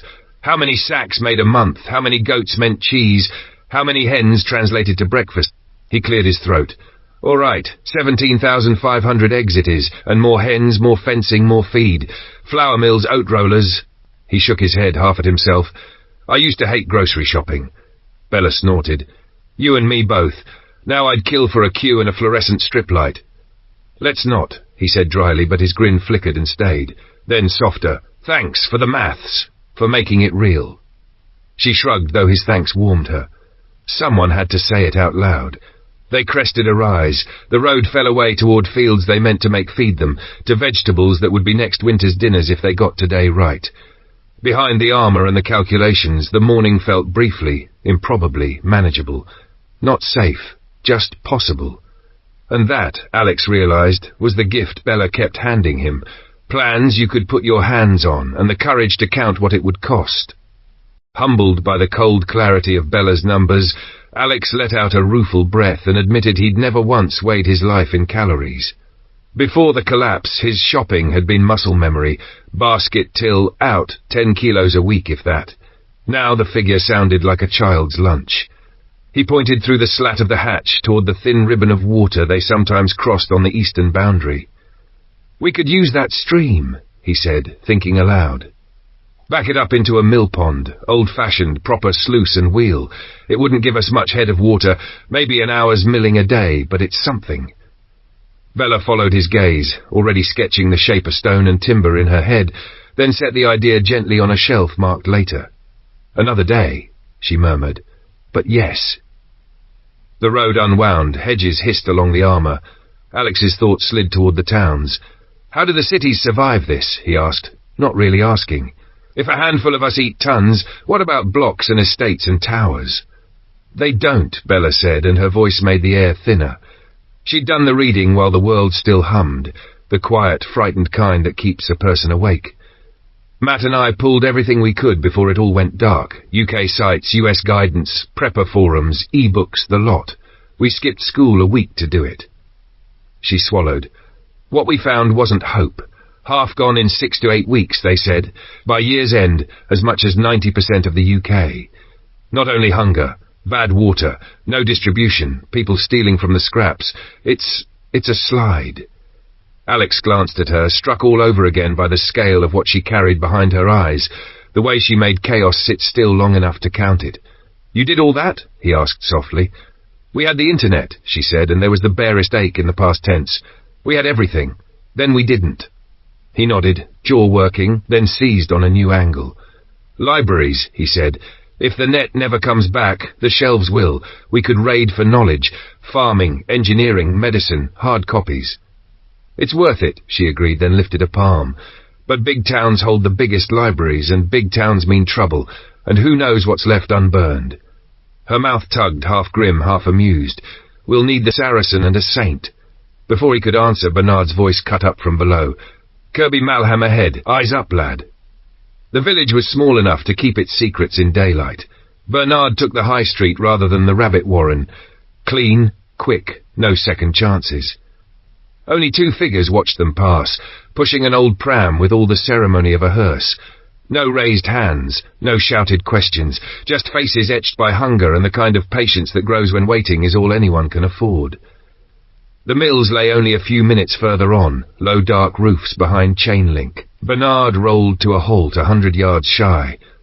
Bella and Alex dropped to earth and let the hedges own them, slipping from hawthorn to hawthorn until the tall fence loomed. Up close, the place felt abandoned, the air holding the dry, boxy smell of dust. They scaled the mesh, dropped lightly into the compound and ghosted to the gate. Alex squatted, fingers tracing the padlock, the chain, the undisturbed film over the latch. "No traffic," he whispered. He climbed the 6-foot gate, swung down to the far side and raised a hand to Bernard. The bolt cutters bit cleanly. The gate gave with an old man creak. Alex looped the chain back through and set the lock in its jaw as if nothing had ever moved. To a glance, it still hadn't. They crossed the cracked yard to a warehouse with its purpose painted in letters large enough to see at speed. The access road ended here. Beyond the door, nothing but a blind wall, which made it perfect. One more padlock went the way of the first, and with Alex's palms guiding inches and angles, Bernard eased the Saracen and its trailer into the dim belly of the building until the sunlight died on the paintwork. Loading took hours, and all the grip in their hands. Bernard's list had the steady, relentless logic of a farmer's winter. Sacks and tins, fittings and fasteners, spares for the things that would break and spares for the spares. Crates rasped on concrete. Cardboard sighed, straps ratcheted, sweat built under clothes despite the cool shade. As the pallet stacks climbed, the trailer's springs settled lower and lower, until Alex shot Bernard a look that said enough. They threw the last tarp, pulled it tight until the sheet sang, and cinched it with webbing. Then they backed out the way they'd come and took pains to leave behind a scene exactly as they'd found it. Door drawn to, chain threaded, padlock kissed back into its scab of rust. They were quiet rolling into Kirby Malham again, the sort of quiet that isn't superstition so much as respect. At the junction by the old stone cross, Alex glanced in the mirror and saw the first pickup nose out, then the second. He didn't say anything at first, counted lengths, checked speed, watched how the drivers sat inside their cabs. Too close. Not curious, committed. "Company," he said at last, and Bella twisted to look while Bernard's hands tightened a fraction on the wheel. No headlights flashed, no tires screeched. Just 2 old trucks settling in behind them like dogs finding a scent. The Saracen gathered itself, heavy with the morning's good fortune, and shouldered for the open road. Chapter 33. Unheeded Final Warning. Alex popped the hatch and rose into the wind, helmet biting at his brow, the 2 makeshift vests creaking across his ribs. 40 miles an hour was all the Saracen could promise on the flat, and even that felt optimistic with a trailer's worth of weight still in its bones. Yet the 2 pickups shadowing them neither closed the gap nor fell away.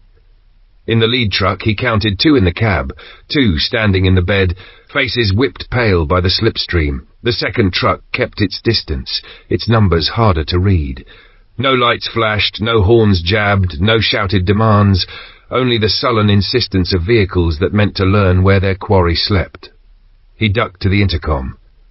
"They're just sitting on us," he told Bella. "Tell your granddad, straight through the village. Don't stop for anything, even if we have to shoulder cars. And remind him, the launchers are loaded with CS. If it turns, he fires."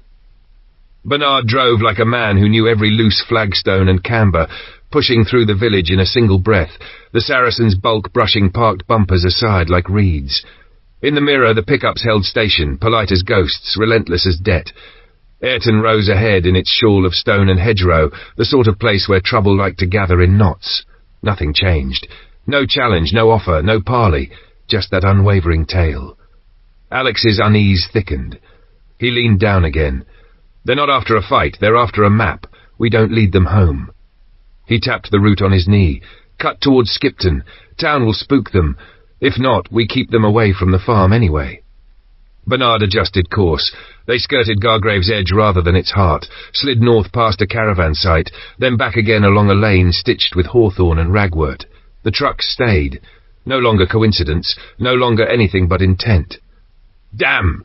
Alex said at last. "High ground, one approach, no flanking track. We hold there." He racked the Bren by reflex, the familiar clack running a tremor through the metal. "We'll warn them first, then gas."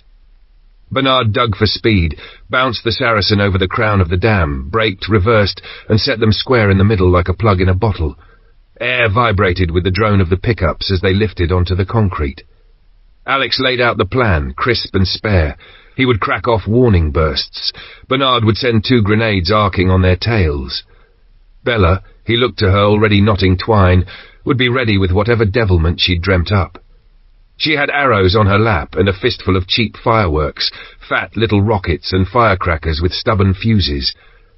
Calm as threading a needle, Bella taped, tied, and set a slow match, hissing, her eyes never leaving the far end of the dam. Alex rose into the hatch, squared the Bren on his shoulder, and stitched a line of dust-spitting rounds across the tarmac 10 yards in front of the lead pickup. Sound more than threat, an iron-voiced "turn around." "Grenades," he called, and Bernard thumbed 2 plungers. The tear-gas canisters banged open downrange with a pair of hard, hollow coughs. White clouds unfurled like tatters of fog and drifted low, hungry for eyes and throats. The pickups hissed to a stop short of the haze. Alex lifted his voice, letting it carry. "Last warning. Next you hear will be mortar. Turn back now." The words hung, the wind took them. The trucks nosed backward 2 car lengths to let the gas thin, and Alex's gut sank. They weren't brave, they were deliberate. Bella had already slipped through the Saracen's rear hatch, body low, the slow match cupped against the lee side of the chassis until its ember steadied. She peeled off down the dam's sloped face, crab-walking the ribbed concrete, keeping the Saracen between her and the men on the road. From there, the lake's breath licked at her cheeks. She could taste the mineral in it. The first arrow went high and wide by design, its rocket hissing into a patch of empty verge. It cracked apart with a shriek and a scatter of sparks, alarm with no teeth. Heads turned, attention yanked like a leash. The second and third came in low and true, firecrackers taped to their shafts, slapping onto each pickup's door with a sound like open palms. A heartbeat later, the crackers began to hammer, rapid, angry claps that made nerves jump in their skins. The driver of the lead truck jerked in his seat. Alex saw the barrel come up, a rifle, waggling through the cab window, and saw it tumble away as the cracking on his door exploded into his nerves. The driver yelped, half fell, and shouldered the door open, pawing for the fallen weapon. From her angle down the dam's flank, Bella drew and loosed again.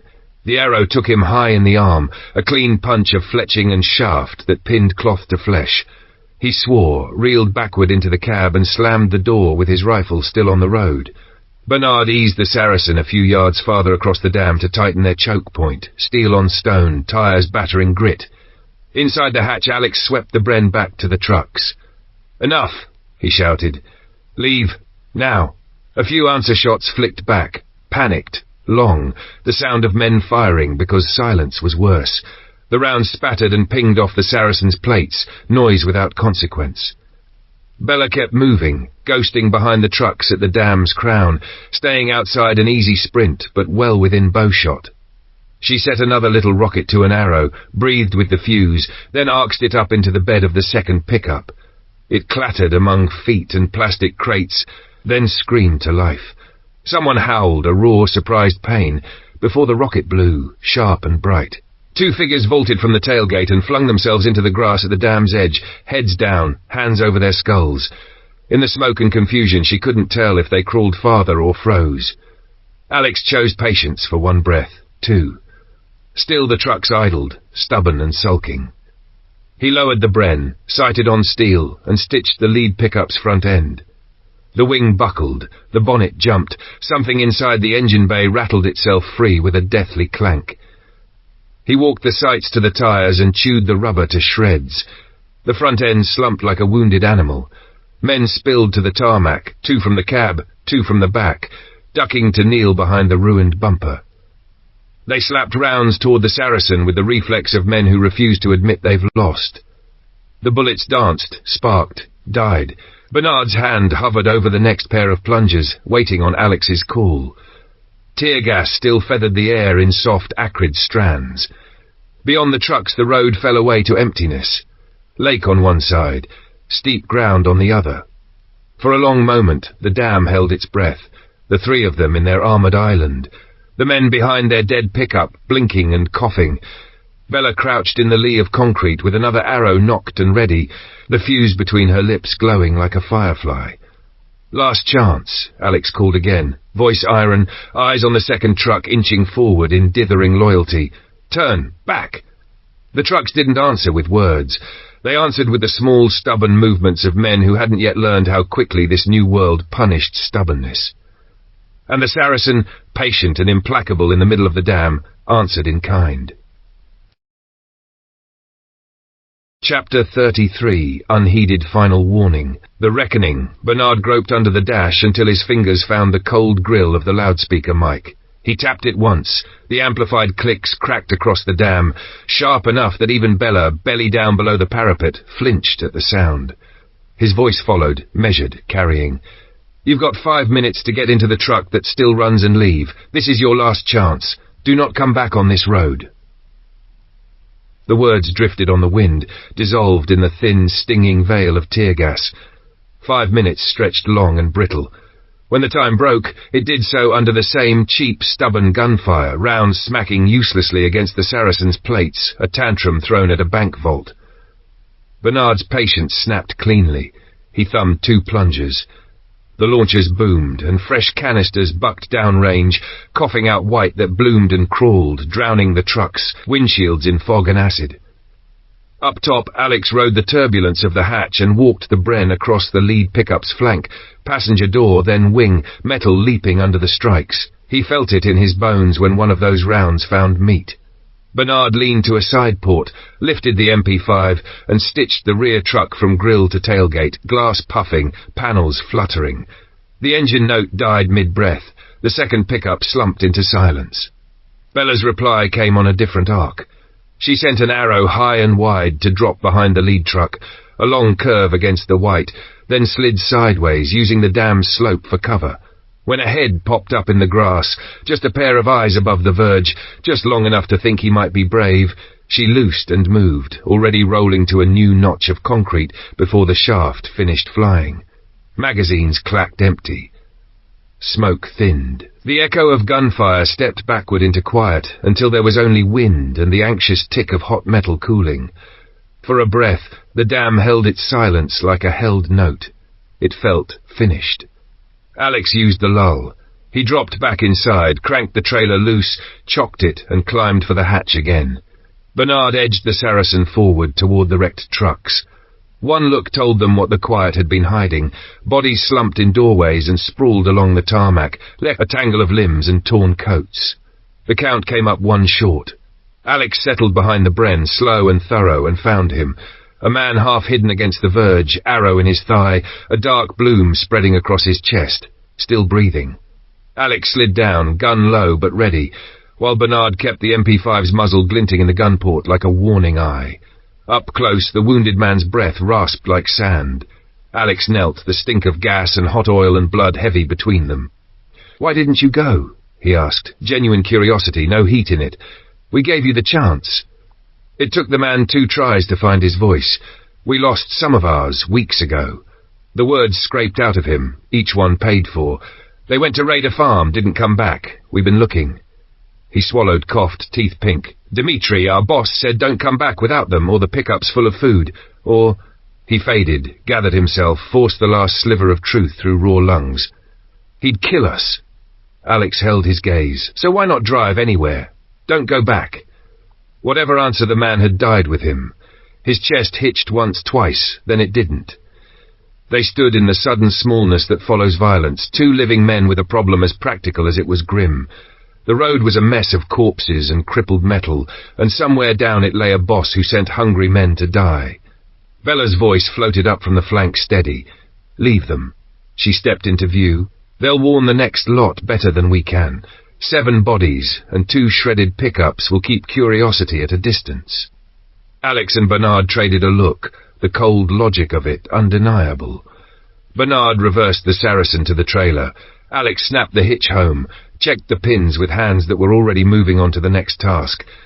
Bella made a quick harvest of what could be taken, scavenged rifles, a handful of magazines, the few loose rounds that hadn't rolled into the grass, and bundled it all inside.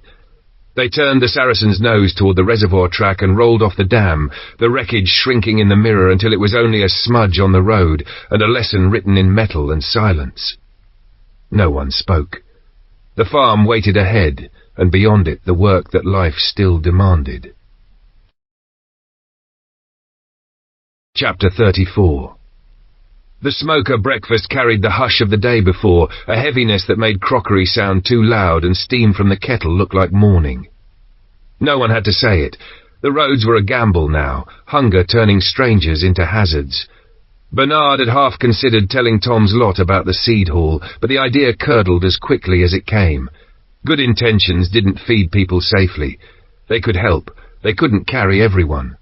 To break the weight of it, Alex reached for the practical.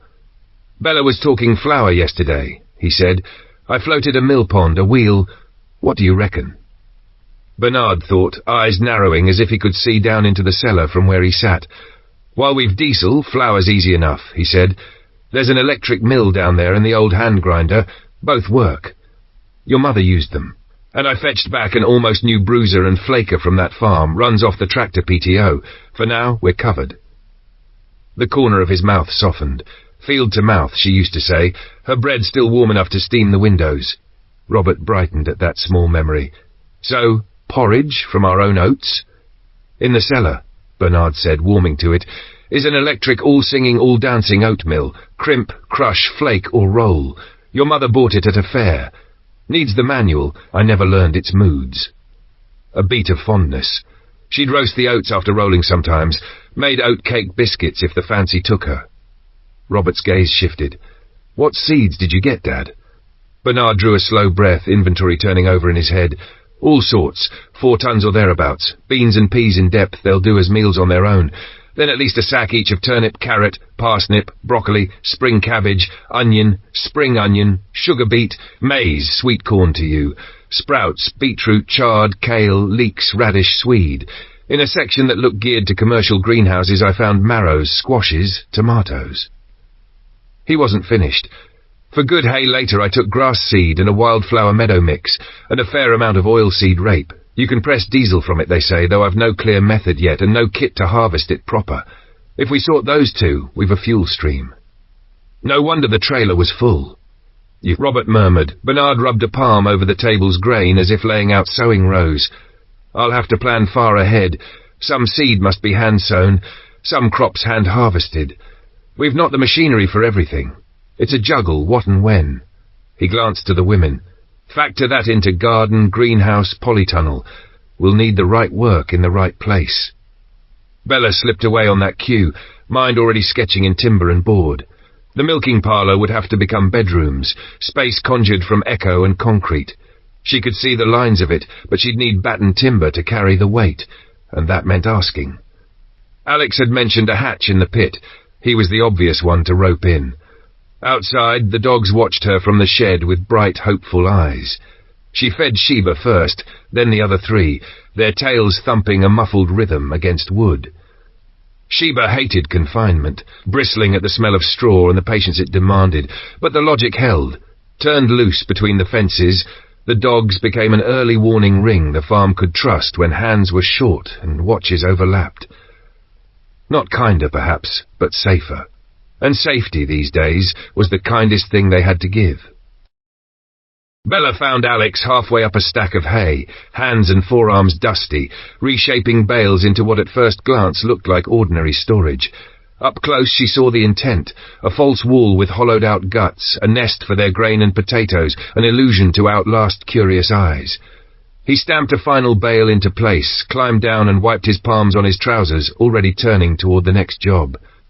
"Hey," she called, crossing the cool straw-sweep barn. "I need you on the bedroom floors. You mentioned a trapdoor to the milking pit, but I'm not sure how to build it." Alex tipped his head, half apologetic. I promised your granddad I'd help on the dryer first. He's got a batch too wet to store, wants it down dry enough to seal without the weevils throwing a party months from now. Solar heat, plus an old stove to top it up. It's clever. Doesn't it itch your brain a bit? He grinned. Tell you what, help us get that running, and after, I'm all yours. All right, she said, curiosity already beating out impatience. What do I do? He shrugged. No idea yet, waiting on Bernard's grand plan. The grand plan arrived tucked under Bernard's arm, paper smudged, pencil gouges deep where the thinking had got intense. He laid the sketch on a bale and walked them through it, voice practical, eyes alive. Simple, and it might not work first go, he said, unbothered by the risk. A big box, really a shed, skinned in metal sheets. Paint it matte black so it drinks the sun. Inside, a frame with racks to hold shallow metal trays of grain. We run a flue from the pot-bellied stove, snake it under both shelves from the back, then out the top. That gives us low, steady heat. I want the pipework in sections so we can unship part of it and use the box as a smoker when needed. Aim is to drive off moisture and cook any pests so we can seal grain into plastic tubs and have it keep, but only if it's dry and clean. Questions? I get it, Alex said, already scanning the pile of salvaged tin. We'll adjust as we learn. They built it in pieces, frame first. Uprights, cross-bracing, the kind of modular backbone Alex swore would be exactly how they'd stud out the barn walls later. With the skeleton square, they measured for the corrugated sheets that would become broad, shallow trays. 2 tiers, one each side, like bookcases of grain. Bella liked the small, cunning detail Bernard insisted on. Each tray frame left with a gap at one end, so when the wheat finished drying, they'd only have to lift the far edge and sweep it down into a waiting bin. No heaving, no spills. They fixed the shelf frames, slid the trays home, then skinned the flanks and roof with metal. The stovepipe, thin single-wall lengths, ran low along the rear, split with a Y-piece, and curled under the shelves before punching up through the top. The pot-bellied stove itself sat just outside the shed, squatting like a black toad. I propose we use matte black paint, Alex said, deadpan, holding up a tin. Matt groaned. Hilarious. Try not to pull something patting yourself on the back. Paint'll set quick in this sun, Bernard cut in, consigning the joke to history. While the boys rolled on the black, Bernard fetched 4 buckets of wheat and poured a neat, even spread across each tray.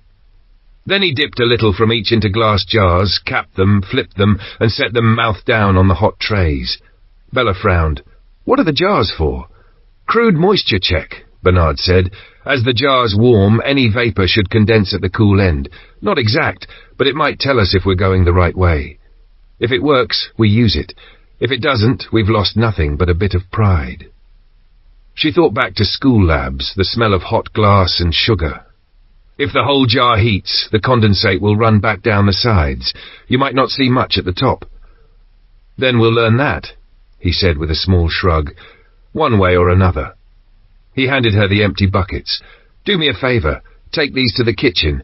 Ask the girls to wash them with hot water and a pinch of salt, then rinse and leave them upside down on the dining table in the sun. No cloths, air dry only. And grab 4 lids from the barn while you're at it. Bella nodded, already plotting the quickest route.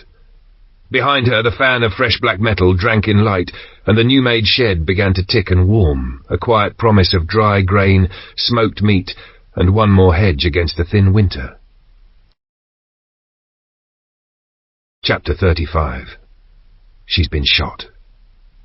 In the milking parlour's long, cool echo, Bella swept the concrete clean, the broom whispering up dust and grit until the floor showed its pale, scuffed skin. Beside her, Alex moved with a purposeful calm that meant a plan already lived in his head. Tape measure looped on his belt, pencil behind one ear, he ferried lengths of timber and a scatter of tools to the centre of the room. They fell into their usual rhythm, few words, a lot of trust, marking joists, checking square, driving screws until the first frame sat solid as a dock. When the bones of the floor were down, Alex leaned out of the hatch and called for the boys. Daz and Matt thudded over from the old barn, each with a sheet of plywood balanced like a sail between them. Together, With the easy choreography of tired people who'd learned each other's habits, they laid the boards and sent the battery drills stuttering into the wood until the joists disappeared under a clean new skin. The trapdoor came next, measured to marry the existing concrete steps. Bella steadied the panel while Alex set hinges. Then they both lifted and settled it again, testing the weight, the clearance, the way it closed with a soft, sure thump. Before they shut it for good, Alex strung a short run of cable and set a car spotlight at the far end of the underfloor void, wiring it tidally back to a switch. He flicked it on, a wedge of white cutting the gloom, then snapped it off and lowered the hatch. He paused. "Security," he muttered, and vanished toward the box of salvaged fittings. When he came back, he had a spring-loaded gate latch, the kind you could work one-handed with gloves. He fixed it inside the hatch, so the bolt bit cleanly against the framing, and then, thinking ahead, looped a discreet length of wire to the mechanism and ran it up to the underside of the attic stair. A tug would draw the bolt to release. Left alone, it locked itself. He tested it twice, felt the click both in his fingers and in his chest, then shut the hatch and ran his palm around the seams. From above, it read as a neat square of floor and nothing more. They stood back and looked at the sweep of space they'd created. The parlour's span would take 4 small rooms easily, they realised, enough for now and a little to grow into. Bernard's old refrain came to Bella, "A bedroom is only for sleeping." Even so, these would be bigger than most in the farmhouse. They began setting lines for stud walls, and while Alex braced the first upright, Bella ran cable along the ceiling runs where the lights would live. Insulation could wait. The attic made access simple, and momentum mattered. They boarded the first ceiling panels until their shoulders burned, then admitted hunger and called a truce for food. Morning brought a prickle of purpose with it. The breakfast table felt almost crowded again, chairs scraped, mugs steamed, though 3 places sat empty. The girls had just come off the night shift and were down for a few hours' sleep. Robert, newly diligent, was at the lookout post. Later, Sandra wanted him moving gently in the greenhouse, the sort of work that would coax strength into healing fingers without asking too much. The phone's shrill cut clean through the talk, and the dog's sudden volley said the gate had a visitor. Robert's voice came down the line, thin but steady. David and his lad were at the entrance. Alex, Vincent and Bella were already moving. Bella unlatched the yard, Alex swung the gate wide, and they waved the Land Rover through the barrels and into the safety of the yard. Inside, Sandra set about the kettle, cups appearing in her hands like a magician's trick. David didn't stand on ceremony. His gaze snagged on the new clutter of red tractors, the trailers, the parts lined like patient animals. "Quite the collection. Where'd you pick it all up?" "On a seed run," Bernard said, almost sheepish. "Looked like they were gearing for an auction. Lot numbers still on half of it." "Luck's on your side," David said, and Bernard nodded, an honest admission that fortune had carried them further than skill alone. "And the seeds?" David's eyes creased, practical interest returning to its true north. "We brought back plenty," Bernard said, tipping his head toward the memory of a sagging trailer. David shifted, the real reason for his visit settling between them. "I've come into some swede and sugar beet. Wondered if you'd trade." "What for?" Bernard asked, as if weighing scales appeared between them. "Grain," David started, then glanced at the new machines and the set of Bernard's jaw. "Or seeds, if you've spare." Bernard's answer was immediate and gentle but firm. "We can't part with seed, not now." He let the refusal breathe, then turned it into an offer. "What I can do is give you a place, a mill. Not the farmer's not shop front. This is the store behind the store. You take what you can carry. No strings, just leave it as you found it. We may go back." He said it like a man who'd spent a life bartering without a raised voice. The mill wasn't common knowledge. He'd learned it sideways from glossy leaflets not meant for him. Vincent nodded. He'd had it confirmed by a client years ago. Between the two, it felt like more than rumour. "How far?" David asked, all blunt sense. "Close," Bernard said. "And off the beaten track." He added the practical warning. "Looks locked, but it's not. Go quiet. Lock up after. The fewer who know, the longer it lasts." David weighed it, thumb rubbing the rim of his mug. Distance, risk, reward, all moving parts of the new arithmetic. He gave a short nod. He'd come for a trade and left with a map in his head, and that was better than a sack you'd eat through in a week.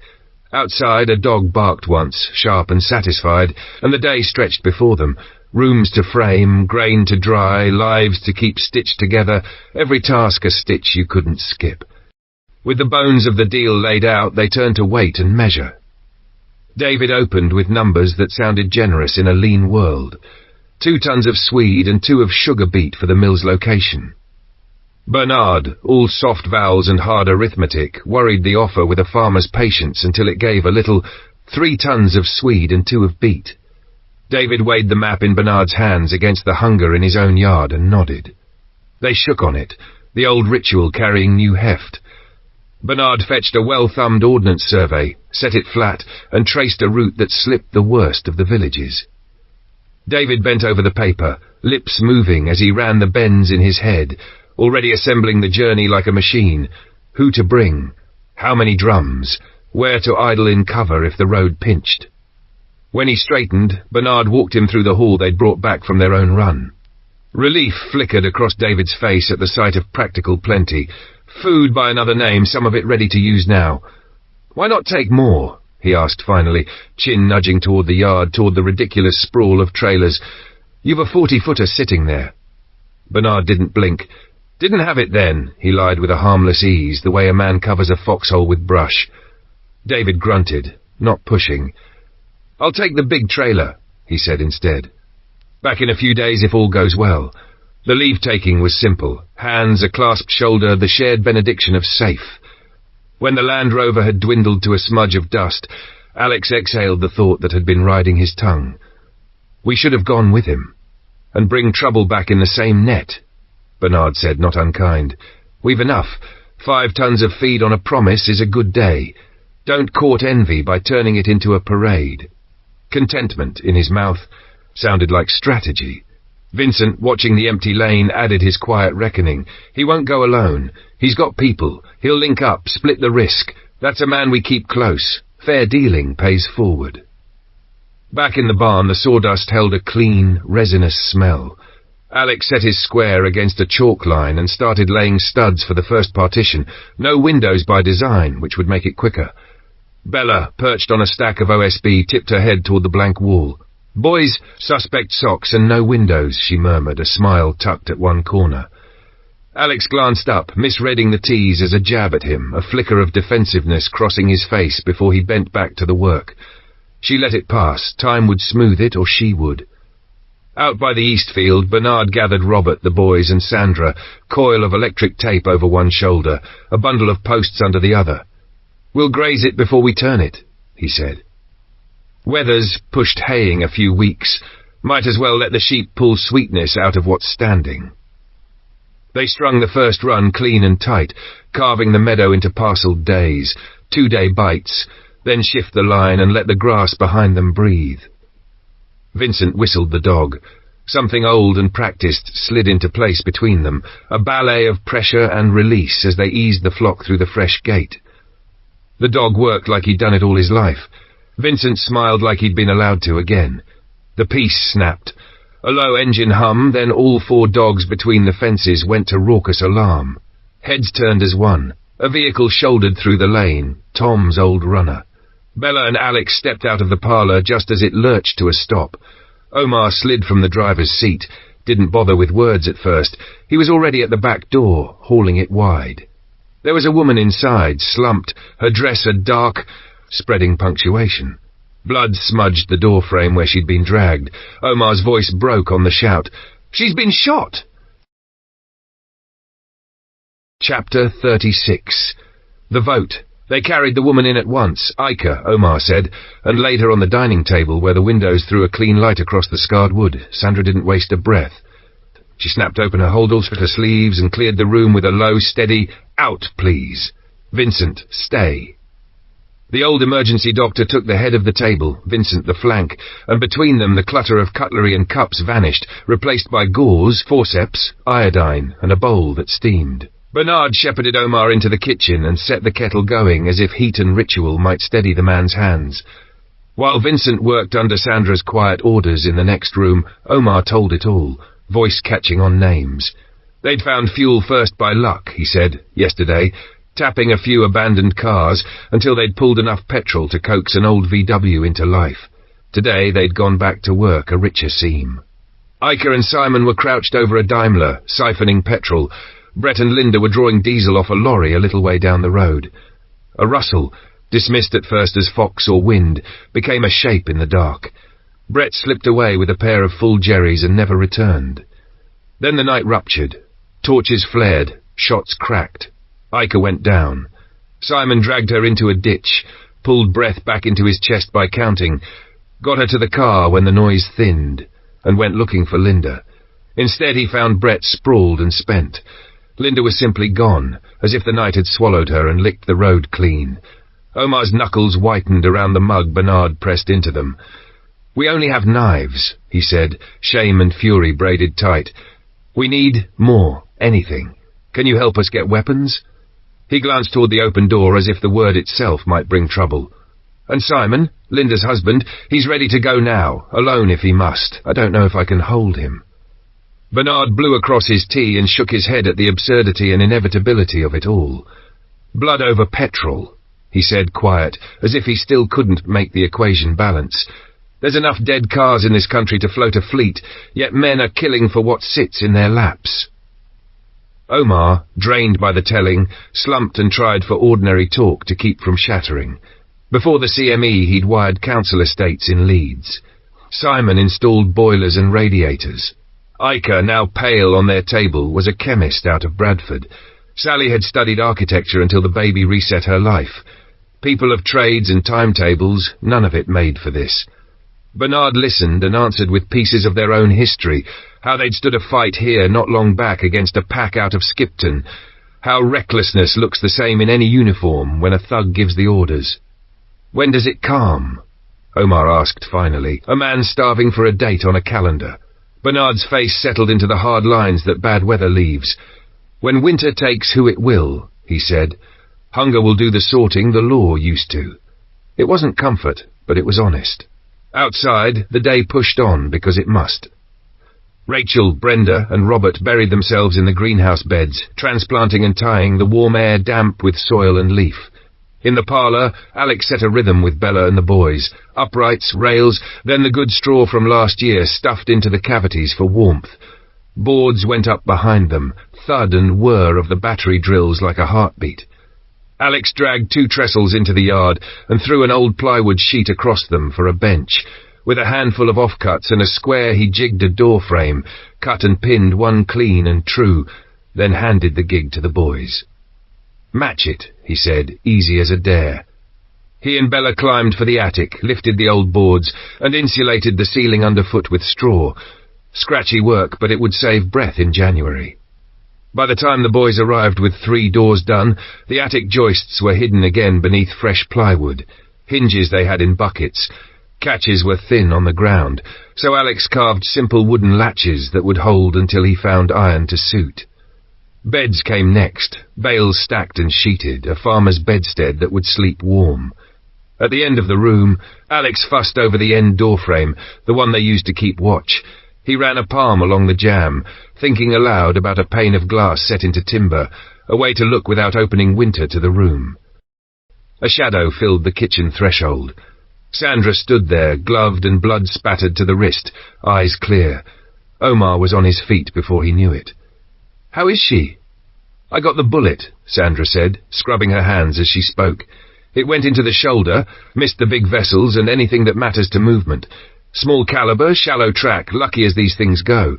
She's sedated. Bleeding's controlled. The next 24 hours are the bend in the road.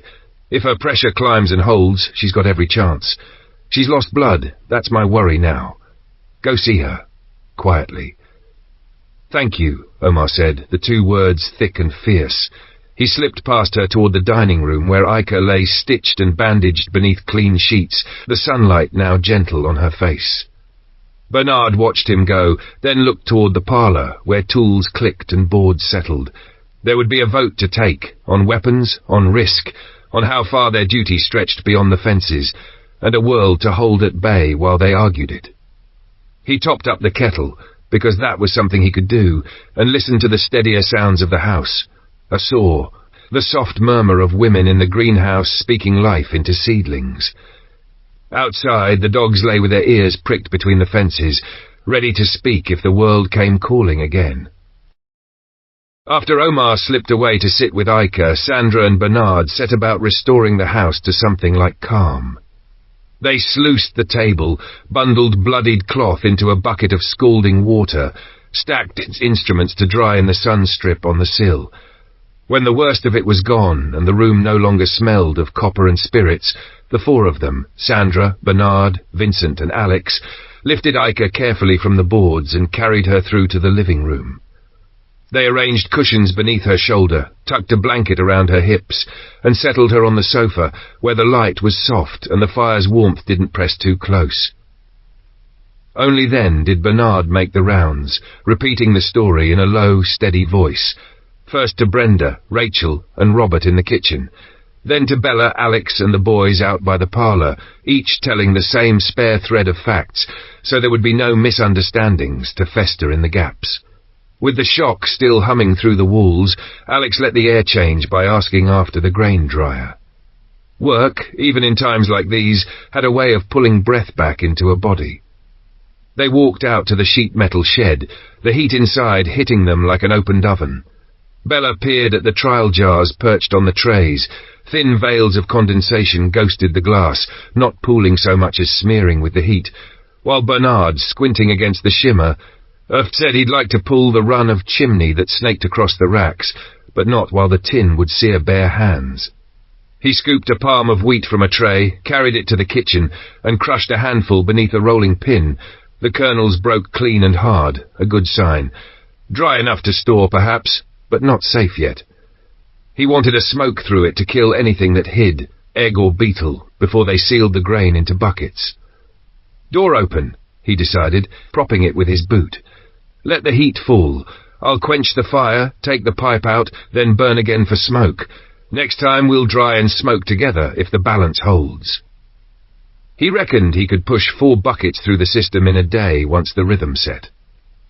Alex, already thinking 3 jobs ahead, remembered the window he'd spotted leaning in the old barn. He fetched it, found a pair of big T-hinges and a sound plank, and built a board and ledger door with the pane set high. He carried it up with Bella to the parlour attic, where they hung it square in the frame and stood back a moment, pleased with how the glass pulled light into the narrow end of the room. Then he sent the boys scurrying for 2 paving slabs without explaining why. He cut a neat hole in the wall beside the new door, bedded an insulated stovepipe into a collar of wet cement, and laid the slabs on the floor beneath, tight to the wall. Curiosity kept the boys orbiting him. He let it work in his favour and disappeared to the old barn, returning triumphant with a small cast-iron log burner rattling on the sack truck. Together they wrestled it up the stairs and onto the slabs. Alex mated the flue to the collar and sealed the joint with fire cement, smoothing the bead with a wet finger, leaving the clean curve to set. They stepped back out into the yard where Bernard, overstaying patience with the heat, had a cloth around his hand and the chimney pipe half lifted. Alex helped him ease the length down, both men walking it aside like a balky ladder. Bernard shut the door, lit the kindling anew, and once the drawer took, fed the small fire until it settled to a steady heart. With the flames behaving and Sandra sitting by Ica's side, Bernard called everyone else to the barn. The straw-smelling space swallowed them easily. Rachel wiped palms on her skirt, the boys leaned against stacked bales, Vincent took the post nearest the door. Bernard set his cap on a beam and began. "First thing," he said, "Omar, we feed him and he rests a bit, but I'd like him to go back tonight. We can't carry anyone's troubles beyond our fence for long. Not just now." Murmurs, nods, no dissent. The second matter had more burrs in it. "He asked for guns," Bernard went on. "I propose we give him one of the rifles from the pickups and a revolver, with 10 rounds for each, no more. Enough for a fright and a fight, not a war, till we know them better." Bella's jaw worked for a beat before she spoke. "And when food tightens, are we arming tomorrow's problem because our hearts are soft today?" Vincent, leaning on the doorpost, shook his head. "Leave him empty-handed and he'll find worse friends than us to fill them. he said. Alex, catching the weight on both sides, asked for time. We should sit with it, he said. Half an hour, and Sandra should have a say. They broke. Bernard went to check the stove again, a habit of mind as much as a duty, and then slipped into the house where Sandra had a tray of mugs ready. He passed one to Omar, murmured that they were talking the guns through, and met Sandra's eyes over the steam. She listened in 3 breaths and nodded once. Give him something, she said. The country's littered with firearms now. Better he carries ours with our warning in his ear than someone else's with none. Half an hour later they filed back into the barn, cooler heads under the cool roof. Bernard took a show of hands. 2 stayed down, Bella's and Brenda's at her side, both women steady in their worry. The rest of the palms lifted, reluctant but resolved. The motion carried. They would put food in Omar's belly, send him home with a rifle and a revolver, and 10 rounds for each, and a clear boundary set in plain words. Outside, the dryer ticked as metal does when heat changes its mind. Upstairs, the fire cement around the new flue turned from grey to pale as it cured, and in the quiet room, Ica breathed as if sleep were a narrow bridge she was determined to cross. Chapter 37. Love is in the air. After the plates were cleared and the last of the steam drifted from the stew pot, Bernard invited Omar to sit and eat with them, adding, gently but firmly, that they would talk afterward, and that he'd need to head back to Tom's by nightfall. In this weathered world, hospitality still mattered, so did boundaries. Out in the greenhouse, Robert worked with the absorbed quiet of a man rediscovering an old language. The damp glass breathed warmth against his face, earth and leaf smell lifting memories he'd let slip for years, weekend beds turned over in spring, seedlings teased awake in jam jars, the small, stubborn satisfactions of tending. He missed the ease of the before times, he couldn't lie about that, but the slower rhythm held its own kind of mercy, a steadying thought.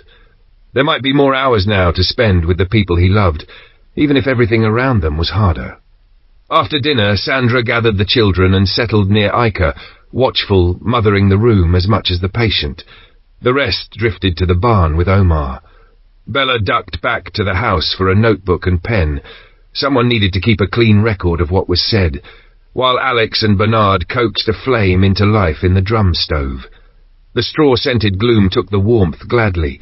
They pulled up bales and boards for seats, the circle tightening as talk turned from neighbourly to necessary. Bernard began, his voice even. Omar, we've talked it through. We can spare 2 firearms. He didn't dress it up. And I'll say this plain. Hunting for Linda will likely cost more lives. It will pull trouble to your door. You must think long-term, not just with your heart. He leaned forward, elbows on his knees. Plan before you move. Write down what you need and the safest way to get it. You've enough food in the cellar to see you through winter if you handle it right. There's a hand mill down there. Grind flour weekly and no more. Grain keeps, meal doesn't. Betty was a fine cook. Her books will have tricks for ration baking, grated carrot instead of sugar, that sort of thing. He ticked through the rest. Oats to porridge if processed properly and soaked overnight, vegetables dried on straw and stored in trays, damaged produce eaten first. Don't waste skins, there are calories in everything now. Watch your stored grain, he finished. If it sweats, spread it in the barn and dry it again. Dry buys time. He sat back, the weight of it settled between them. Above all, stay put. Every errand is a risk, being seen, being followed, stumbling into someone worse. Bella's taking notes, keep them close. Have I made myself clear? Alex added a hard edge. Assume property is trapped. Fields, sheds, even doors. We've set things here that would stop a stranger. Others will have too. Thank you, Omar said a little hoarsely, then risked the question anyway. Could we trade labour for supplies? Bernard shook his head, not unkindly. Not now. Learn first. Find seed packets on your own land. Read the backs. Use the books in the house. We can point, we can't carry you. If you don't get ready for next year, no one can do it for you. We must protect our own, or there'll be no one left to help at all. Alex glanced up at him. And don't plant flags on other people's stores, he said. Disputes turn deadly very quickly now. Omar let out a breath that sounded like surrender. We were not ready for this. We've no idea, have we? You will, Alex said. You said you were after fuel. What for, beyond the obvious? Our generator, Omar admitted. I can point you to diesel, Alex said, weighing the risk and deciding for it. Daylight only. Scout first for eyes on you, and in return for the guns bring us 20 gallons. Fair? Hope broke through Omar's fatigue. Where? Just over the dam are 2 pickups full of holes, Alex said. They'll give you some. 2 miles farther left side, a deserted farm, 2 big tractors. Their tanks will be rich. There's other kit there you might use. Never go alone. 1 to gather, 1 on a vantage with eyes up and a weapon ready. Park out of sight. Assume you're being watched even when you aren't. Vincent nodded. Don't wander. Curiosity gets you killed. Bella, who'd been quiet, lifted her head. And blackout at night, she said. Headlights, windows, they call to trouble from miles away. Either switch off or make sure no light leaks. We put curtains up for a reason. Always ask what weakness your plan exposes, Alex said. If you can't answer, don't do it yet. Omar swallowed. Thank you. I'll see Ica, then go. May I come again in the morning? After 8, Bernard said. Someone will be here, and stop Simon from running after Linda. It will end the same way Brett did. Before Omar left, Bernard showed him the dryer, explaining the shift from heat to smoke and how to test grain by feel. Then Omar and Vincent went inside to talk maps and timings. In the yard's long light, Bernard and Bella turned to the quiet work of pouring grain into clean buckets, sealing each tight. The boys would carry them to the old barn cellar once Omar had gone. 100 more waited in the weeks ahead. They readied 4 for morning, set them aside, then Bernard headed in for a drink and a chair. Bella went to find Alex and couldn't. Sandra might know. She cut through the barn and stopped dead in the half-light. Sandra and her father were folded together near the stacked crates, a tangle of arms and grief and want, the kind of closeness she'd never have put to either of them after so many sharp words. Heat climbed her neck. She stepped back into shadow and slipped away as quietly as she'd come, heart-knocking, the world rearranging itself by a degree she hadn't expected. Fine. Watch would clear her head. She headed for the milking parlour and took the post alone. The night had just begun to settle when a ripple of sound drifted down from the attic, breathless, unmistakable, the sort of intimacy the thin walls of a new-made community couldn't hide. Bella pinched the bridge of her nose and let out a sound that was almost a laugh. "Did I nap through winter?" she murmured to herself. "Is it spring already?" The last thing she needed was to climb those stairs and find the boys in some ill-advised tangle. No, absolutely not an image to live with. She left the phone by the window, checked the dogs between the fences, and crossed to the farmhouse instead. Bernard would have a kettle on, and there was comfort in the ordinary business of cups and steam. Outside, the yard breathed straw and warm metal. Inside, the house breathed quieter still, a small mercy at the end of a long, ferocious day. Chapter 38. Alex is missing. They were halfway through breakfast when Omar appeared at the back door, shoulders tight, eyes rimmed with a night's worry. Robert brought him in and closed out the morning chill. In the next room, Sandra was peeling back Ica's bandage with practiced gentleness, checking colour, heat, the give of muscle. The girl stirred, eyelids fluttering, pain soft but present. "She's turned a corner," Sandra said at last, a breath of relief escaping her. Omar's thanks came out raw and earnest. When Ica drifted back under, Sandra washed her hands and slid into a chair at the table, letting the steam from Bernard's teapot fog her glasses. "Sleep well?" Bella asked, trying for lightness. "Like a log," Sandra said, then tipped her head. "Truth, I wasn't sure she'd see morning, but she's doing remarkably well." With no strict plan set for the day, a rarity that made Bella oddly restless, she turned to her grandfather. "Do you want a hand?" "I could use it moving the sheep," Bernard said. "Dryer comes first." Omar came back from Ica's bedside a few minutes later. Vincent, cradling his mug, asked after the others. "How are Simon and Sally coping?" "Better than I feared," Omar said. "I told Simon what you said about Linda. I don't know if it's sunk in." He hesitated. "We're going for the diesel today. A job might distract him, at least for a few hours. We're short on cans. And if it's agreeable, we'd like to take the guns with us." "That's fine," Bernard said. "When you're ready to leave, the jerry cans and weapons will be in the garage. I need to get the dryer lit first, Bella." They were heading out when Bella caught a glimpse of Vincent on a stepladder, brush in hand, dark strokes swallowing the ambulance white of the Saracen. "Why the repaint?" she called. Vincent didn't look down. "Because this thing is a boil on a nose. I'll do the ferret after. Plenty of paint. Dark green buys us anonymity." Bella nodded. "Makes sense." In the barn, she and her grandfather worked easily shoulder to shoulder. She spread grain in the shallow trays. He coaxed flame into the pot-bellied stove, the iron ticking as it warmed. When the heat ran steady, Bella crossed to the old barn, retrieved a rifle and a revolver, and set them with 4 empty jerry cans in the garage. Back in the kitchen, she let Omar know where to find everything. The morning widened into a slow walk along fences and tussock, the dogs ranging and circling. With her grandfather, even the small jobs felt like inheritance passed hand to hand. He listened the way he always had, with room for her to think her thoughts aloud. They moved through fields as if reading a ledger of months to come. "I've been thinking about that 1-acre goat field," he said at last. "Plough it in. Put onions, sweet corn, marrows, squashes, spring greens there. The main field would do it, but timings and storage will snarl with everything else. Better to keep the garden for the bits and bobs and give you all more ground for the table." "We should ask Dad and the girls," Bella said. "Make the task list we talked about. Assign who's doing what. He'll back it." They found Robert with the others in the polytunnel, sleeves rolled, fixing a long raised bed down the centre, the damp plastic ceiling thrumming faintly in the wind. "If I hand you the old goat field," Bernard said, "and get it ploughed, can you manage it alongside what you've got? I'm thinking bulk crops sown across the year, shorter keepers like onions, marrows, squashes, main fields next year for roots. We can store those longer. The big field and the land around Daniels will take hay and grazing." Robert weighed the shape of the seasons. "We'll need extra hands at peaks, but yes, we can manage."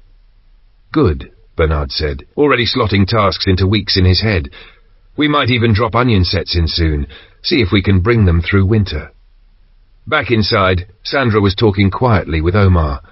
He spoke about Ica when she'd been shoulders deep in research, climate change, the way fields had been weaned onto fertilizer and pesticide, and how strange it felt to bring her that old world when the new one kept banging at the door.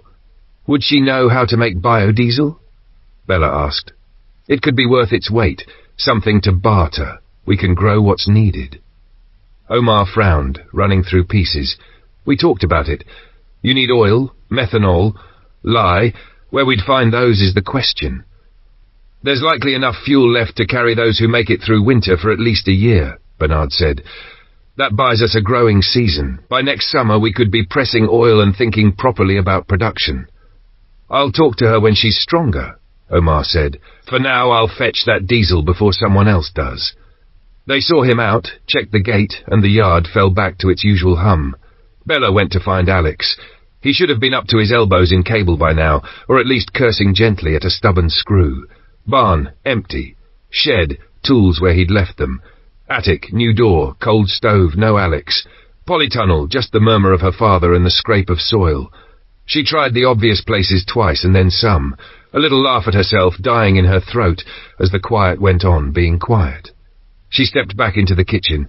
"Has anyone seen Alex? I've looked everywhere." Sandra and Bernard shook their heads. "I haven't seen the boys either," Bella added, the shape of worry settling behind her ribs. "They'll be sleeping," Sandra said. "Night watch." Bella nodded, but the unease didn't loosen.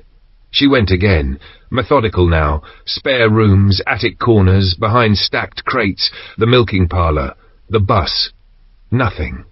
When she returned, her voice had lost its brightness. "Alex is nowhere to be found," she said, and the room seemed to tilt a fraction, as if the day itself had slipped out of true. Chapter 39. Working Together. Robert came in from the yard with the weather still on his shoulders and an odd look in his eye.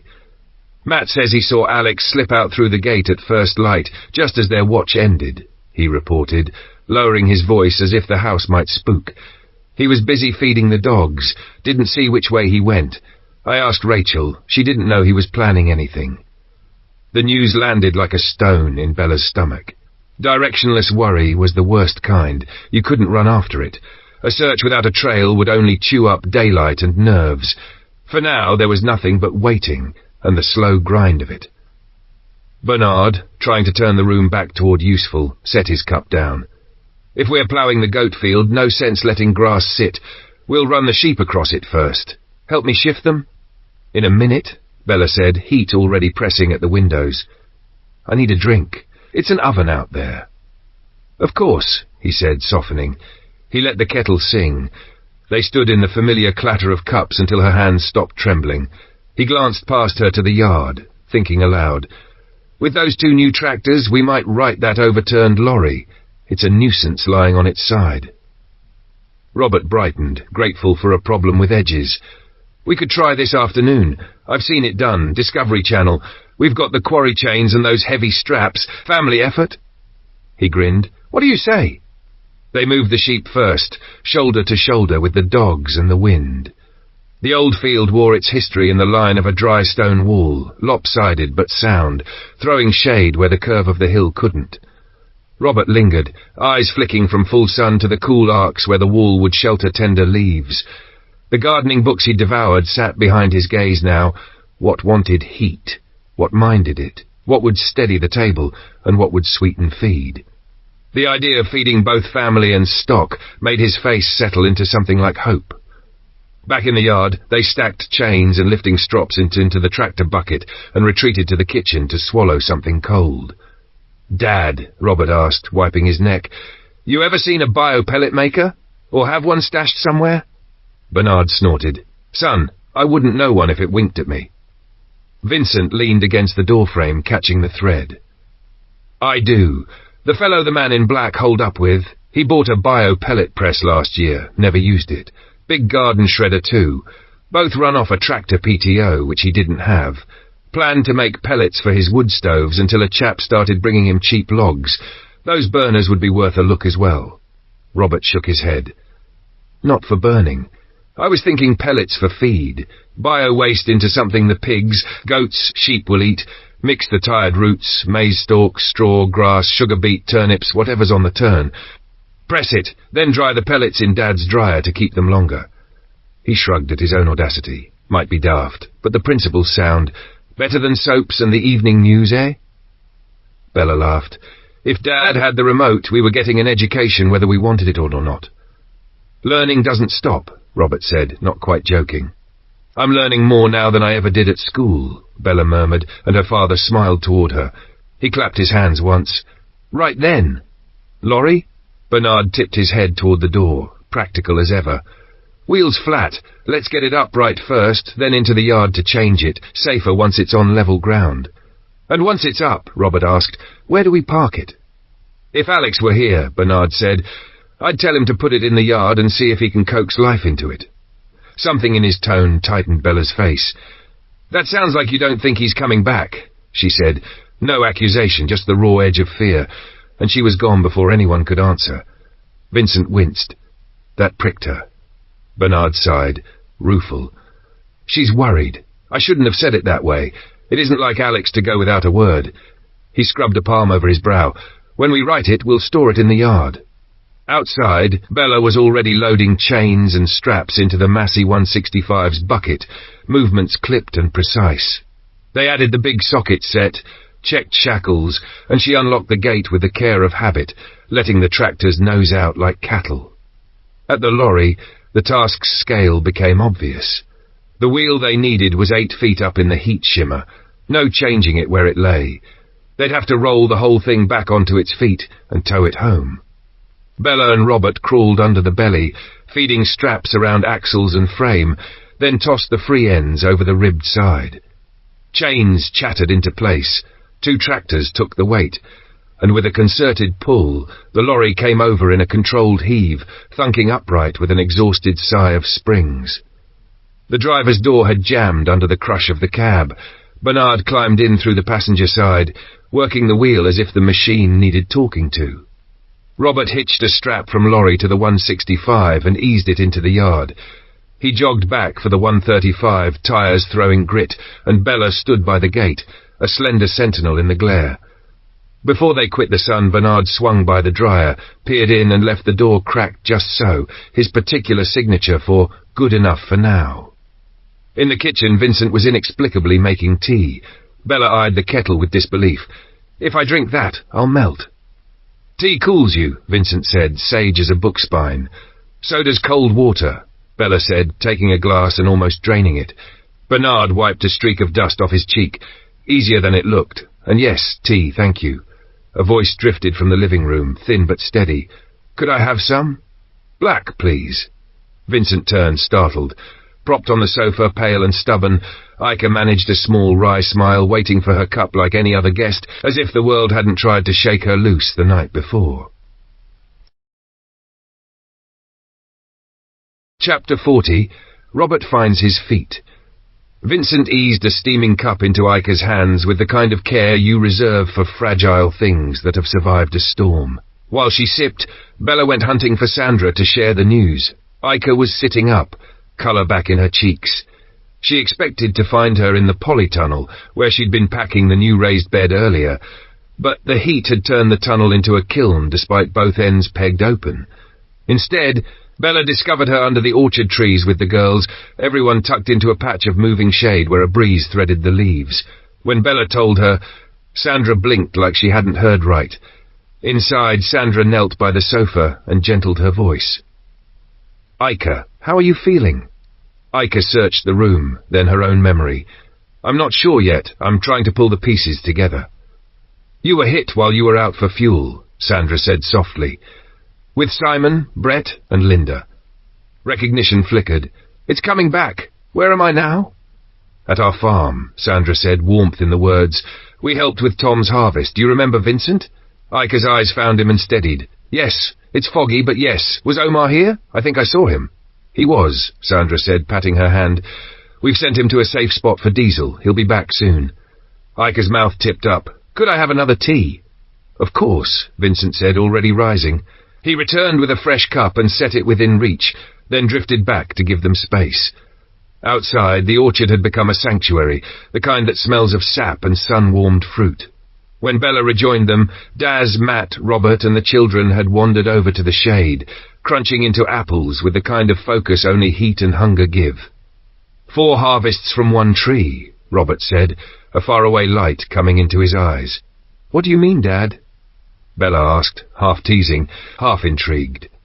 "It's one of your Gran's old sayings," he said, and the orchard seemed to lean closer to listen. "First, you sort the sound fruit, the ones unbruised, not too ripe, those you eat out of hand or save for pies. Second, the windfalls and the soft ones, you press for juice. There's an old apple press in the barn somewhere. Third, give that juice time and it turns itself into cider. And fourth, pour that cider into jam jars, tie muslin over the top with a rubber band, and leave it a few weeks. There's your vinegar for pickling. 4 crops in one tree." "Cider," Matt said, eyes brightening like a child shown fireworks. Daz grinned. "Can't say no to that." "Perfect," Bella said, dry as straw, amused glint betraying her. "I've found this afternoon's cider crew." Robert laughed and swept a hand around. "You'll get more than one afternoon. These apples don't all come at once, some now, some through to November. And it's not just apples. We've 3 kinds of plum out here, a green gauge and a quince tucked by the stone wall. This orchard's seen a century at least. Every family added something to it." "How do we keep the plums?" Bella asked, already counting jars in her head. "Jam, the usual way," Robert said, slipping easily into the old rhythms. "Or bottle them, submerge in a sugar syrup in proper jars, heat them until you get a seal as it cools. The Americans call it canning. You can dry them too, prunes. Green gauges hold longer than plums if you keep them cool. Your Gran used to layer them in wicker baskets and tuck them in the cellar where it stays cold as a chapel." Rachel, brow pinched by a practical knot, said, "But the sugar? We can't grow cane." "Sugar beet," Robert said, and there was pride in it, like finding a familiar tool left in the right place.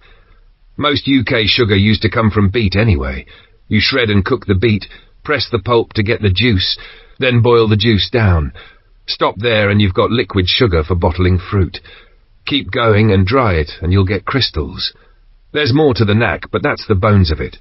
And there's always honey if we can keep bees." Rachel watched him, curiosity softening to respect. "You're really leaning into this, aren't you? Food, the whole chain of it." He smiled, something young flashing through the lines on his face. It takes me back. I can see my mum's hands in half of it. He looked around the orchard, at the family piecing together a new life under old trees. Feels like I'm finding my feet again. From the corner of her eye, Bella caught the flicker of movement at the gate and drifted that way, curiosity tugging her along the house wall. The outline of Omar's vehicle settled into view, dust-ghosted and familiar.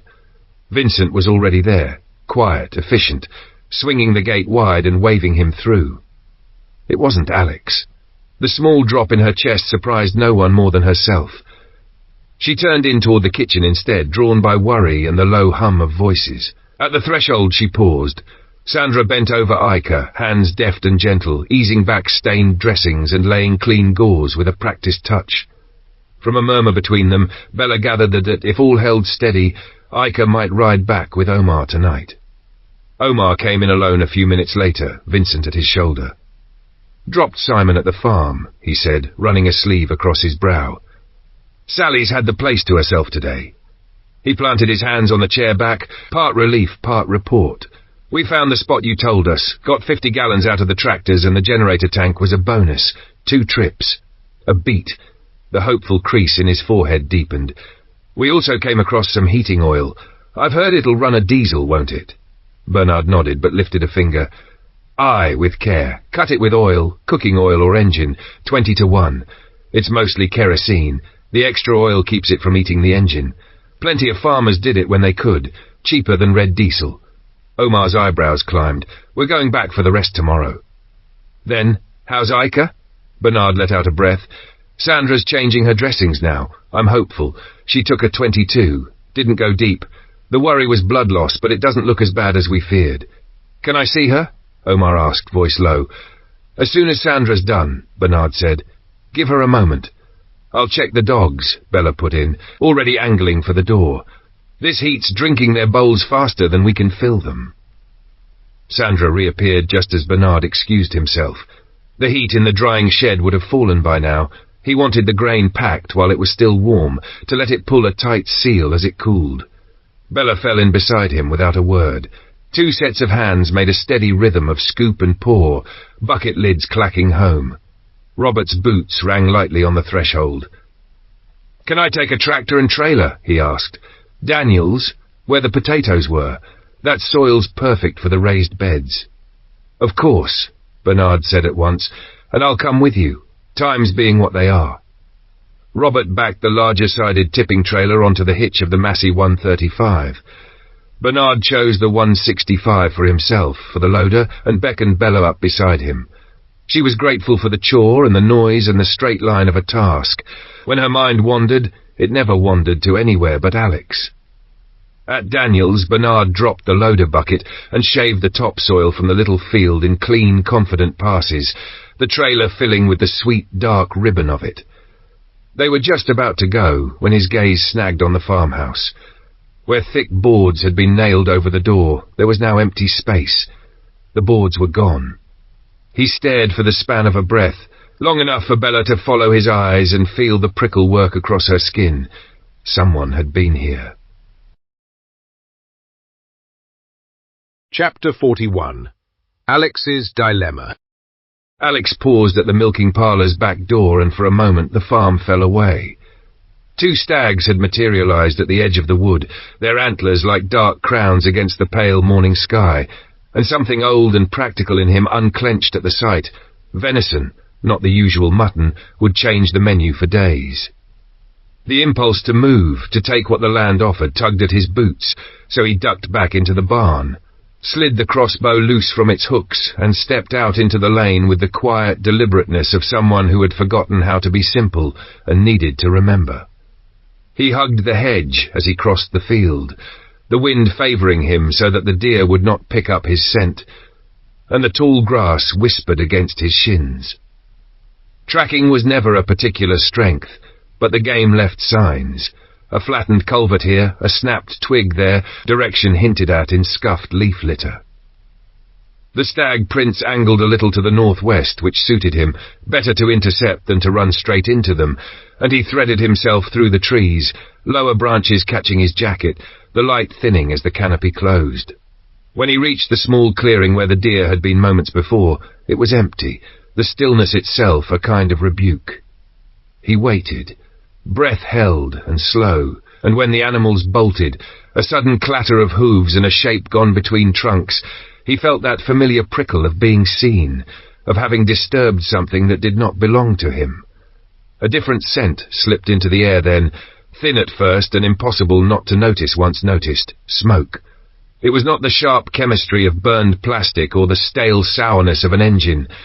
This was wood smoke, older and steadier, and it pulled at him with a different curiosity. Venison would keep for a while. Fire might mean people. The smoke thickened on his tongue as he padded along the west edge of the clearing, keeping the trees between him and whatever lay ahead. No plume rose above the crowns. Whatever burned, burned low and contained. He thought briefly of trying to climb the old Scots pine that towered above the younger trunks. If he could get high enough, he might catch a thread of smoke or the flash of a kettle, but the lower trunk offered nothing to grip, and the idea of getting stuck out on a limb with a sprain or worse made the thought sour. He dropped the notion, cursing softly at his own appetite for theatrical solutions, and moved deeper into the wood. The day warmed, and the breeze died. Where it had helped him hide his scent, it now refused to cooperate, and the smoke simply hung on the air like a caution. He pushed north, following the faint thread of voices that drifted between trunks. The forest opened, light pouring in, and the sound resolved into words. Low, ordinary, human talk. He flattened himself behind a fallen bole, heart rattling quiet in his ears, and let his eyes adjust to the sun-slit clearing ahead. There were 2 tents pitched irregularly in the short grass, a fire banked and alive, and a pale blue Ford Transit with its rear doors yawning open. 3 men sat by the flames, their silhouettes low and easy against the heat, and another figure crouched at the van's rear, legs showing, the torso obscured. No smoke trailed from a kettle. Someone had something else on the hob. From here the scene had more edges than context. They were small, dangerous details. Noisy laughter turned private, an untended rifle propped and glinting, a holstered pistol at a knee. Moving with care, Alex slid through the clearing's fringe and came around the opposite side. His breath shortened when he saw the 2 girls bound behind the van. The younger one looked barely his age, cheeks pinched white, shoulders rounded against the ropes, while the older girl's head was gagged and hidden under a rough sack. A rifle leaned within arm's reach, a pistol lay near a boot. One man reached for the rifle as another barked something he could not catch. The men's skin tones varied, 2 darker, one paler and leaner, their clothes and the shared jagged lines of tattoo work telling a story of group identity that made his palms sweat. Something low and animal in him tightened. He had options in miniature: call, return, set a trap, but the calculation was immediate and cruel. If he went back to the farm to fetch help, the delay could make this a different sort of scene entirely. If he intervened alone with a crossbow, courage might be enough for one strike, but not for the aftermath. He wanted Bella here for the steadiness of her hand and the cold humour with which she approached violence, but she was miles away, and his feet knew only the forest under them. The group's attention snagged suddenly on the younger girl. She yelled something desperate, an edge of defiance or a plea, and the man with the pistol, annoyed and quick with bad temper, swung and hit her hard. The younger body folded under the force, a slack, awful stillness that lit a white-hot fury in Alex's chest. The impulse to run, to lunge, to fix the wrong in a single move, rose and then steadied into something colder, the clarity of ambush. He watched the man who had walked off into the trees, saw him take an animal trail worn by hooves and creatures, and slipped, silent as a shadow, to the right where a fallen trunk made a perfect blind. He settled there, breath a practiced quiet, crossbow cocking into his hands with a soft, companionable click. The trail curved. It would funnel the man within reach. Alex felt each small sound, the scrape of his own sleeve, the distant pop of the fire, magnified into strategy. He had left the farm with the thought of game in his mind. He had not expected to be balancing a life or 2 on the tip of an arrow. The choice was already made. He would wait, and if the man came close enough, he would make the shot count. Time thinned to a wire behind the fallen trunk. Sap and leaf mould breathed up from the bark beneath Alex's palms, and with every long, elastic second he felt the plan he'd patched together begin to fray. The man might have taken another path. He might already be behind him. Then a single shot cracked from somewhere ahead, clean, far, no echo of panic, followed a heartbeat later by another, smaller, the soft, flat smack he recognized as a low-powered .22. The hunter was still out there. Minutes stretched and unspooled until his calves trembled. When the undergrowth finally parted, the man came ambling into the lane of trees with the careless satisfaction of someone who thinks the world belongs to him. A rabbit, clenched in one fist and a rifle loose in the other.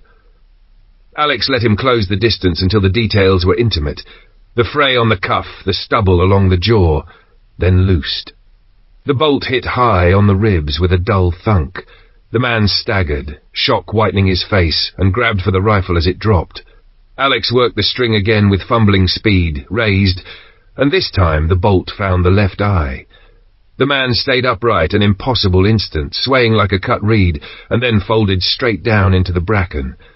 Alex's breath went ragged and hot. For a second, the image of the younger girl, her head snapped to the side under that man's fist, burned so bright everything else washed out. He forced himself back to work, pistol first, tugging free the belt, fingers counting cartridges by touch. The brass felt coarse with age and dirt. Half of it would be duds come the day they mattered. He slung the .22 over his shoulder, wiped his palm on his jeans, and ghosted to the clearing's rim. By the fire, the remaining two were at each other, mouths hard, gestures sharp. The girl slumped against the van hadn't moved. Alex felt the slow sink of dread and fought it down. When the white one wrenched open the transit's passenger door and pulled a shotgun free, thrusting it into his mate's hands and stabbing a finger toward the trees, the dread hardened into decision. If they came down the same game trail, he could break them, one by one. He dragged the body deeper into cover, smearing leaves over the worst of it, and slid back to his hollow behind the log. He'd just begun to wonder if he'd guessed wrong when a shape peeled itself from the glare and entered the shade, all concentration and edge. Alex let him come, the shadow resolving into a face, a throat, and he released. The man dropped as if the earth had simply claimed him, an arrow standing in the notch at the base of his neck. Alex waited, long enough for the silence to turn convincing, before he crawled out, the crossbow at his shoulder and his ears full of the blood beat. Up close, there was no doubt, no pulse, no breath. The shotgun lay askew in the grass. He found 2 spare shells in a pocket and a ring of keys that felt like a promise. He pocketed both, glanced back toward the fire and saw the last man pacing, the agitation in his body visible even at distance. He checked the .22's magazine, 3 decent rounds, not the flaky, green-stained junk from the dead man's belt, and patted the 4 clean 12-gauge shells. The one on the ground must have been the white man. The survivor now stalking the camp's edge was darker, the tattoos on his forearms flashing as he moved. A plan, rough and ugly, took form. Alex shrugged out of his jacket and tugged the dead man's on, pulled the hat low until the brim cut his features to a line, and left the rifle tucked behind a stump. Shotgun in hand, head dipped, he pushed out of the trees at a diagonal, aiming to be seen but not examined. Halfway across the open ground, the man by the fire clocked him. Surprise flickered, recognition starting and then twisting to suspicion as he broke toward the van. Alex lifted the shotgun and fired twice in a rhythm he could feel in his chest. The first blast turned the man's stride, the second drove him sideways, but still he clawed for the door.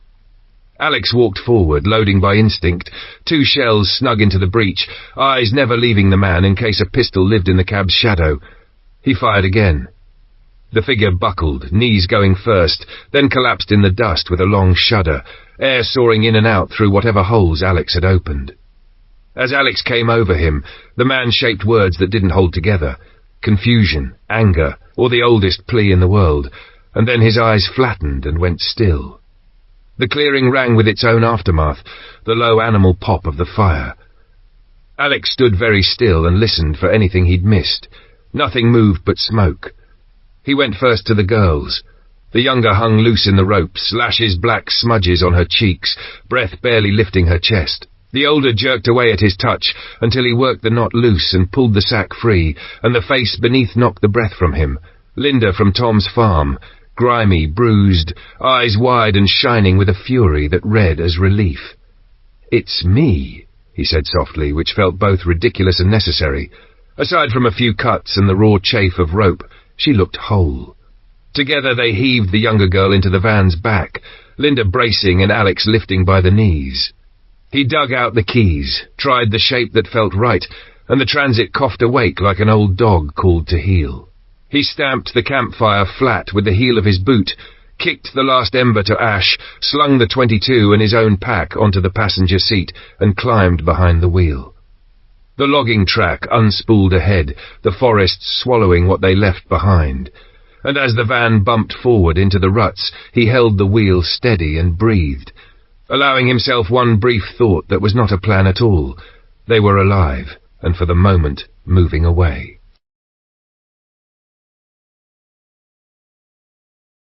Chapter 42. Sandra is at a loss. Alex swung the transit into Tom's yard and rolled to a halt before the house. Linda was out of the van and into Simon's arms before he could speak, Simon halfway into his boots, raw-eyed and ready to go looking when Omar returned. Relief broke across his face so fiercely that for a moment Alex thought he might fold. There would be time later for what-ifs, for telling and retelling. Alex left them to it and turned the van back toward the farm with the unconscious girl laid carefully on blankets in the rear. He sounded the horn at the outer gate. Steel rasped, dogs voiced, and the yard came alive. Bella, Bernard, and Vincent appeared with weapons up, that familiar sharpened stillness settling over them until they saw who it was. Alex hopped down, unlocked the outer chain. Bella mirrored him at the inner gate, a quick flash of a smile cutting through the wariness. He climbed into the back, gathered the girl as if she were all glass and bruises, and carried her in, while Bernard cleared a straight path with a word and a gesture. They set her on the dining table where the light was clean and strong. Alex met Sandra's eyes. "She's been out for hours. Took a heavy punch to the face. Can you help her?" Sandra was already moving. "Vincent, stay. Everyone else out," she said, voice quiet but edged with command. She glanced to the armchair. "Ika, you can be here, but you need to rest. Omar, go, please." Questions crowded the doorway, instinct pressing people to know, to do. Alex lifted a hand.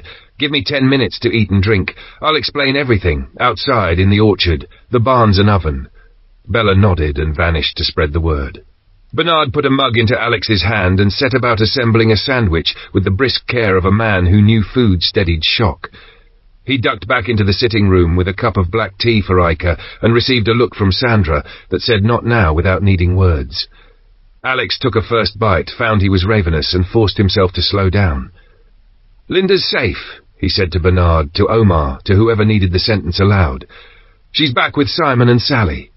Bernard slid the plate closer, the faintest smile showing. "Eat." In the other room, Sandra worked with what she had. Vincent returned with a bowl of warm water and a fresh towel and stood ready while she cleaned blood from hair and skin and taped a dressing tight to a shallow scalp gash. Up close, the girl's face settled into something startling, pretty in a way that made her seem younger, more breakable than the days would allow. "She's a beauty," Sandra murmured to Vincent, not unkindly. "A touch younger than Daz, I think." They eased Ika into Bernard's cushioned chair, propped with pillows, then shifted the unconscious girl to the sofa, turning her onto her side, arranging her so breath moved freely. Sandra took stock again, hands gentle but thorough, the practiced line between tenderness and triage. Concussion, certainly. Beyond that, with no instruments, no scans, no monitors, only watchfulness and time.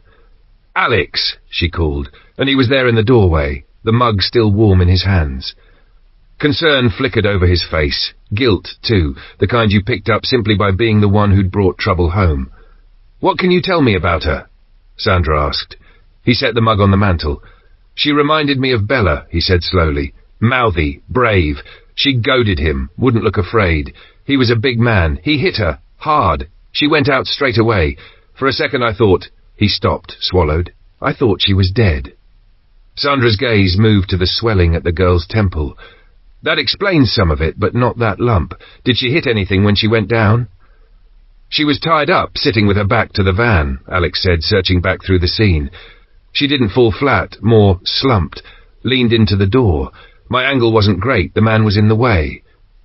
So she might have struck the van, Sandra said. The bump worries me. There could be more going on than we can see. She breathed out through her nose, the decision that wasn't a decision because there was nothing else to do. Thank you. Alex drifted back to the kitchen and his cooling tea. Omar's voice followed him, the question already on his face. Linda? Shaken and sore, but she'll be all right, Alex said. He tipped his head toward the sitting room. The other girl's the worry. I don't understand how people do this to each other. Bernard's reply carried the weight of a lifetime's observations. Fear, greed, or plain badness, he said. Sometimes all three. Omar nodded slowly. You're good people, he said, and it wasn't flattery. It was inventory taken and stored. Let's get this told, Alex said, pushing back his chair. Bernard, come with me. You can fill Vincent and Sandra in later. They stepped into heat and apple shade. Brenda, reading the room, corralled the children toward the donkey with a handful of carrot tops and a promise of feeding duty. Under the orchard's dapple, with the drone of summer and the clink of mugs as background, Alex laid it all out. The stags in the trees, the thread of smoke, the camp, the waiting and the shots and the sickening crack of a fist, the choices taken because there was no time for better ones. Faces tightened, hands knotted and loosened. When he'd finished, the words pooled and were done. He felt the day gather its weight on his shoulders at once. I'm taking a shower, he said, almost apologetic, and headed for the house, leaving the others in the shade to sit with the story and the strange, stubborn fact of one more life added to the tally of those they were now bound to keep. Chapter 43. Alex, a shade of beetroot. Alex was awake before the birds tested the light. Rest wouldn't stick. It kept snagging on the picture of a slight, blood-matted girl on their table, and the thought, unwelcome and insistent, that if the world tilted one bad degree, it could just as easily be Bella. He lay a moment listening to the house breathe, then slid out before he could talk himself into waiting. The barns gave him cover and a task. He coaxed the old stove to life, found the dented kettle by touch, and, despite the stash of tea, reached for coffee, black, bitter, bracing. Steam fogged the small window while the yard outside went from charcoal to graphite, edges of things returning. That was when he heard it. A tractor, not theirs. The note of the engine came thin at first, then gathered weight, rolling down the hedged lane. Alex stepped into the doorway, counted their machines by silhouette. Fergie 135, 165, every one where it should be. The sound kept swelling. He put the kettle aside, crossed to the hidden cupboard, and thumbed 2 cartridges into the shotgun with hands that knew the drill. Somewhere behind him the phone rang, shrill as a bird of prey. Headlights wrote a slow white arc along the track's curve. He trotted to the barrels by the gate and sank behind them, every sense leaning forward. A silage trailer hove into view above the hedge like a low grey ship's bow, and then the nose of a Fortson Major rounded the bend. Alex exhaled, David. He was moving before he'd thought it, sprinting to throw the inner and outer gates wide, pausing to flick the tripwire safe so the rig could snake through without setting the yard clattering. The trailer's tail wore 5 bulging 1-ton sacks, pale canvas squared against their own weight. Beat, he guessed. Payment for the mill's location. Looked like David's gamble had paid off. Bernard came striding from the house, already shrugging into his coat and with a boy's grin for a good early haul, swung up into the Massey 135. Alex heaved the barn's big doors open, wood booming back on its hinges, and the 3 men fell into the work of unloading, the rhythm familiar and satisfying. Forks in, sack lifting, chains creaking, canvas thudding onto straw. When the last sack settled, David cut the Fortson's engine and Theo hopped down from the trailer, cheeks ruddy with the chill. T called them inward. I see you've tipped the lorry back on its wheels, David said as he stepped into the kitchen's warm fug, eye-catching, on the yard beyond. And there's another van that wasn't there last week. Bernard's mouth tugged. Aye, the lorry was useless lying in the field. She's not running yet, but Alex will coax her round. He said it as if announcing a season. David's gaze sharpened in that practical way of men who keep things moving. We're short on vehicles. Would you barter one? Bernard turned the idea in his hands. "What are you after?" "A van to start," David said. "And, if wishes were horses, an armoured vehicle." "The armour's a no," Bernard said, kindly enough to soften it. "But the blue van or the bus we might part with. If you've a steady hand with a welder, you could harden either." David leaned on the thought. "What would you want for one, or both? What are you putting in the ground?" Bernard asked as if the answer were currency, which now it was. "Root crops for certain," David said. "Likely wheat and maize. We've options, thanks to you." Bernard nodded, the trader and the farmer in him joining hands.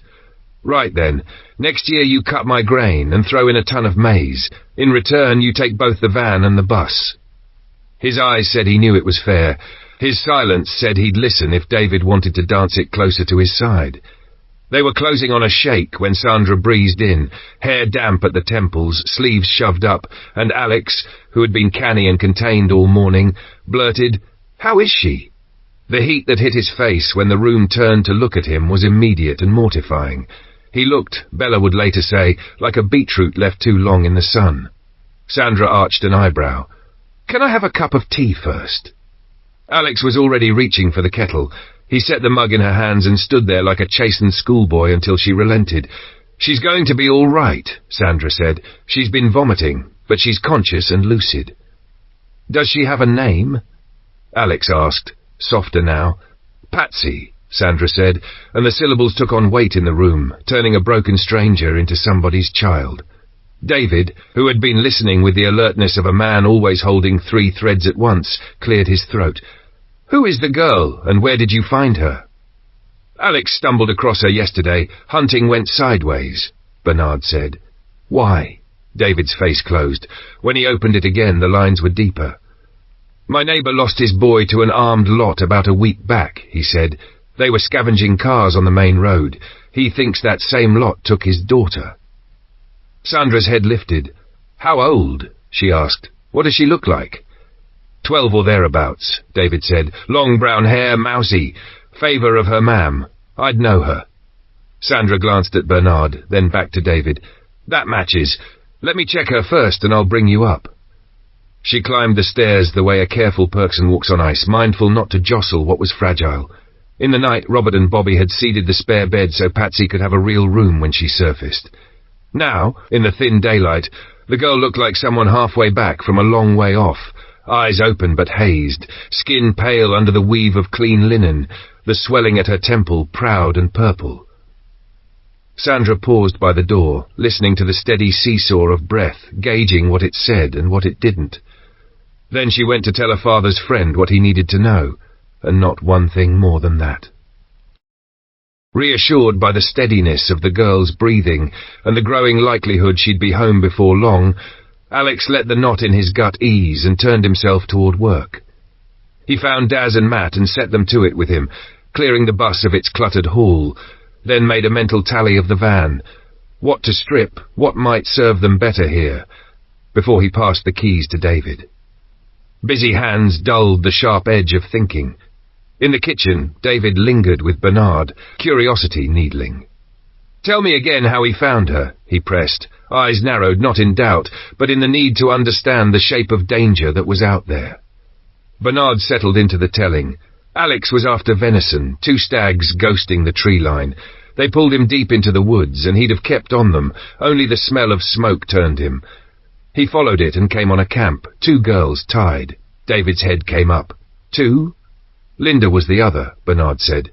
"You'll remember her from Tom's, the day we cut the grain. Rattled, but mostly unharmed. The younger one, Patsy, had fire in her, gave one of them back his own bile, and he struck her. That was the line for Alex. He went at 3 men with nothing but his crossbow."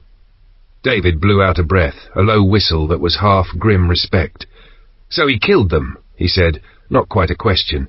"That's ballsy." In Alex's mind there wasn't a clean living alternative, Bernard said, voice flat as a fieldstone.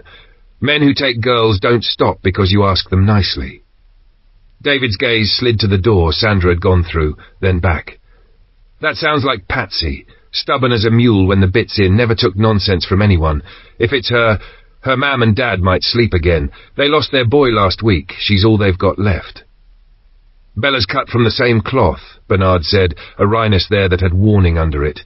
"Cross her at your peril." Sandra returned, a brief, tired smile softening her face. "She knows them," she said to David. "Named you both David and Theo, as neighbours. Come, you can see for yourself." They were up and down again quickly, the visit short by necessity but heavy with relief. At the door David turned businesslike, as men do when they've allowed themselves a minute of feeling. The handshake closed their earlier barter, next year's harvesting in exchange for the van and the bus, and he asked to take the transit now, promising to come back for the bus later with Daisy and Wesley. Bernard agreed, walked him out, swung the gates wide. Watching Alex as he came back across the yard, he marked the difference. With the girl safe and a path home opening for her, Alex looked more like the man he'd first brought into this place, quieter inside his skin. No one clocked Patsy ghosting down the stairs while they were waving David off. When they filed back in, there she was, folded into Bernard's favourite chair as if it had grown for her, drowning in one of Sandra's nightshirts like a small white sail. Bernard, who met anxiety with kettles, put a fresh round on, tea and coffee both, just as Vincent shuffled in, hair rumpled, eyes at half-mast after the night watch with Robert. They steered themselves toward the living room, mugs in hand, conversation softening as the house reclaimed its calm, and stopped in the doorway at the sight of Patsy, bare toes tucked under, looking both fragile and stubbornly present. Alex paused, half-turned toward the kitchen again, giving her space. Sandra, who had a talent for naming the thing that needed saying, told Patsy softly, "He's the one who found you, brought you in." The change was instant. Patsy sprang up, crossed the rug in 3 quick steps, and flung her arms around Alex's middle with a force that startled a laugh out of him. Before he could say anything, she tilted her face and planted a firm, grateful kiss on his mouth. No ceremony, no hesitation, just the uncomplicated thanks of a child who had been hauled back from a dark river. Alex went crimson to the ears, a man set suddenly under a heat lamp, and fluster kicked his heels into motion. He turned on his heel with mumbled something. Tea, coffee, anything, and fled back toward the kitchen while the room, caught between tenderness and poorly concealed amusement, pretended to study their mugs.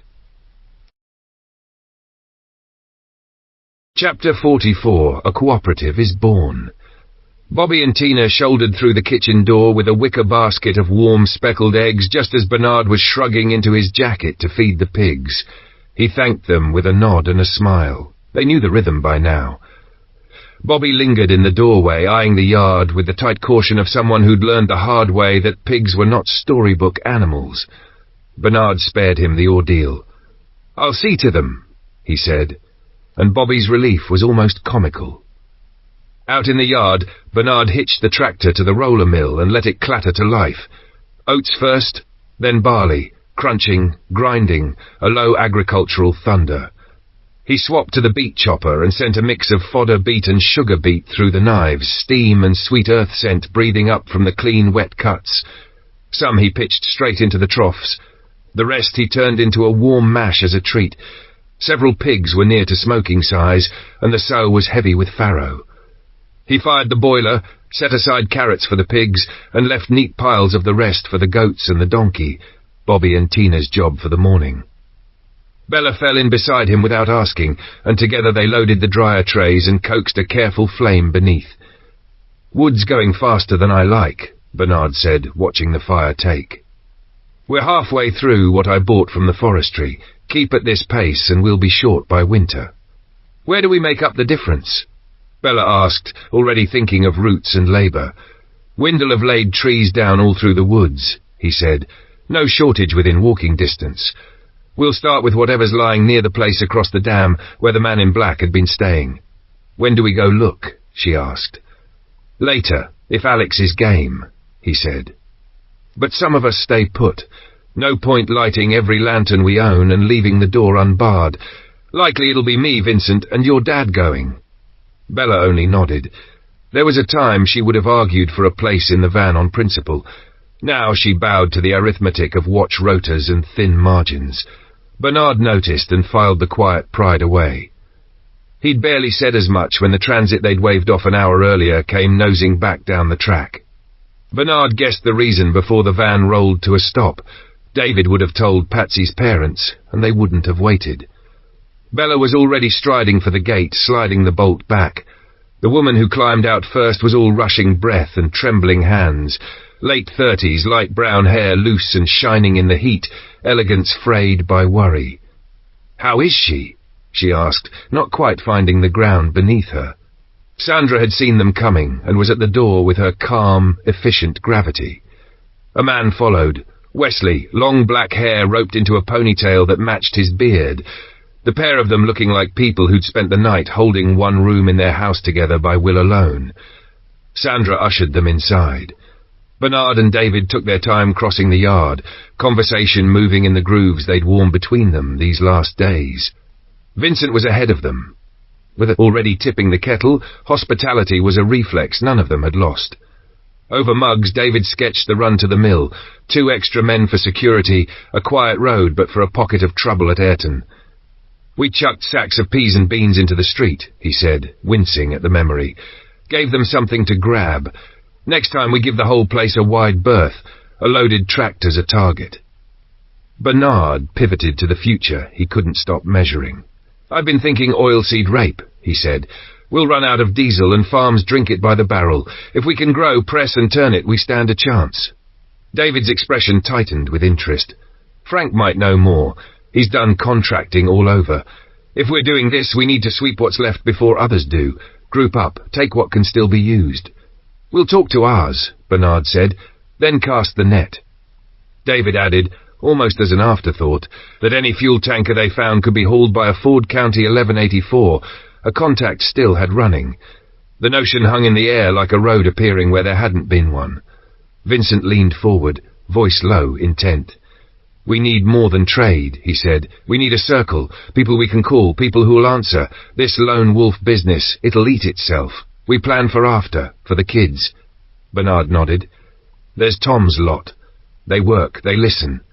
Between David's people, Vincent's clients, and the smallholders I know up north of the reservoir, we've the bones of something. I'll start reaching out." A sudden ring knifed through the room. David startled hard enough to slosh tea onto the table. "What the hell?" "Our internal line," Vincent said, amused. "Bella rigged it from the lookout. It rings if anyone hits the gate, or if there's trouble." "Clever," David muttered, still recovering. "Very." Bernard lifted the receiver. Daz's voice came breathless. The sheep were out. A wall was down. Within minutes, Bernard had his crook and the dog. David was shrugging into his coat to go with him. Vincent and Robert fell in, boots thudding, the 4 of them moving as one. They found the breach, a long-ignored weakness finally given, and worked the flock back through the gap. Robert fetched sheep hurdles to block the wound in the stones, a quick stitch until they could run an electric line along it later. Dusty, sweating, they trudged back to the kitchen. Sandra was there with Patsy and her parents, the girl pale but upright, the parents trying and failing to thank everyone at once. They wanted Alex. Their gratitude had a single target, but Alex was conspicuously absent. "Keeping his head down," Bernard said dryly, catching Daisy's grin. She had the grace to look both mortified and faintly proud. The memory of her daughter launching herself at Alex, of that impulsive kiss, hovered in the room like a small, harmless firework. Wesley steadied himself, voice rough with sincerity. "Tell him, if he ever needs a hand, any hand. Mine's his," he said. It landed as a promise, not a polite phrase. Bernard told David the bus was ready. Alex had checked it over, fueled it. Wesley took a bundle of clean clothes. Sandra shepherded Daisy and Patsy to the downstairs bathroom.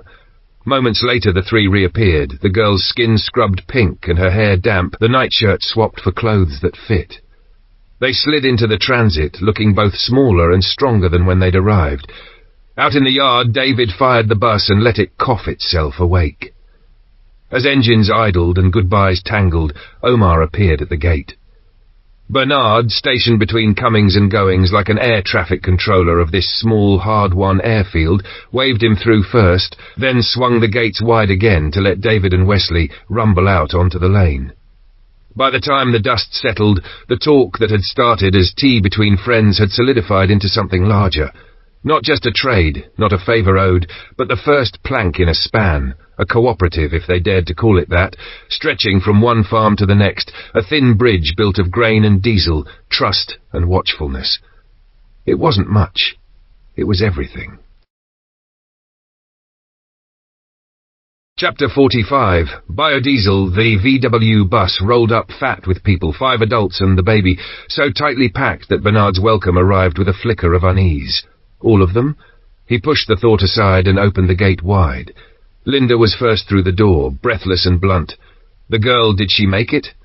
She did, Sandra said, gentle but firm. Her parents just took her home. She's going to be all right. Simon and Linda both asked after Alex, wanting to thank him. Sandra's smile tipped wry. Good luck. He's shy on a good day, and Patsy kissing him in front of everyone mortified him. I doubt he'll show his face till tomorrow. She turned to Linda, clinical kindness softening her voice. And you? Were you hurt? Linda shook her head. Not me. It was Patsy who wouldn't quit. She tore the hood off with her teeth, kept mouthing off, prodding them. They hit her for it. Guilt pushed colour to Linda's cheeks. I kept quiet. I didn't want them to turn on me too. Omar cleared his throat, anxiety braided with resolve. We've been talking, he said. If we're going to stand on our own feet, we need fuel we can make. Biodiesel. We can do it, but we'll need to get started. Gear, some initial supplies. Once we're up and running, we'll trade you fuel in return. Bernard's interest sharpened. What do you need to begin? Ica, pale but steady, sat forward, mind already assembling a plant from scraps. Stainless tanks, 200 litres if we can get them. Glass jars, 15 to 20 litres. Tubing, some methanol resistant, some plastic, some stainless. Valves, pressure gauges, thermometers. A gas burner for heat. Filters for the final polish. Animal waste, we can feed a simple biogas digester and use that for heat, and a handful of other bits. She glanced at Omar. Long term we'll need vegetable oil, lye and methanol. We can make methanol if we must, but it adds a step. Bernard ticked through his mental inventory. From the milking parlour I've 8 6-gallon jars, lengths of 2-inch stainless, and a stainless hot water cylinder. Flexible pipes, rubber mind, and there'll be taps and valves somewhere. I'll have to dig. They started to map what might be scavenged and where, the talk turning practical and granular. Vincent leaned in, questions quick and precise, but Sandra's attention drifted to the day's other promise. Polytunnel won't build itself, she said, excusing herself with a squeeze to Ica's shoulder. In the barn, Bella found Daz and Matt cultivating idleness among the shadows of the hay. She didn't raise her voice. She didn't need to. Right. Sheep shed first. Clean it. Then move the goats into it and clean their shed. Fresh straw down. Goats back. Lay straw in the sheep shed again and that becomes the nursery for the young pigs. Not the sow. Not the boar. They stay out. She's due any day. All muck-muck goes on the slurry heap. Take the Fergie and the old tipper. They groaned. She smiled sweetly. Now. As they slouched for the door, she added, Where's Alex? 2 jerks of the chin toward the hay bales answered that. She waited for the inevitable door slam and then said without looking up, You can come out now. Alex unfolded from behind the stack, braced for a lecture and getting logistics instead. We're changing the lorry wheel, she said. We'll need it running to fetch what's across the dam. He didn't argue. Outside he set the jack, cracked the nuts, swapped the spare and said nothing. Fresh batteries in, diesel in the tank, a turn of the key and the engine settled into a confident hum. He rolled the lorry into the space the bus had vacated and retreated to the barn, silence trailing like a sulk. Bella followed. He spun on her. I've done it. Leave me alone. She didn't. Face it, she said, quiet and unblinking. You saved a girl's life, and she thanked you in front of everyone. That's all that happened. You may never see her again, so breathe. Move on. She left him to the echo of his own heartbeat. Back in the kitchen, the biodiesel talk had warmed to a steady burn.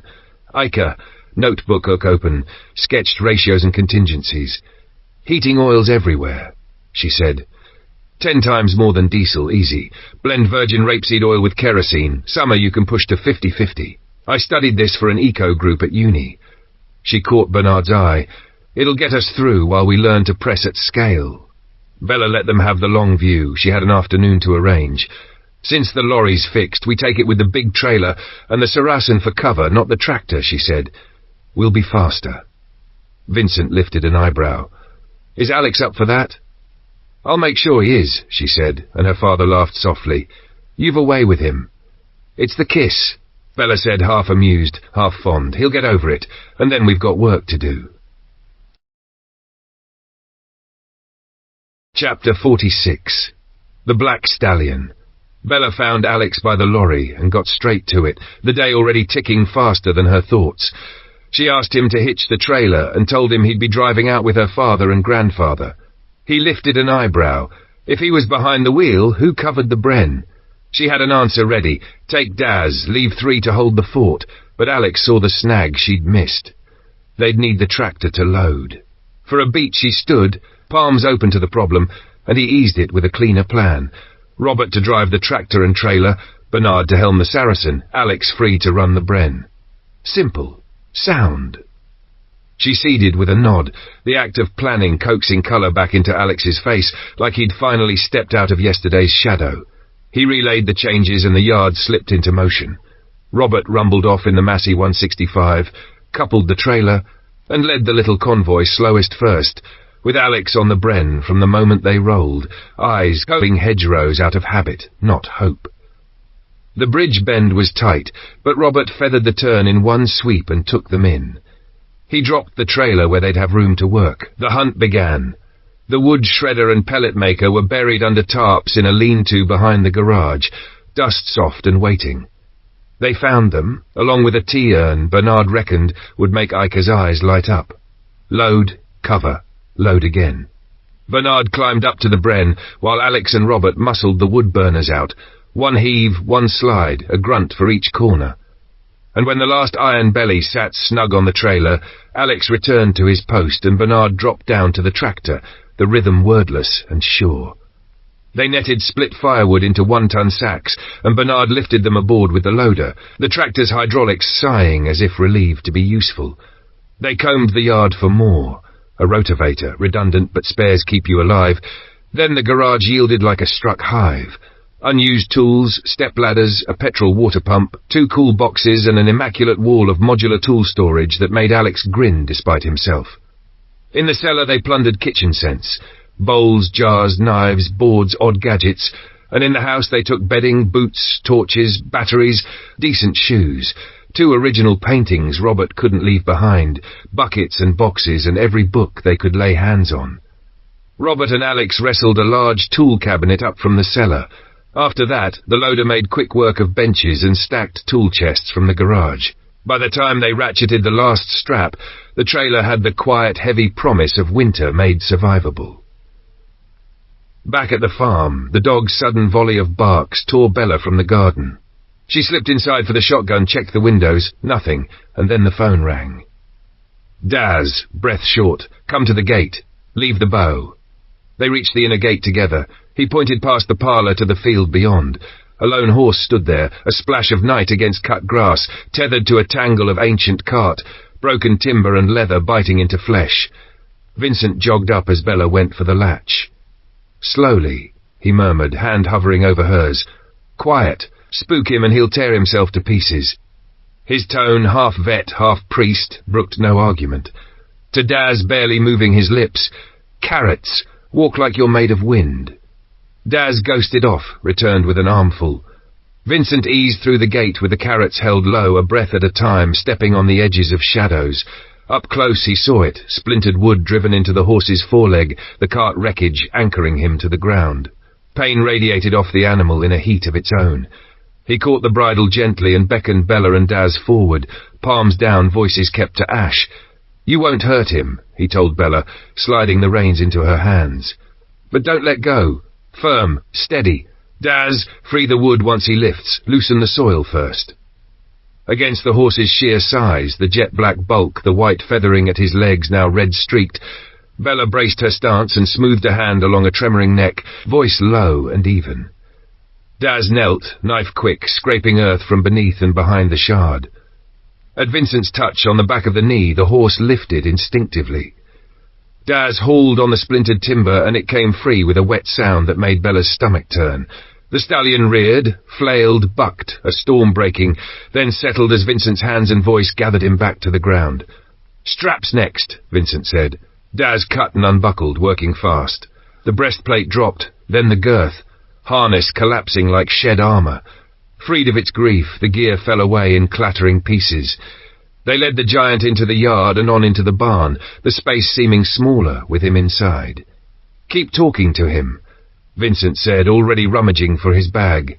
"Softly, watch your feet, he won't know they're there, but you will."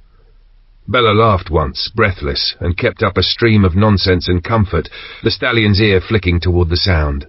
Vincent returned with a small box and a syringe, drew the dose, slipped it beneath the tongue in one smooth, practiced motion.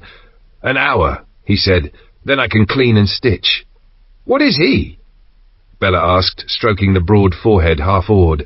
"I've never seen a horse this big." "Shire," Vincent said, "and a stallion. Harness means he's not wild. Gear's been on days by the look of it." "Should we look for the owner?" she asked, already knowing the answer. "If there's someone to find, they're days away," he said softly, "and there's no direction to chase." She nodded, a line of resolve drawing straight through her. "Then he's ours now." She looked at the mountain of him. "He's colossal." "Shires are." Vincent eyed the barrel and bone. "He's full grown. 3, maybe." "What do we feed a mountain?" "He'll make short work of that hay if you let him," Vincent said. "Milled oats, good grass. He'll tell you the rest." The barn door swung wider and Matt's head appeared, breath lifted. "Someone's coming," he said, and the 3 of them, hand on rein, hand on wound, hand on knife, turned as one toward the yard. Chapter 47. Food for Thought. Vincent stayed with the stallion while Bella, heart ticking a touch faster, slipped outside with her bow. The approaching shapes resolved into the familiar trio, Alex, her father, her grandfather, dust haloing their boots. She handed the gate keys to Daz with a quick nod and went straight back to the barn, where Vincent was peering into the horse's eyes and watching for the slow, syrupy blink of sedation. He eased onto the bale beside her. "It'll be a bit yet," he said, voice low. "Was that your father coming in?" "They've just got back," Bella answered, settling her bow across her knees. "Daz will bring them up to speed about the horse." After a moment she added, because naming things made them feel safer, "He needs a name. He's black as a cinder. What do you think of Jet?" Vincent smiled, quick and genuine. "I like it. Never had much time for fancy horse names. Jet tells the truth about him." "And if that rule applied to people," Bella teased, lifting an eyebrow, "what would you name me?" He pretended to consider and then, caught honest, said, "Fearless." She huffed, "I'm not sure about that." The barn door eased open before he could argue the point. Her father, her grandfather, and Alex stepped into the stallion's great shoulder, throwing a soft shadow. Vincent gave them the shape of it, deep cut, sedation on board, stitching to do before the drug wore thin. "I'll need a clear space," he added, gentle but firm. "Less noise, less bodies. He'll do better without an audience." They had intended to offload most of the haul into the barn, books, bedding, kitchenware, so they pivoted. The Saracens' lighter things went straight to the house. Alex, detouring to the cache of tools they'd salvaged, stopped short. The racking glittered with unused kit, every spanner and chisel fresh from its box, as if their previous owner had loved the idea of work more than the work itself. He ran a finger along a chrome edge and shook his head at the waste of potential. "Grandad," Bella called, edging back toward the ladder. "Where are we putting the horse?" Bernard rubbed at his jaw. "We'll have to empty one of the stables I cluttered behind the shed." "That," Bella said, feeling a bit of wind return to her sails, "is a job for Daz and Matt. I'll tell them." She did a quick circuit first, checking the sheds the boys had mucked out, fresh straw, swept corners, feed tubs clean, and then chose a stable. They were all alike in size, but the one directly behind her grandfather's tool shed would be easiest to gut, and the others had room to swallow whatever came out of it. She found the boys in the attic and reined in the flinty tone she'd used on them earlier. "You did a good job with the mucking out," she began, and meant it. "I've one more favour.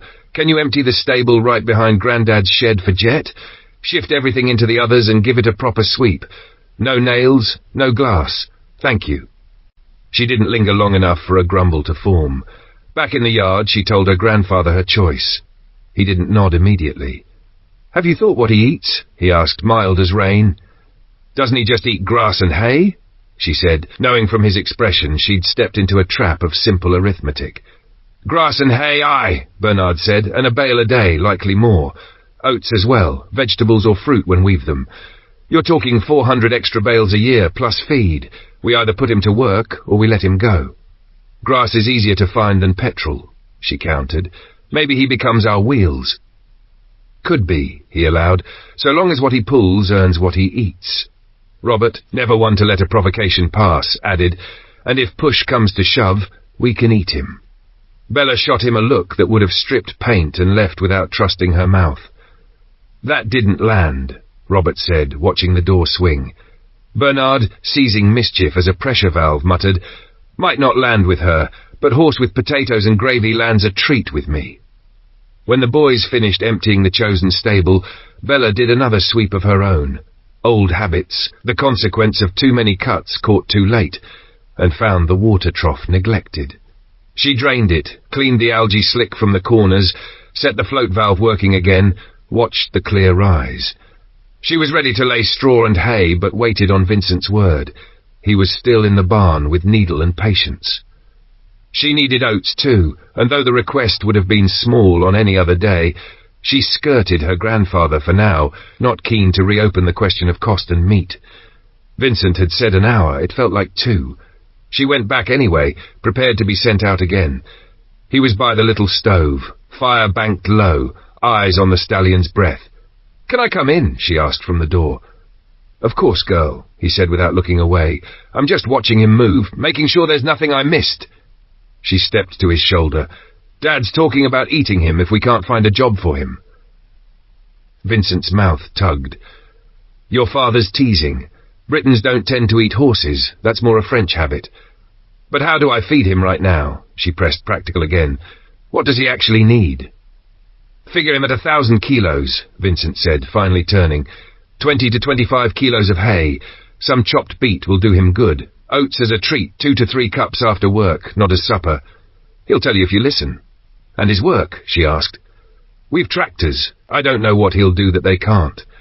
"Don't tie yourself in knots," Vincent said. "We'll make use of him, and as long as I'm standing, no one is turning that creature into stew." "We've a stable ready," she said, softened by the certainty in his voice. "When can we move him?"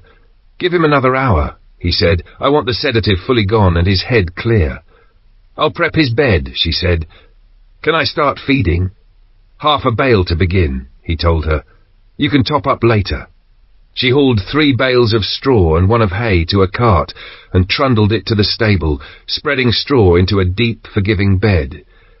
She looked around for a place to keep the spare hay off the floor and found the next stall crammed to its rafters with whatever the boys hadn't wanted to carry far. An avalanche of the unnecessary. Laziness, she thought, and then caught herself and called it triage. The other stables were no better. Empty barrels and 5-gallon drums squatting in good space, broken wheelbarrows stacked like the bones of old plans. Prime shelter hoarded by junk. Enough, she decided, that quick flint of resolve sparking again. They would empty them all. The useless could go to the tip. Everything else could live under the lean-to behind the sheep shed where space asked less of its occupants. She sent Daz for the Fergie with the old wooden flatbed and had him bring the tipping trailer alongside, setting 1 for rubbish, 1 for salvage. Then she rolled up her sleeves, the dust in the stable rising in warm motes, and began the slow, stubborn work of making room for something that ate a bale a day, and, if they were lucky, might one day pull more than its weight. Chapter 48. Planning for a trip. Over dinner, Bella ran through what she'd pulled from the stables and what still needed doing, her voice steady but quick with purpose. "The sheep are out on grass for now," she said, "but they'll want shelter again soon. The 8 weaners are in the sheep shed. I'm thinking we swap, move the sheep back to their old pasture and turn the piglets into the goat field. Pigs won't climb stone like sheep do. When winter comes, we bring the piglets into the stables, 3 males penned apart from the 5 females." Bernard set down his fork, that half-amused, half-appraising look he saved for plans that sounded neat at the table and messy in a yard. "The boar's their father," he reminded gently, "and though your barrows can't make more pigs, the gilts will be coming up. We keep males for meat, females for breeding. Bella nodded, undeterred. Then we trade for an unrelated boar. David might know someone. Her father, picking at a slice of bread, glanced toward the back door. And all the junk coming out of those stables? I've started, Bella said. Rubbish to the quarry. Anything worth keeping to the lean-to behind the shed. Most of it's junk, Robert muttered, not quite under his breath. Bernard snorted. You'd think so. I'll sort it, Bella offered, lifting a hand before the old friction crackled again. Grandad gets final say. Careful, Robert warned, wry. He's hoarded useless bits for years. And some of those bits kept us fed, Bernard said, but there was no bite in it. Only the familiar tug between thrift and space. What needs to stay dry goes in the old barn, Bella added. I'll tidy that too, later. Bernard let the plan settle like chaff after a throw. Right then. Boys can help in the morning. We'll start with moving sheep and pigs. They were at it before the sun had burned the dew off the stone. Bella, hand on the hurdle, raised the question that had been ticking at the back of her mind. When do we put the ewes to the ram? October, usually, Bernard said, watching the flock ripple in the corner. But I don't know where we'll find one this year. Best to have 2, to catch the lot. Could we trade 2 sheep for 2 rams? Bella asked. Even across flocks. Might cost dearer than that, he mused. Rams will be thin on the ground. He shot her a sideways look. I'll start rounds, see smallholders I know. You come with me, time you met them. I'd like that, she said, and meant it. A day off the farm sounded like a stretch and a breath. The pigs, meanwhile, cared nothing for plans. They broke the first attempt like water through fingers, scattering with delighted squeals, doubling back through legs and under hurdles as if the whole thing were a game she didn't understand. It took the better part of an hour, a bucket of chopped beet, Vincent's steady whistle, and the dog's patient shadowing before the last pink rump wiggled through the gateway into the goat field. When the latch dropped, Bella leaned her forehead against the post and laughed breathless and a touch wild, as if she'd held her own in a brawl. Then came the sorting. Anything with a future, gate irons, lengths of chain, good roofing tin, oddments of timber, went to the lean-to. The boys shouldered the weather-fearing pieces to the old barn, sacks of twine, spare troughs, coils of old alkathene pipe. What was truly done, split buckets, rusted through wheelbarrows, cracked tubs, was tossed onto the tipping trailer bound for the quarry in the ash of an old fire. With clear floors and swept corners, the stables could be beds again. Bella set Daz and Matt to ferry straw from the barn, thickening the floors of the 2 end stalls to a springy, clean layer. She had them lay straw and hay in the stable next to Jet's as well, a quiet, practical promise that the animal had a place among theirs. Across the yard, Alex laid claim to a wall of the barn like a man drawing lines on a map. The tool cabinets they'd rescued slid into a neat row, benches bolted square and level. He filled drawers with the new and the known, spanners untouched since purchase alongside the battered sockets he'd brought with him. Gas welding sets, placed where his hands would reach for them in winter when wind would cut the yard to knives. He said little, but the order was a kind of speech. The ferret sat sulking in its desert coat until he rolled on the first belt of matte green. In the heat, the paint flashed off quick, leaving the vehicle softened into the landscape. When the green cured, he fogged in black to break the lines, then sent the same drab over the bikes and their rack. Later, he'd climb inside the turret with a torch and a tape measure, mind already turning on a mount that would take a Bren where a dead Browning sat. Vincent had shown him how to strip and reassemble the Bren properly. Now he wanted it fixed where it could speak if needed. Bella brushed Jet's black coat until her arm ached, and the dust lay in a fine, sweet-smelling bloom at his feet. The brushes had been dug from a crate her father had dismissed as junk. She smiled, thinking of the trailer they'd filled with proof that he wasn't entirely wrong. When Jet leaned into the comb, she felt the soft give of trust and the weight of the promise they'd made, another mouth and worth it. After, she found Bernard at the pig run, squinting at a trough. Too low, she said, already fishing for an answer. Too low, he agreed, and that pipe wants moving. They stacked concrete blocks under the trough until the lip sat at pig shoulder height, then shut off the gravity feed from the hill and stared at the sullen old pipe, whose fittings belonged to a decade that never met the spares in Bernard's tins. Bella suggested the rubber hose rolled in the old barn. "With the pressure we've got, tape might hold," she said. "It'll hold till the pigs notice," Bernard said dryly. "Jubilee clips will hold longer. Wire if we must. We've no head to speak of. Use it to our advantage." They split tasks. Bella took a short length of alkathene as a pattern to the barn, rummaged until she found a rubber hose that would give on one end and bite on the other. Bernard came back from the garage with 2 clips that had escaped his son's scorn. She soaped the pipe ends, worked the hose on with a twist and a grunt, and held it steady while he tightened the band. The water came back with a muffled rush and a glug. The joint sweated for a moment, then sat fat and dry. The trough filled. The pigs approved. "About those smallholders," Bella said, wiping her hands on a rag. "When?" "Tomorrow," Bernard said. "We'll cover a lot of ground. Best take the Saracen." She nodded, already cataloguing faces she'd yet to meet, the questions they'd carry, the trades they might make. By late afternoon the stables looked like rooms again. The 2 end stalls lay ready for winter hooves. The stall beside Jet's smelled of clean straw and hay. Out by the barn, the ferret took the sun like a beast in a hedgerow into a target on a ridge, and the bikes leaned camouflaged, green and patient. Inside, the barn wall had become Alex's workshop, squared and useful. The yard felt lighter, as if someone had exhaled. Even the pigs, worn out from their morning escape artistry, had put their noses down and accepted the goat field as theirs. Bella circled back to Jet one last time, palm on the warm satin of his neck, thinking of bales and oats and miles of stone track. "Earn your keep, big man," she murmured, not unkind. "We'll earn ours."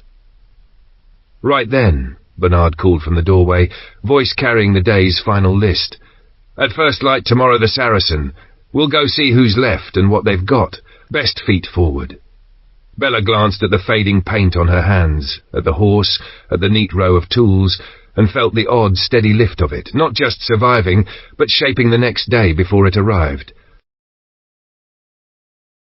Chapter 49, A Productive Day.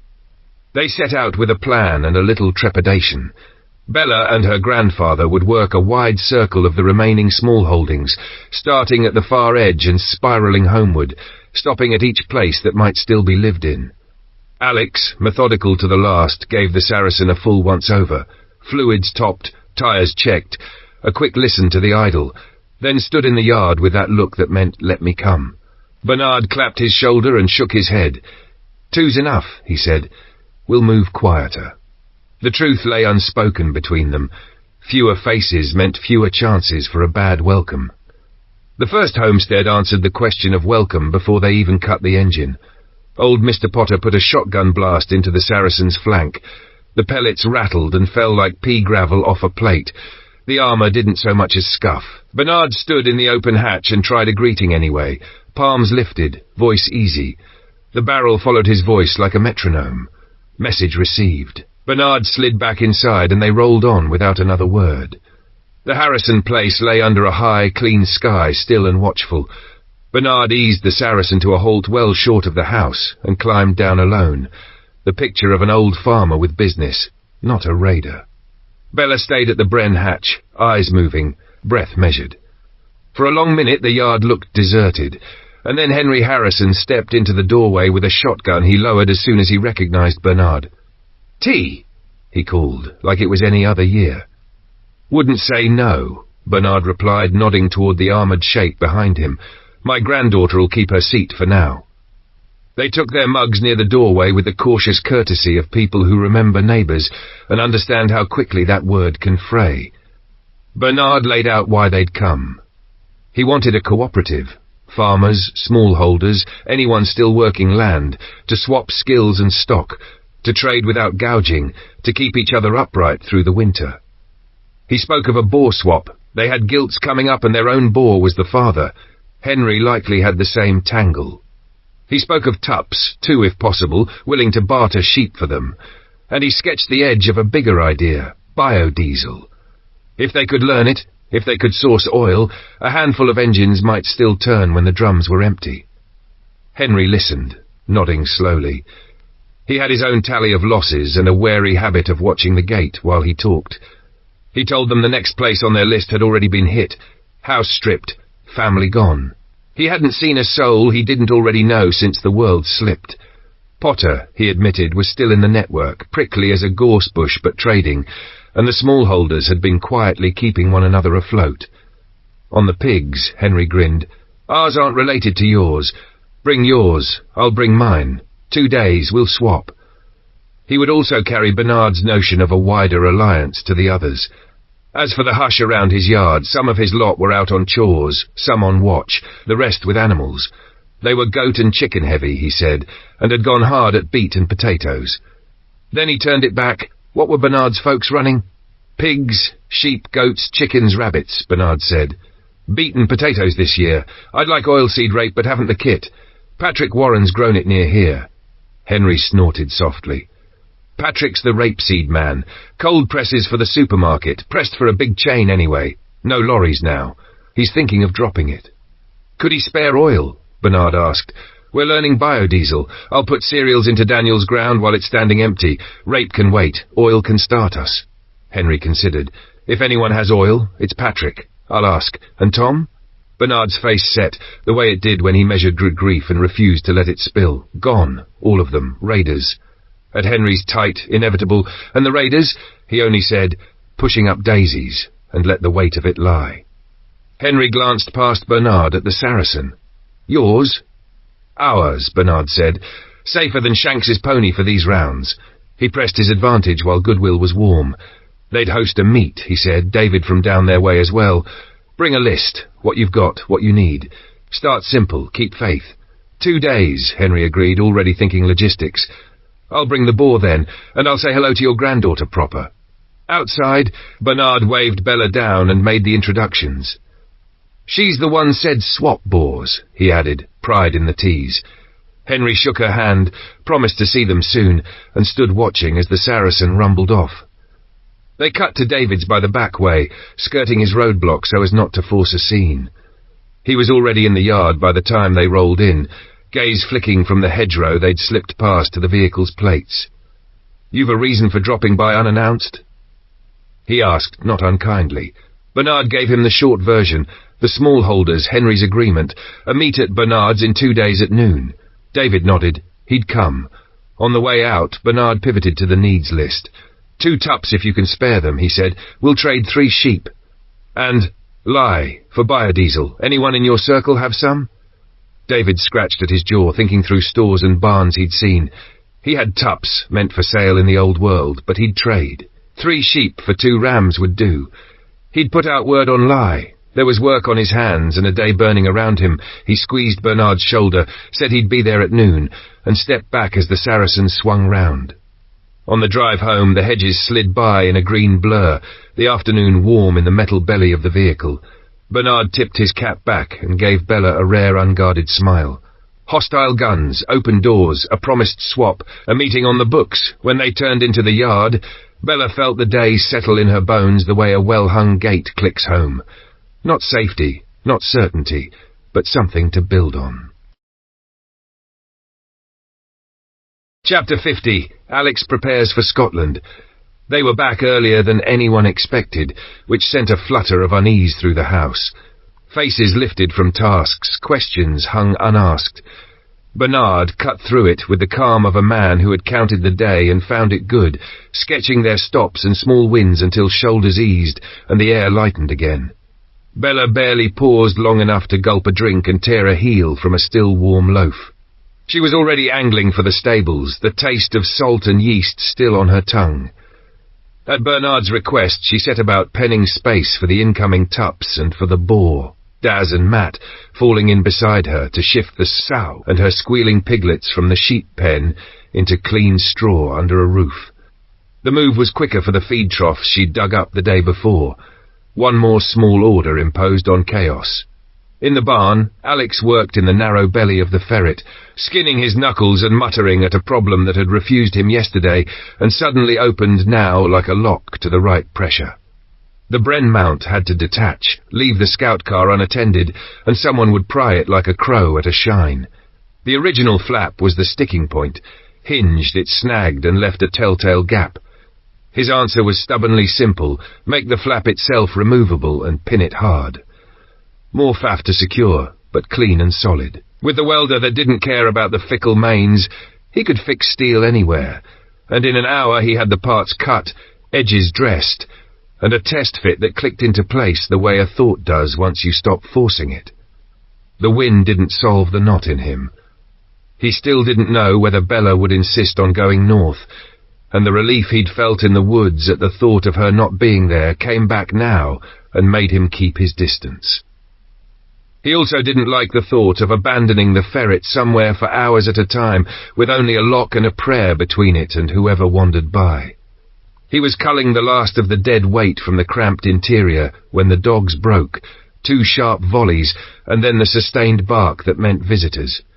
He slid out into daylight, wiping his hands, just in time to see Bella at the inner gate, waving Omar and Ica in.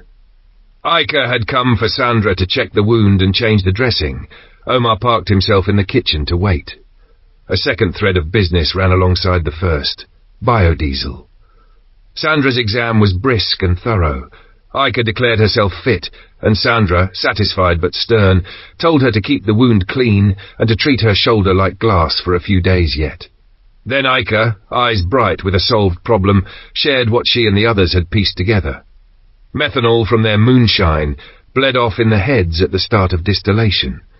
The spirit that followed, ethanol, might, with luck and care, run a petrol engine. She needed Alex's view. Bella went to fetch him.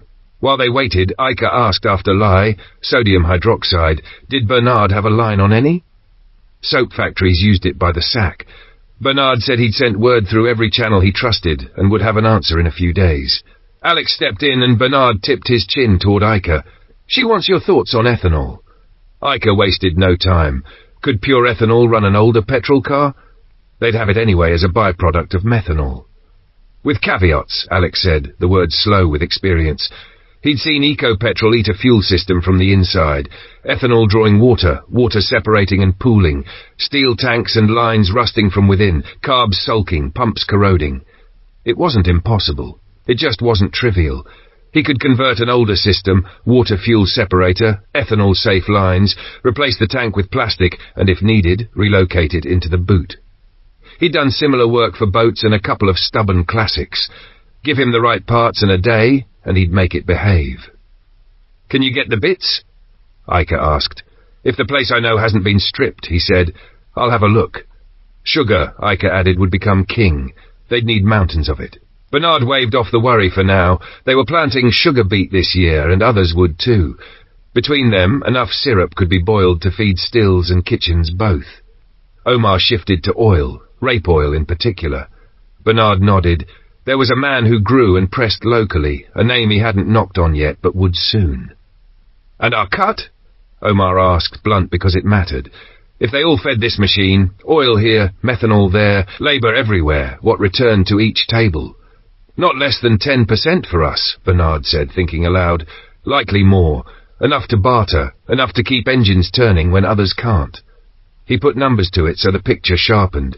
If the presser managed 30,000 litres in a year, optimistic but not absurd, 3,000 would be their take. Omar's eyes widened at the scale and leapt to expansion. Ica tugged him back to ground. Prove the process, then grow.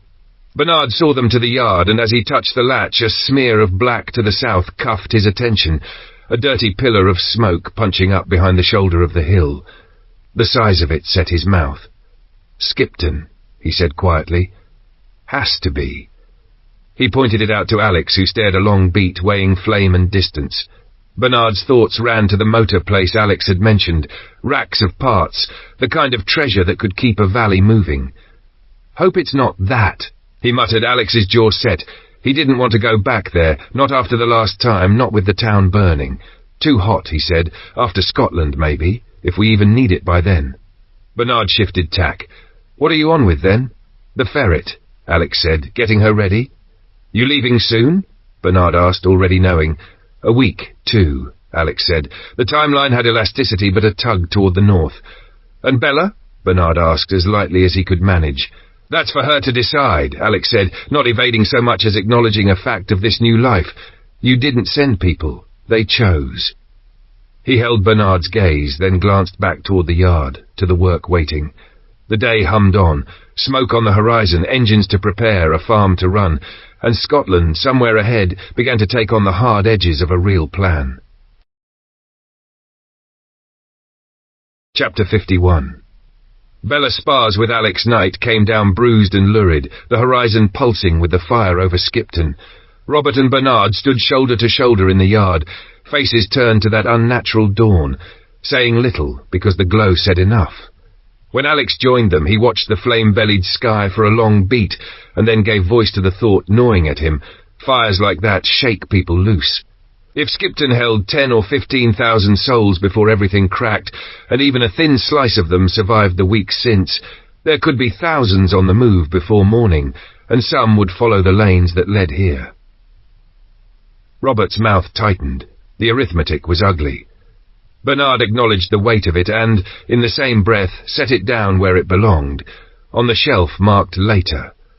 They would deal with it if and when it arrived at their gates. For now, he said, and he tilted his head toward the kitchen where steam and meat and bread mingled, they could at least sit down to a hot meal while the world beyond the hedges burned. By first light, Alex was already at the ferret, the hatch propped, the interior a skein of tools and intent. The bug-out bag was a given, a reflex. It went in first. The rest took thought. Space was precious, weight was a tax, and anything he couldn't use, eat, or barter for something vital had no business rattling around in there. Water and bulk food were too heavy to carry as trade, and he wasn't about to part with firearms or ammunition.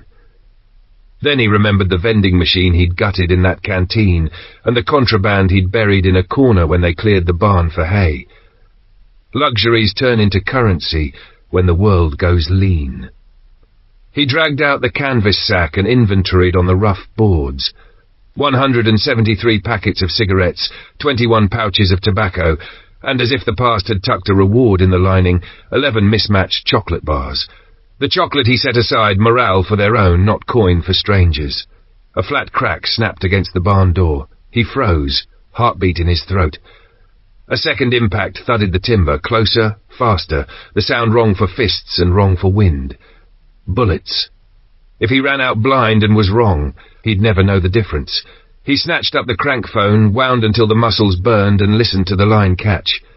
What's happening? Bella's voice, tight and alert. I think the barn door's being shot at, he said, the words coming out more level than they felt. Silence. A window creaking somewhere. There are 2 of them, she reported. I can see shapes, one small girl, a boy a bit taller. How close? Near enough. Then why aren't the rounds coming through? The question was half to himself. They're not rounds, she said, and he could hear the smile before she let out the laugh she shouldn't have but couldn't help as Robert's barked rebuke reached them both and the racket outside sputtered to silence. Have a look, she said, still laughing. They've stopped. Alex eased the door open with the crossbow low and ready and found no ambush, only Robert plucking a catapult from Bobby's hand while the boy stared at his boots.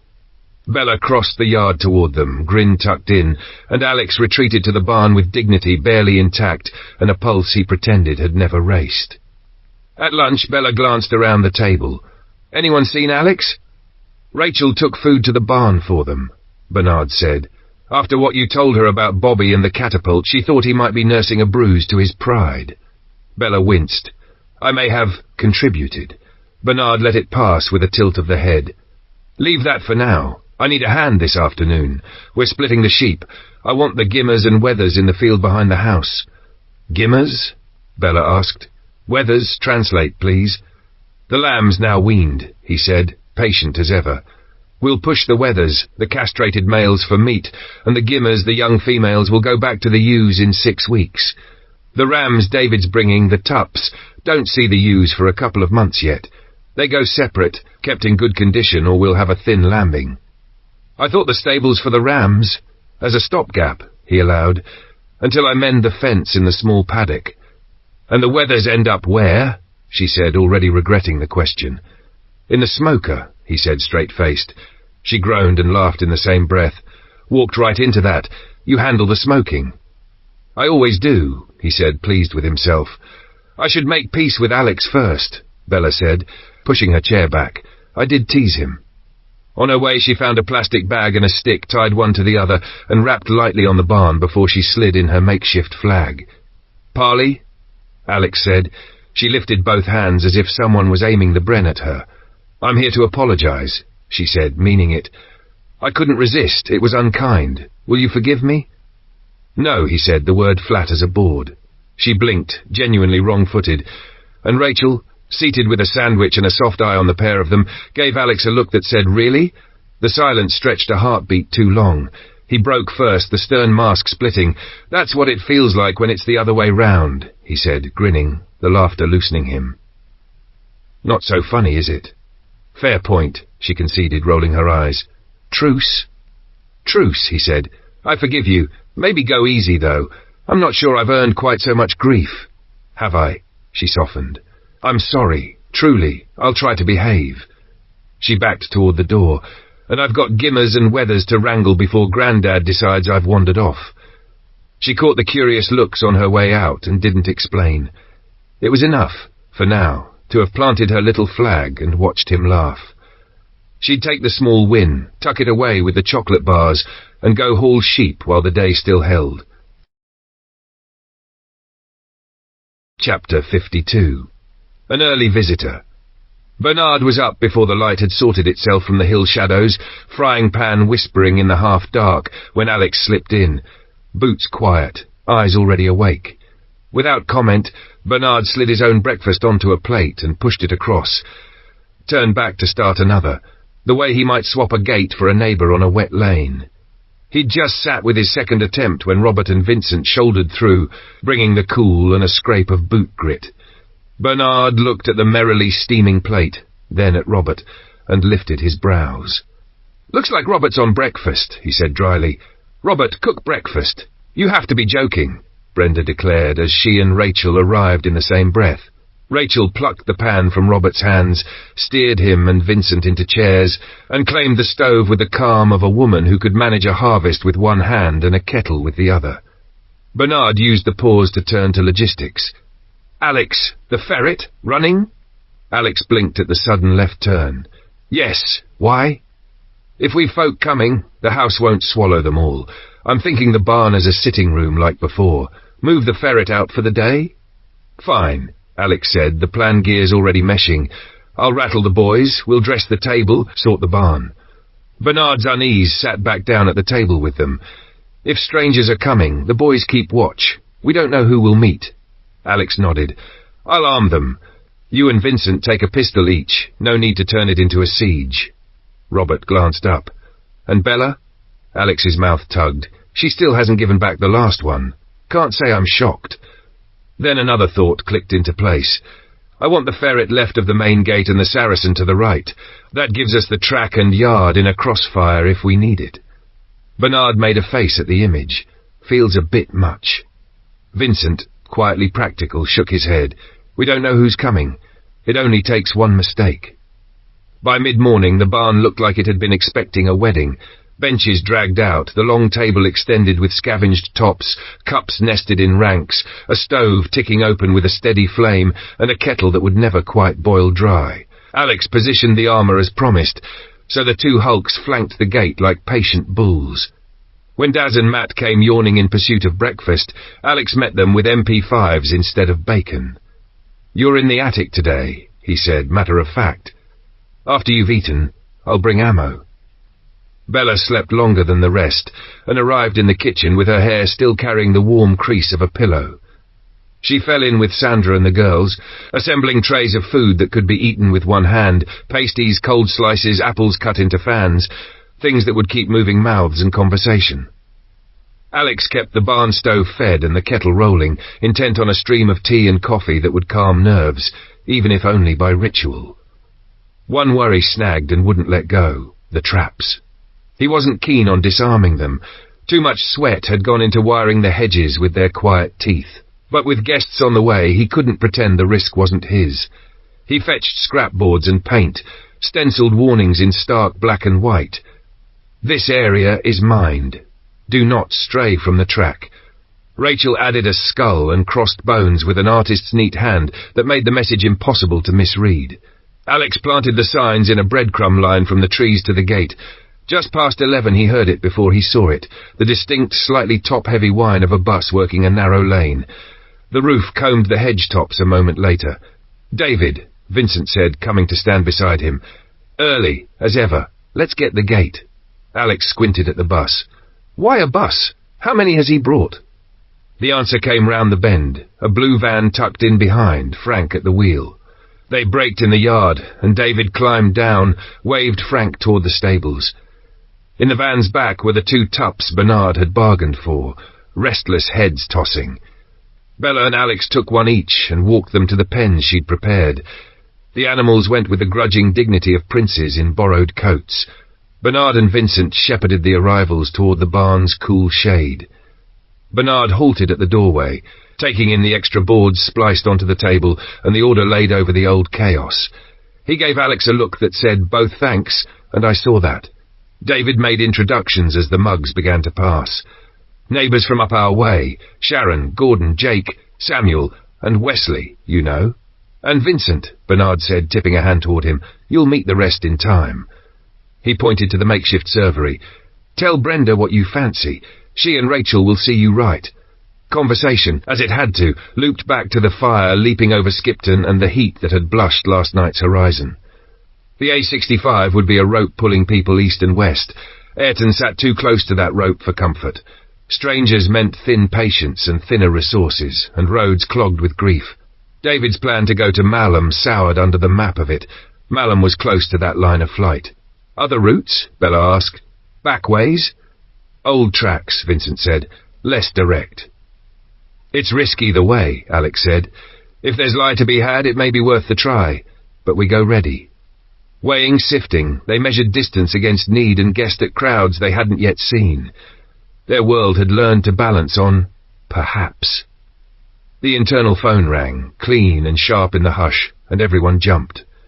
Alex snatched the receiver, listened, nodded once, and slipped out without a word. Sharon let her gaze move over the braced doors, the parked armour, the ladder to the attic, signs of a house that had learned to expect a knock at midnight. "You fortified this place," she said. "When it hit us what we were living in, we started," Bernard answered. "After the attack, we added more teeth. A lot of that's Alex and Bella." He gestured toward the young woman stacking plates near the door. Every head turned, and Bella, who could face a shotgun without blinking, coloured as if someone had read her diary aloud. She tipped her chin, murmured something about checking on the boys, and escaped up the ladder to the attic, where Daz and Matt already watched the lane through the slits they'd cut in the boards. "I think you made her blush," Sharon said, smiling. Bernard's mouth softened. "She's young," he said, "but steady. I doubt we'd be where we are without her. That girl." He shook his head once in quiet amazement. "She's something else." Chapter 53, Tough Negotiator. Alex shepherded the quartet of smallholders into the barn, steering them toward the long table where steam curled from a kettle and mismatched mugs waited in orderly ranks. Sharon drifted to the stove and the squat black phones fixed to the post beside it, curiosity brightening her face. "How did you get this phone system running?" she asked, fingertips hovering over the Bakelite. "That's all Bella," Alex said, with the kind of pride that sounded like a confession. "We were out collecting the bikes Vincent told us about," and she clocked the phones stacked in a storeroom. Vincent or her granddad sketched the basics, then she did the rest. When Bella spots something useful, it doesn't stay idle long. Up in the attic, where the air tasted of dust and straw, Bella waited until the barn's hum had swallowed their voices. She slipped down the ladder and ghosted through to the kitchen, a place where use and warmth were always in reach. Through the window she could see her father and Sandra in the greenhouse with Bobby and Tina. Sleeves rolled, the deliberate motions of planting broad beans turned into a lesson. The sight tugged at her. She wanted to be doing, not merely orbiting this meeting where the shape of their winter might be drawn without her. She knew why the gathering mattered, knew her grandfather would steer it. Still, Restlessness scratched at her ribs. She finished the last of her Ovaltine, set the mug carefully on the scrubbed pine, and detoured to the stables. Jet greeted her with that deep, ground-shaking snort, the big black head turning, the white feathering on his legs muddied, handsome even under the grime. She brushed him down, laid a hand against his neck to feel the steady heat, checked his water, the ritual smoothing out the knots in her thoughts. Vincent's boots scuffed the threshold. "Not in the barn? Grandad's got it," she said, flicking a burr from Jet's mane. "I came to see the horse. How's it going in there?" He huffed, a medic's sigh that could stand in for a diagnosis. "Most are sensible. One, Patrick, has both heels dug in. He's got rape oil and wants the moon for it." "What's he asking?" 35,000 litres of oil," Vincent said, "in exchange for 20,000 litres of diesel, first off the line." Bella paused mid-brush. "That's greedy, especially if he isn't lifting a finger to make it." "Exactly. Others are bringing sugar beet for methanol. We've still not found lye. We still need kit." They stepped out together into the yard. Frank was there, saying his goodbyes to the tups with a weary pat to each thick skull. He looked up as they approached, mouth crooked with irritation. "I can't sit in that room another minute," he said. "Patrick won't give an inch and everyone else is tiptoeing." "Frank," Bella said, turning the problem as if it were a bolt in her hand, "can you grow oilseed rape and press it yourself?" He nodded. "I can find what I don't have." "Will you walk back in with me and back what I'm about to say?" Vincent's mouth tilted. "Going to stir the pot, girl?" Bella gave him a quick, unapologetic smile. "Looks like it." Frank grunted his assent. The barn's air felt prickly when they returned, voices flat with courtesy that had worn thin. Bella didn't speak at once. She sat beside Alex, let the rhythm of the room settle around her, listened until the shape of the argument was clear. Then she stood. The scrape of the bench legs drew eyes. "Honestly," she said, voice steady, "this sounds more like a schoolyard scrap than a plan anyone can live with. David," she tipped her chin toward him, "Frank tells me you can plant oilseed rape. There's a press we can put our hands on." Bernard, hearing press, gave the smallest cough and chose with interest not to correct her apple press to oil press sleight of hand. "You're reasonable. You want this to work. Why don't we deal directly? Thoughts?" David glanced at Bernard. Bernard gave him a slow nod that meant, "Try it." "Why not, Frank?" Frank didn't hesitate. "If it ends this bickering, I'm in." Silence fell like a dropped blanket. For the first time since the meeting began, no one spoke over anyone else. Bella let the quiet hold, caught her grandfather's eye, and received the ghost of a smile for her trouble, then slipped away. She'd nearly reached the kitchen when she heard the footfall she'd been expecting. Patrick followed, temper banked but hot. Vincent, reading the moment, peeled off from the barn door with a look from Bernard that said, "Keep an eye on this." "That was rude," Patrick said, as Bella sat, the chair creaking under her weight. "It was," Bella said evenly, "but not as rude as demanding 20,000 litres of diesel for oil you'll only deliver and not help process. We have people who'll be up to their elbows in the work, scientists, a chemist, a biologist. They'll be making diesel and some of the chemicals to make it. My grandfather's putting in equipment, sugar beet for methanol transport. David and others will haul kit and chemicals and risk their necks doing it. A fair day's wage for a fair day's work. You were asking for the lion's share for doing none of it, so we'll do it another way." Patrick held her gaze, calculation ticking behind the irritation. "What are you offering?" "Tell me exactly what you've got," Bella said, "how it's stored, how you can move it." 35,000 litres, he said. 200-litre plastic drums. I've over 1,000 empty, food-grade 25-litre containers. Glass bottles by the hundreds. She nodded, the plan she'd been shaping clicking into place. "Here's the deal. You deliver the oil and half of those 25-litre containers. In return, you get 40% of the diesel we produce. Accounting for about a 5% production loss, that's north of 13,000 litres, 3,000 gallons over 2 years. You'll get 40% of every batch. Every time. That's a comfortable living in this new world, if you use your head. Clear?" Patrick stared at her, some of the stiffness leaving his shoulders. "You should be in there doing the brokering," he said, almost grudgingly amused. "You've more sense than half of them." "It's not about clever," she said. "It's about fair. Greed breaks everything. If we can't deal straight with each other, barter won't last a season. There's no government coming back to catch us. It's us. Only us. She wrote the bones of the agreement on a scrap of paper, her handwriting a neat march across the margin of an old feed invoice. Together they walked back into the barn. Bella laid the terms out in plain speech. Patrick, to his credit, didn't bluster. Heads around the table tipped, the room loosed a breath it had been holding. By then the kettle was rolling again and Bella's hands wanted work that didn't argue.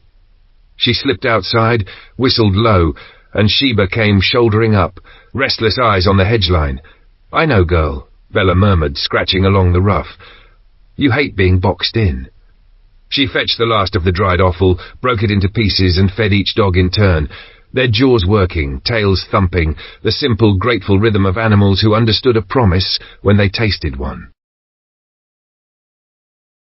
Chapter 54, Foregone Conclusion. By the time Sharon eased the bus back through the gate and rumbled away, the yard had thinned to the scrape of boots and the soft cluck of hens. David and his lad stayed behind to fetch the ewes, and the sudden quiet made the kitchen feel almost intimate, scent of hot metal and tea, the table's old scars catching the light. Bella had retreated there to rinse mugs and stack plates, letting the rhythm of small tasks settle her. David appeared in the doorway with Frank and Bernard at his shoulder, dust on their cuffs and a sliver of mischief in David's eye. "Do you play poker?" he asked, tugging at a grin. "Never touched a card," Bella said, half smiling. "Good," David chuckled. "If you do, don't invite me. I'd like to keep my shirt." "I only pointed out what he wouldn't face," she said, shrugging off the praise. "It was on the cards. He needed to read them." "Sharp as a tack," David said. "Without you, we'd still be in there arguing our way into night." Bernard slipped an arm around her shoulder, his voice gone soft at the edges. "Every day, girl, you make me prouder." She wriggled out from under it with a little laugh. "I'm just a teenager with too many opinions." When the last of the visitors had gone and the yard gate thunked shut, Bernard gathered Bella, Robert and Sandra around the end of the table and ran through what had been agreed. Who would bring what could be promised, what must be left to weather and chance. "We're better placed than most," he finished, not triumphant so much as practical. "If we keep our heads, none of us here should go hungry this winter." He turned to Bella. "Help me mend the paddock fence tomorrow?" "Count me in." She hesitated, then added, "And Grandad, we're not eating the horse. Put him to work. Haul down trees from the woods. He's built for it." Vincent, stepping in with wind on his coat, brightened. "Of course, I've seen it done. Should have thought of it sooner." Alex wandered through a moment later, scanning for the kettle, face still wind-flushed from the yard. "Anyone see Skipton?" he asked, casual as he could make it. "Fire looks to be spreading." Robert nodded. "Saw it on my way in. Thank God it's not here." The words hung a beat too long. Regret chased them across his face as he glanced at his father. Something hard flickered through Bernard, grief surfacing and diving again. Bella slid onto the bench beside him and tucked herself under his arm, her cheek against the worn wool of his jumper. No words, just weight and warmth until his breath steadied. The others drifted out on quiet feet, the kitchen door sighing closed. "How about a walk to the paddock?" she said at last, voice low. "We'll pick some flowers for Nan." They went. The air outside carried that evening chill that tightened skin, and the sky was already bruising toward night. They crossed the yard in companionable silence, the fence line shadowing them, Bella's hand brushing seed heads as they passed. They came back with a fistful of meadow blooms and smoke still on the southern horizon. She brewed him a mug strong enough to bite. "I'll miss this when it's gone," he said, cradling the heat. "I'll miss my Ovaltine," she answered, without quite smiling. "Right," he said, setting the cup down with purpose. "Tools, Rylock, staples, get them gathered tonight. We'll shove it all in the big barrow." "What's Rylock?" Bella asked, already moving. "Wire netting. Squares. Good stuff. Then once we've set the posts, we can move the tups into the paddock," she said, ticking pieces into place. Vincent came in as she was knotting string around a stack of stakes. "If we use jet in the woods, can we manage with the harness we took off, or do we need something special?" she asked him. "What he wore will do," Vincent said. "A few adjustments and he's a forester. The principle doesn't change." Bernard frowned. "How's he doing?" "Fine," Vincent said. "Ready for fresh grass soon. Best medicine there is." "Can we put him with the sheep?" Bella asked. Vincent nodded. "He's a giant, but a gentle one. So he can keep the tups company," she pressed. "I don't see why not," Bernard said, yielding with a little wave of his hand. Restlessness had been chewing at Alex for days. His uncle was alone up there. Months had gone by. Everyone here was on their feet now, roles worn smooth by use. They could manage without him for a few weeks. But Bella tugged at the thought. Would she still come? Did she still want to leave? He'd avoided the conversation, putting his back into preparation instead. Bella felt the absence of a job like a pebble in her boot. She had been the one to push for clear lanes of responsibility, and somehow had worked herself out of hers. Her father and the girls, plus 2 eager small pairs of hands, had the cultivation in a cadence now. The girls had the kitchen too. Vincent and Grandad ran the animals and anything that grew out of the ground. The boys loved the attic watch because it meant sitting still with purpose. Alex had turned handyman into a craft, every day stealing some bit of scrap and turning it to good use. Bella saw her list shrink. Walk Sheba, feed the rabbits since Bobby had lost interest, brush Jet, keep an eye out. She wanted to feel necessary, not merely useful. At supper, Alex set his spoon down and said, almost briskly, "I'll leave before dawn, day after tomorrow." Rachel's head snapped up, surprise bare on her face. Bella kept hers down, waiting for the rest, waiting for "we," or even a sideways glance that said, "Are you still coming?" Nothing. She finished her plate in a silence that tasted of iron, then told the boys to go eat and took the watch so they could. She half expected Alex to relieve her in the attic. He didn't. Let him wait, she thought, and slipped back to the farmhouse instead. Bernard and Vincent were nursing mugs at the kitchen table, the quiet kind of talk that comes after a full day. "Still planning to go with him?" Bernard asked, reading her as easily as a ledger. "He hasn't asked," she said, sharper than she meant, "but yes, I want to go. I need the ground to change under my feet a little." "Your dad?" Bernard prompted. "I'll tell him once Alex makes up his mind," she said, softer. "Shouldn't you be on watch with Alex?" Vincent teased. "He only just got there," she said, eyes glinting. "I'm letting him sweat a bit. Women's prerogative." Bernard's laugh came from deep in his chest. "Well played." She left them and climbed back up to the attic. Alex was at the slit window, eyes on the track. "Bathroom," he said over his shoulder, as if she were a sergeant checking the rota. "I should have spoken to you, and to Rachel, before I said anything," he added after a beat, the words careful. She leaned against the beam. "I understand telling Rachel. Why me?" He turned, apology stripped down to bone. "Are you still in?" "Short notice," she said, arching a brow. "I assumed." "And there's your mistake," she cut in, voice gone dry. "Assumption's the mother of all cock-ups." He swallowed. "Will you come?" "I'll think about it," she said, and walked away, leaving the tension behind like a taut line. Back in the kitchen, Bernard eyed her over his mug. "You look more cheerful than Rachel did when she passed." Vincent leaned in, conspirator's grin. "Did he ask?" "He did," Bella said, smoothing her face and failing to hide the spark in it. "I told him I'd think about it and walked out." Vincent shook his head, amused. "You've got a proper sting in your tail." "Tea?" she offered, already reaching for the pot. She gave him time. Then she climbed the stairs again, took the stool by the window, and let the minutes stretch until the air itself felt taut. "Are you coming?" Alex asked at last, voice low, the question as much a hope as a plan. She breathed out through her nose, made him live with the silence for a heartbeat longer, too. "It's a hard call," she said. "There's a lot here that needs hands." He didn't quite flinch, but the anxious energy around him sharpened. She let it hang, then relented. "Yes," she said, softening, a smile breaking through despite herself. "Yes, you idiot. I was always coming."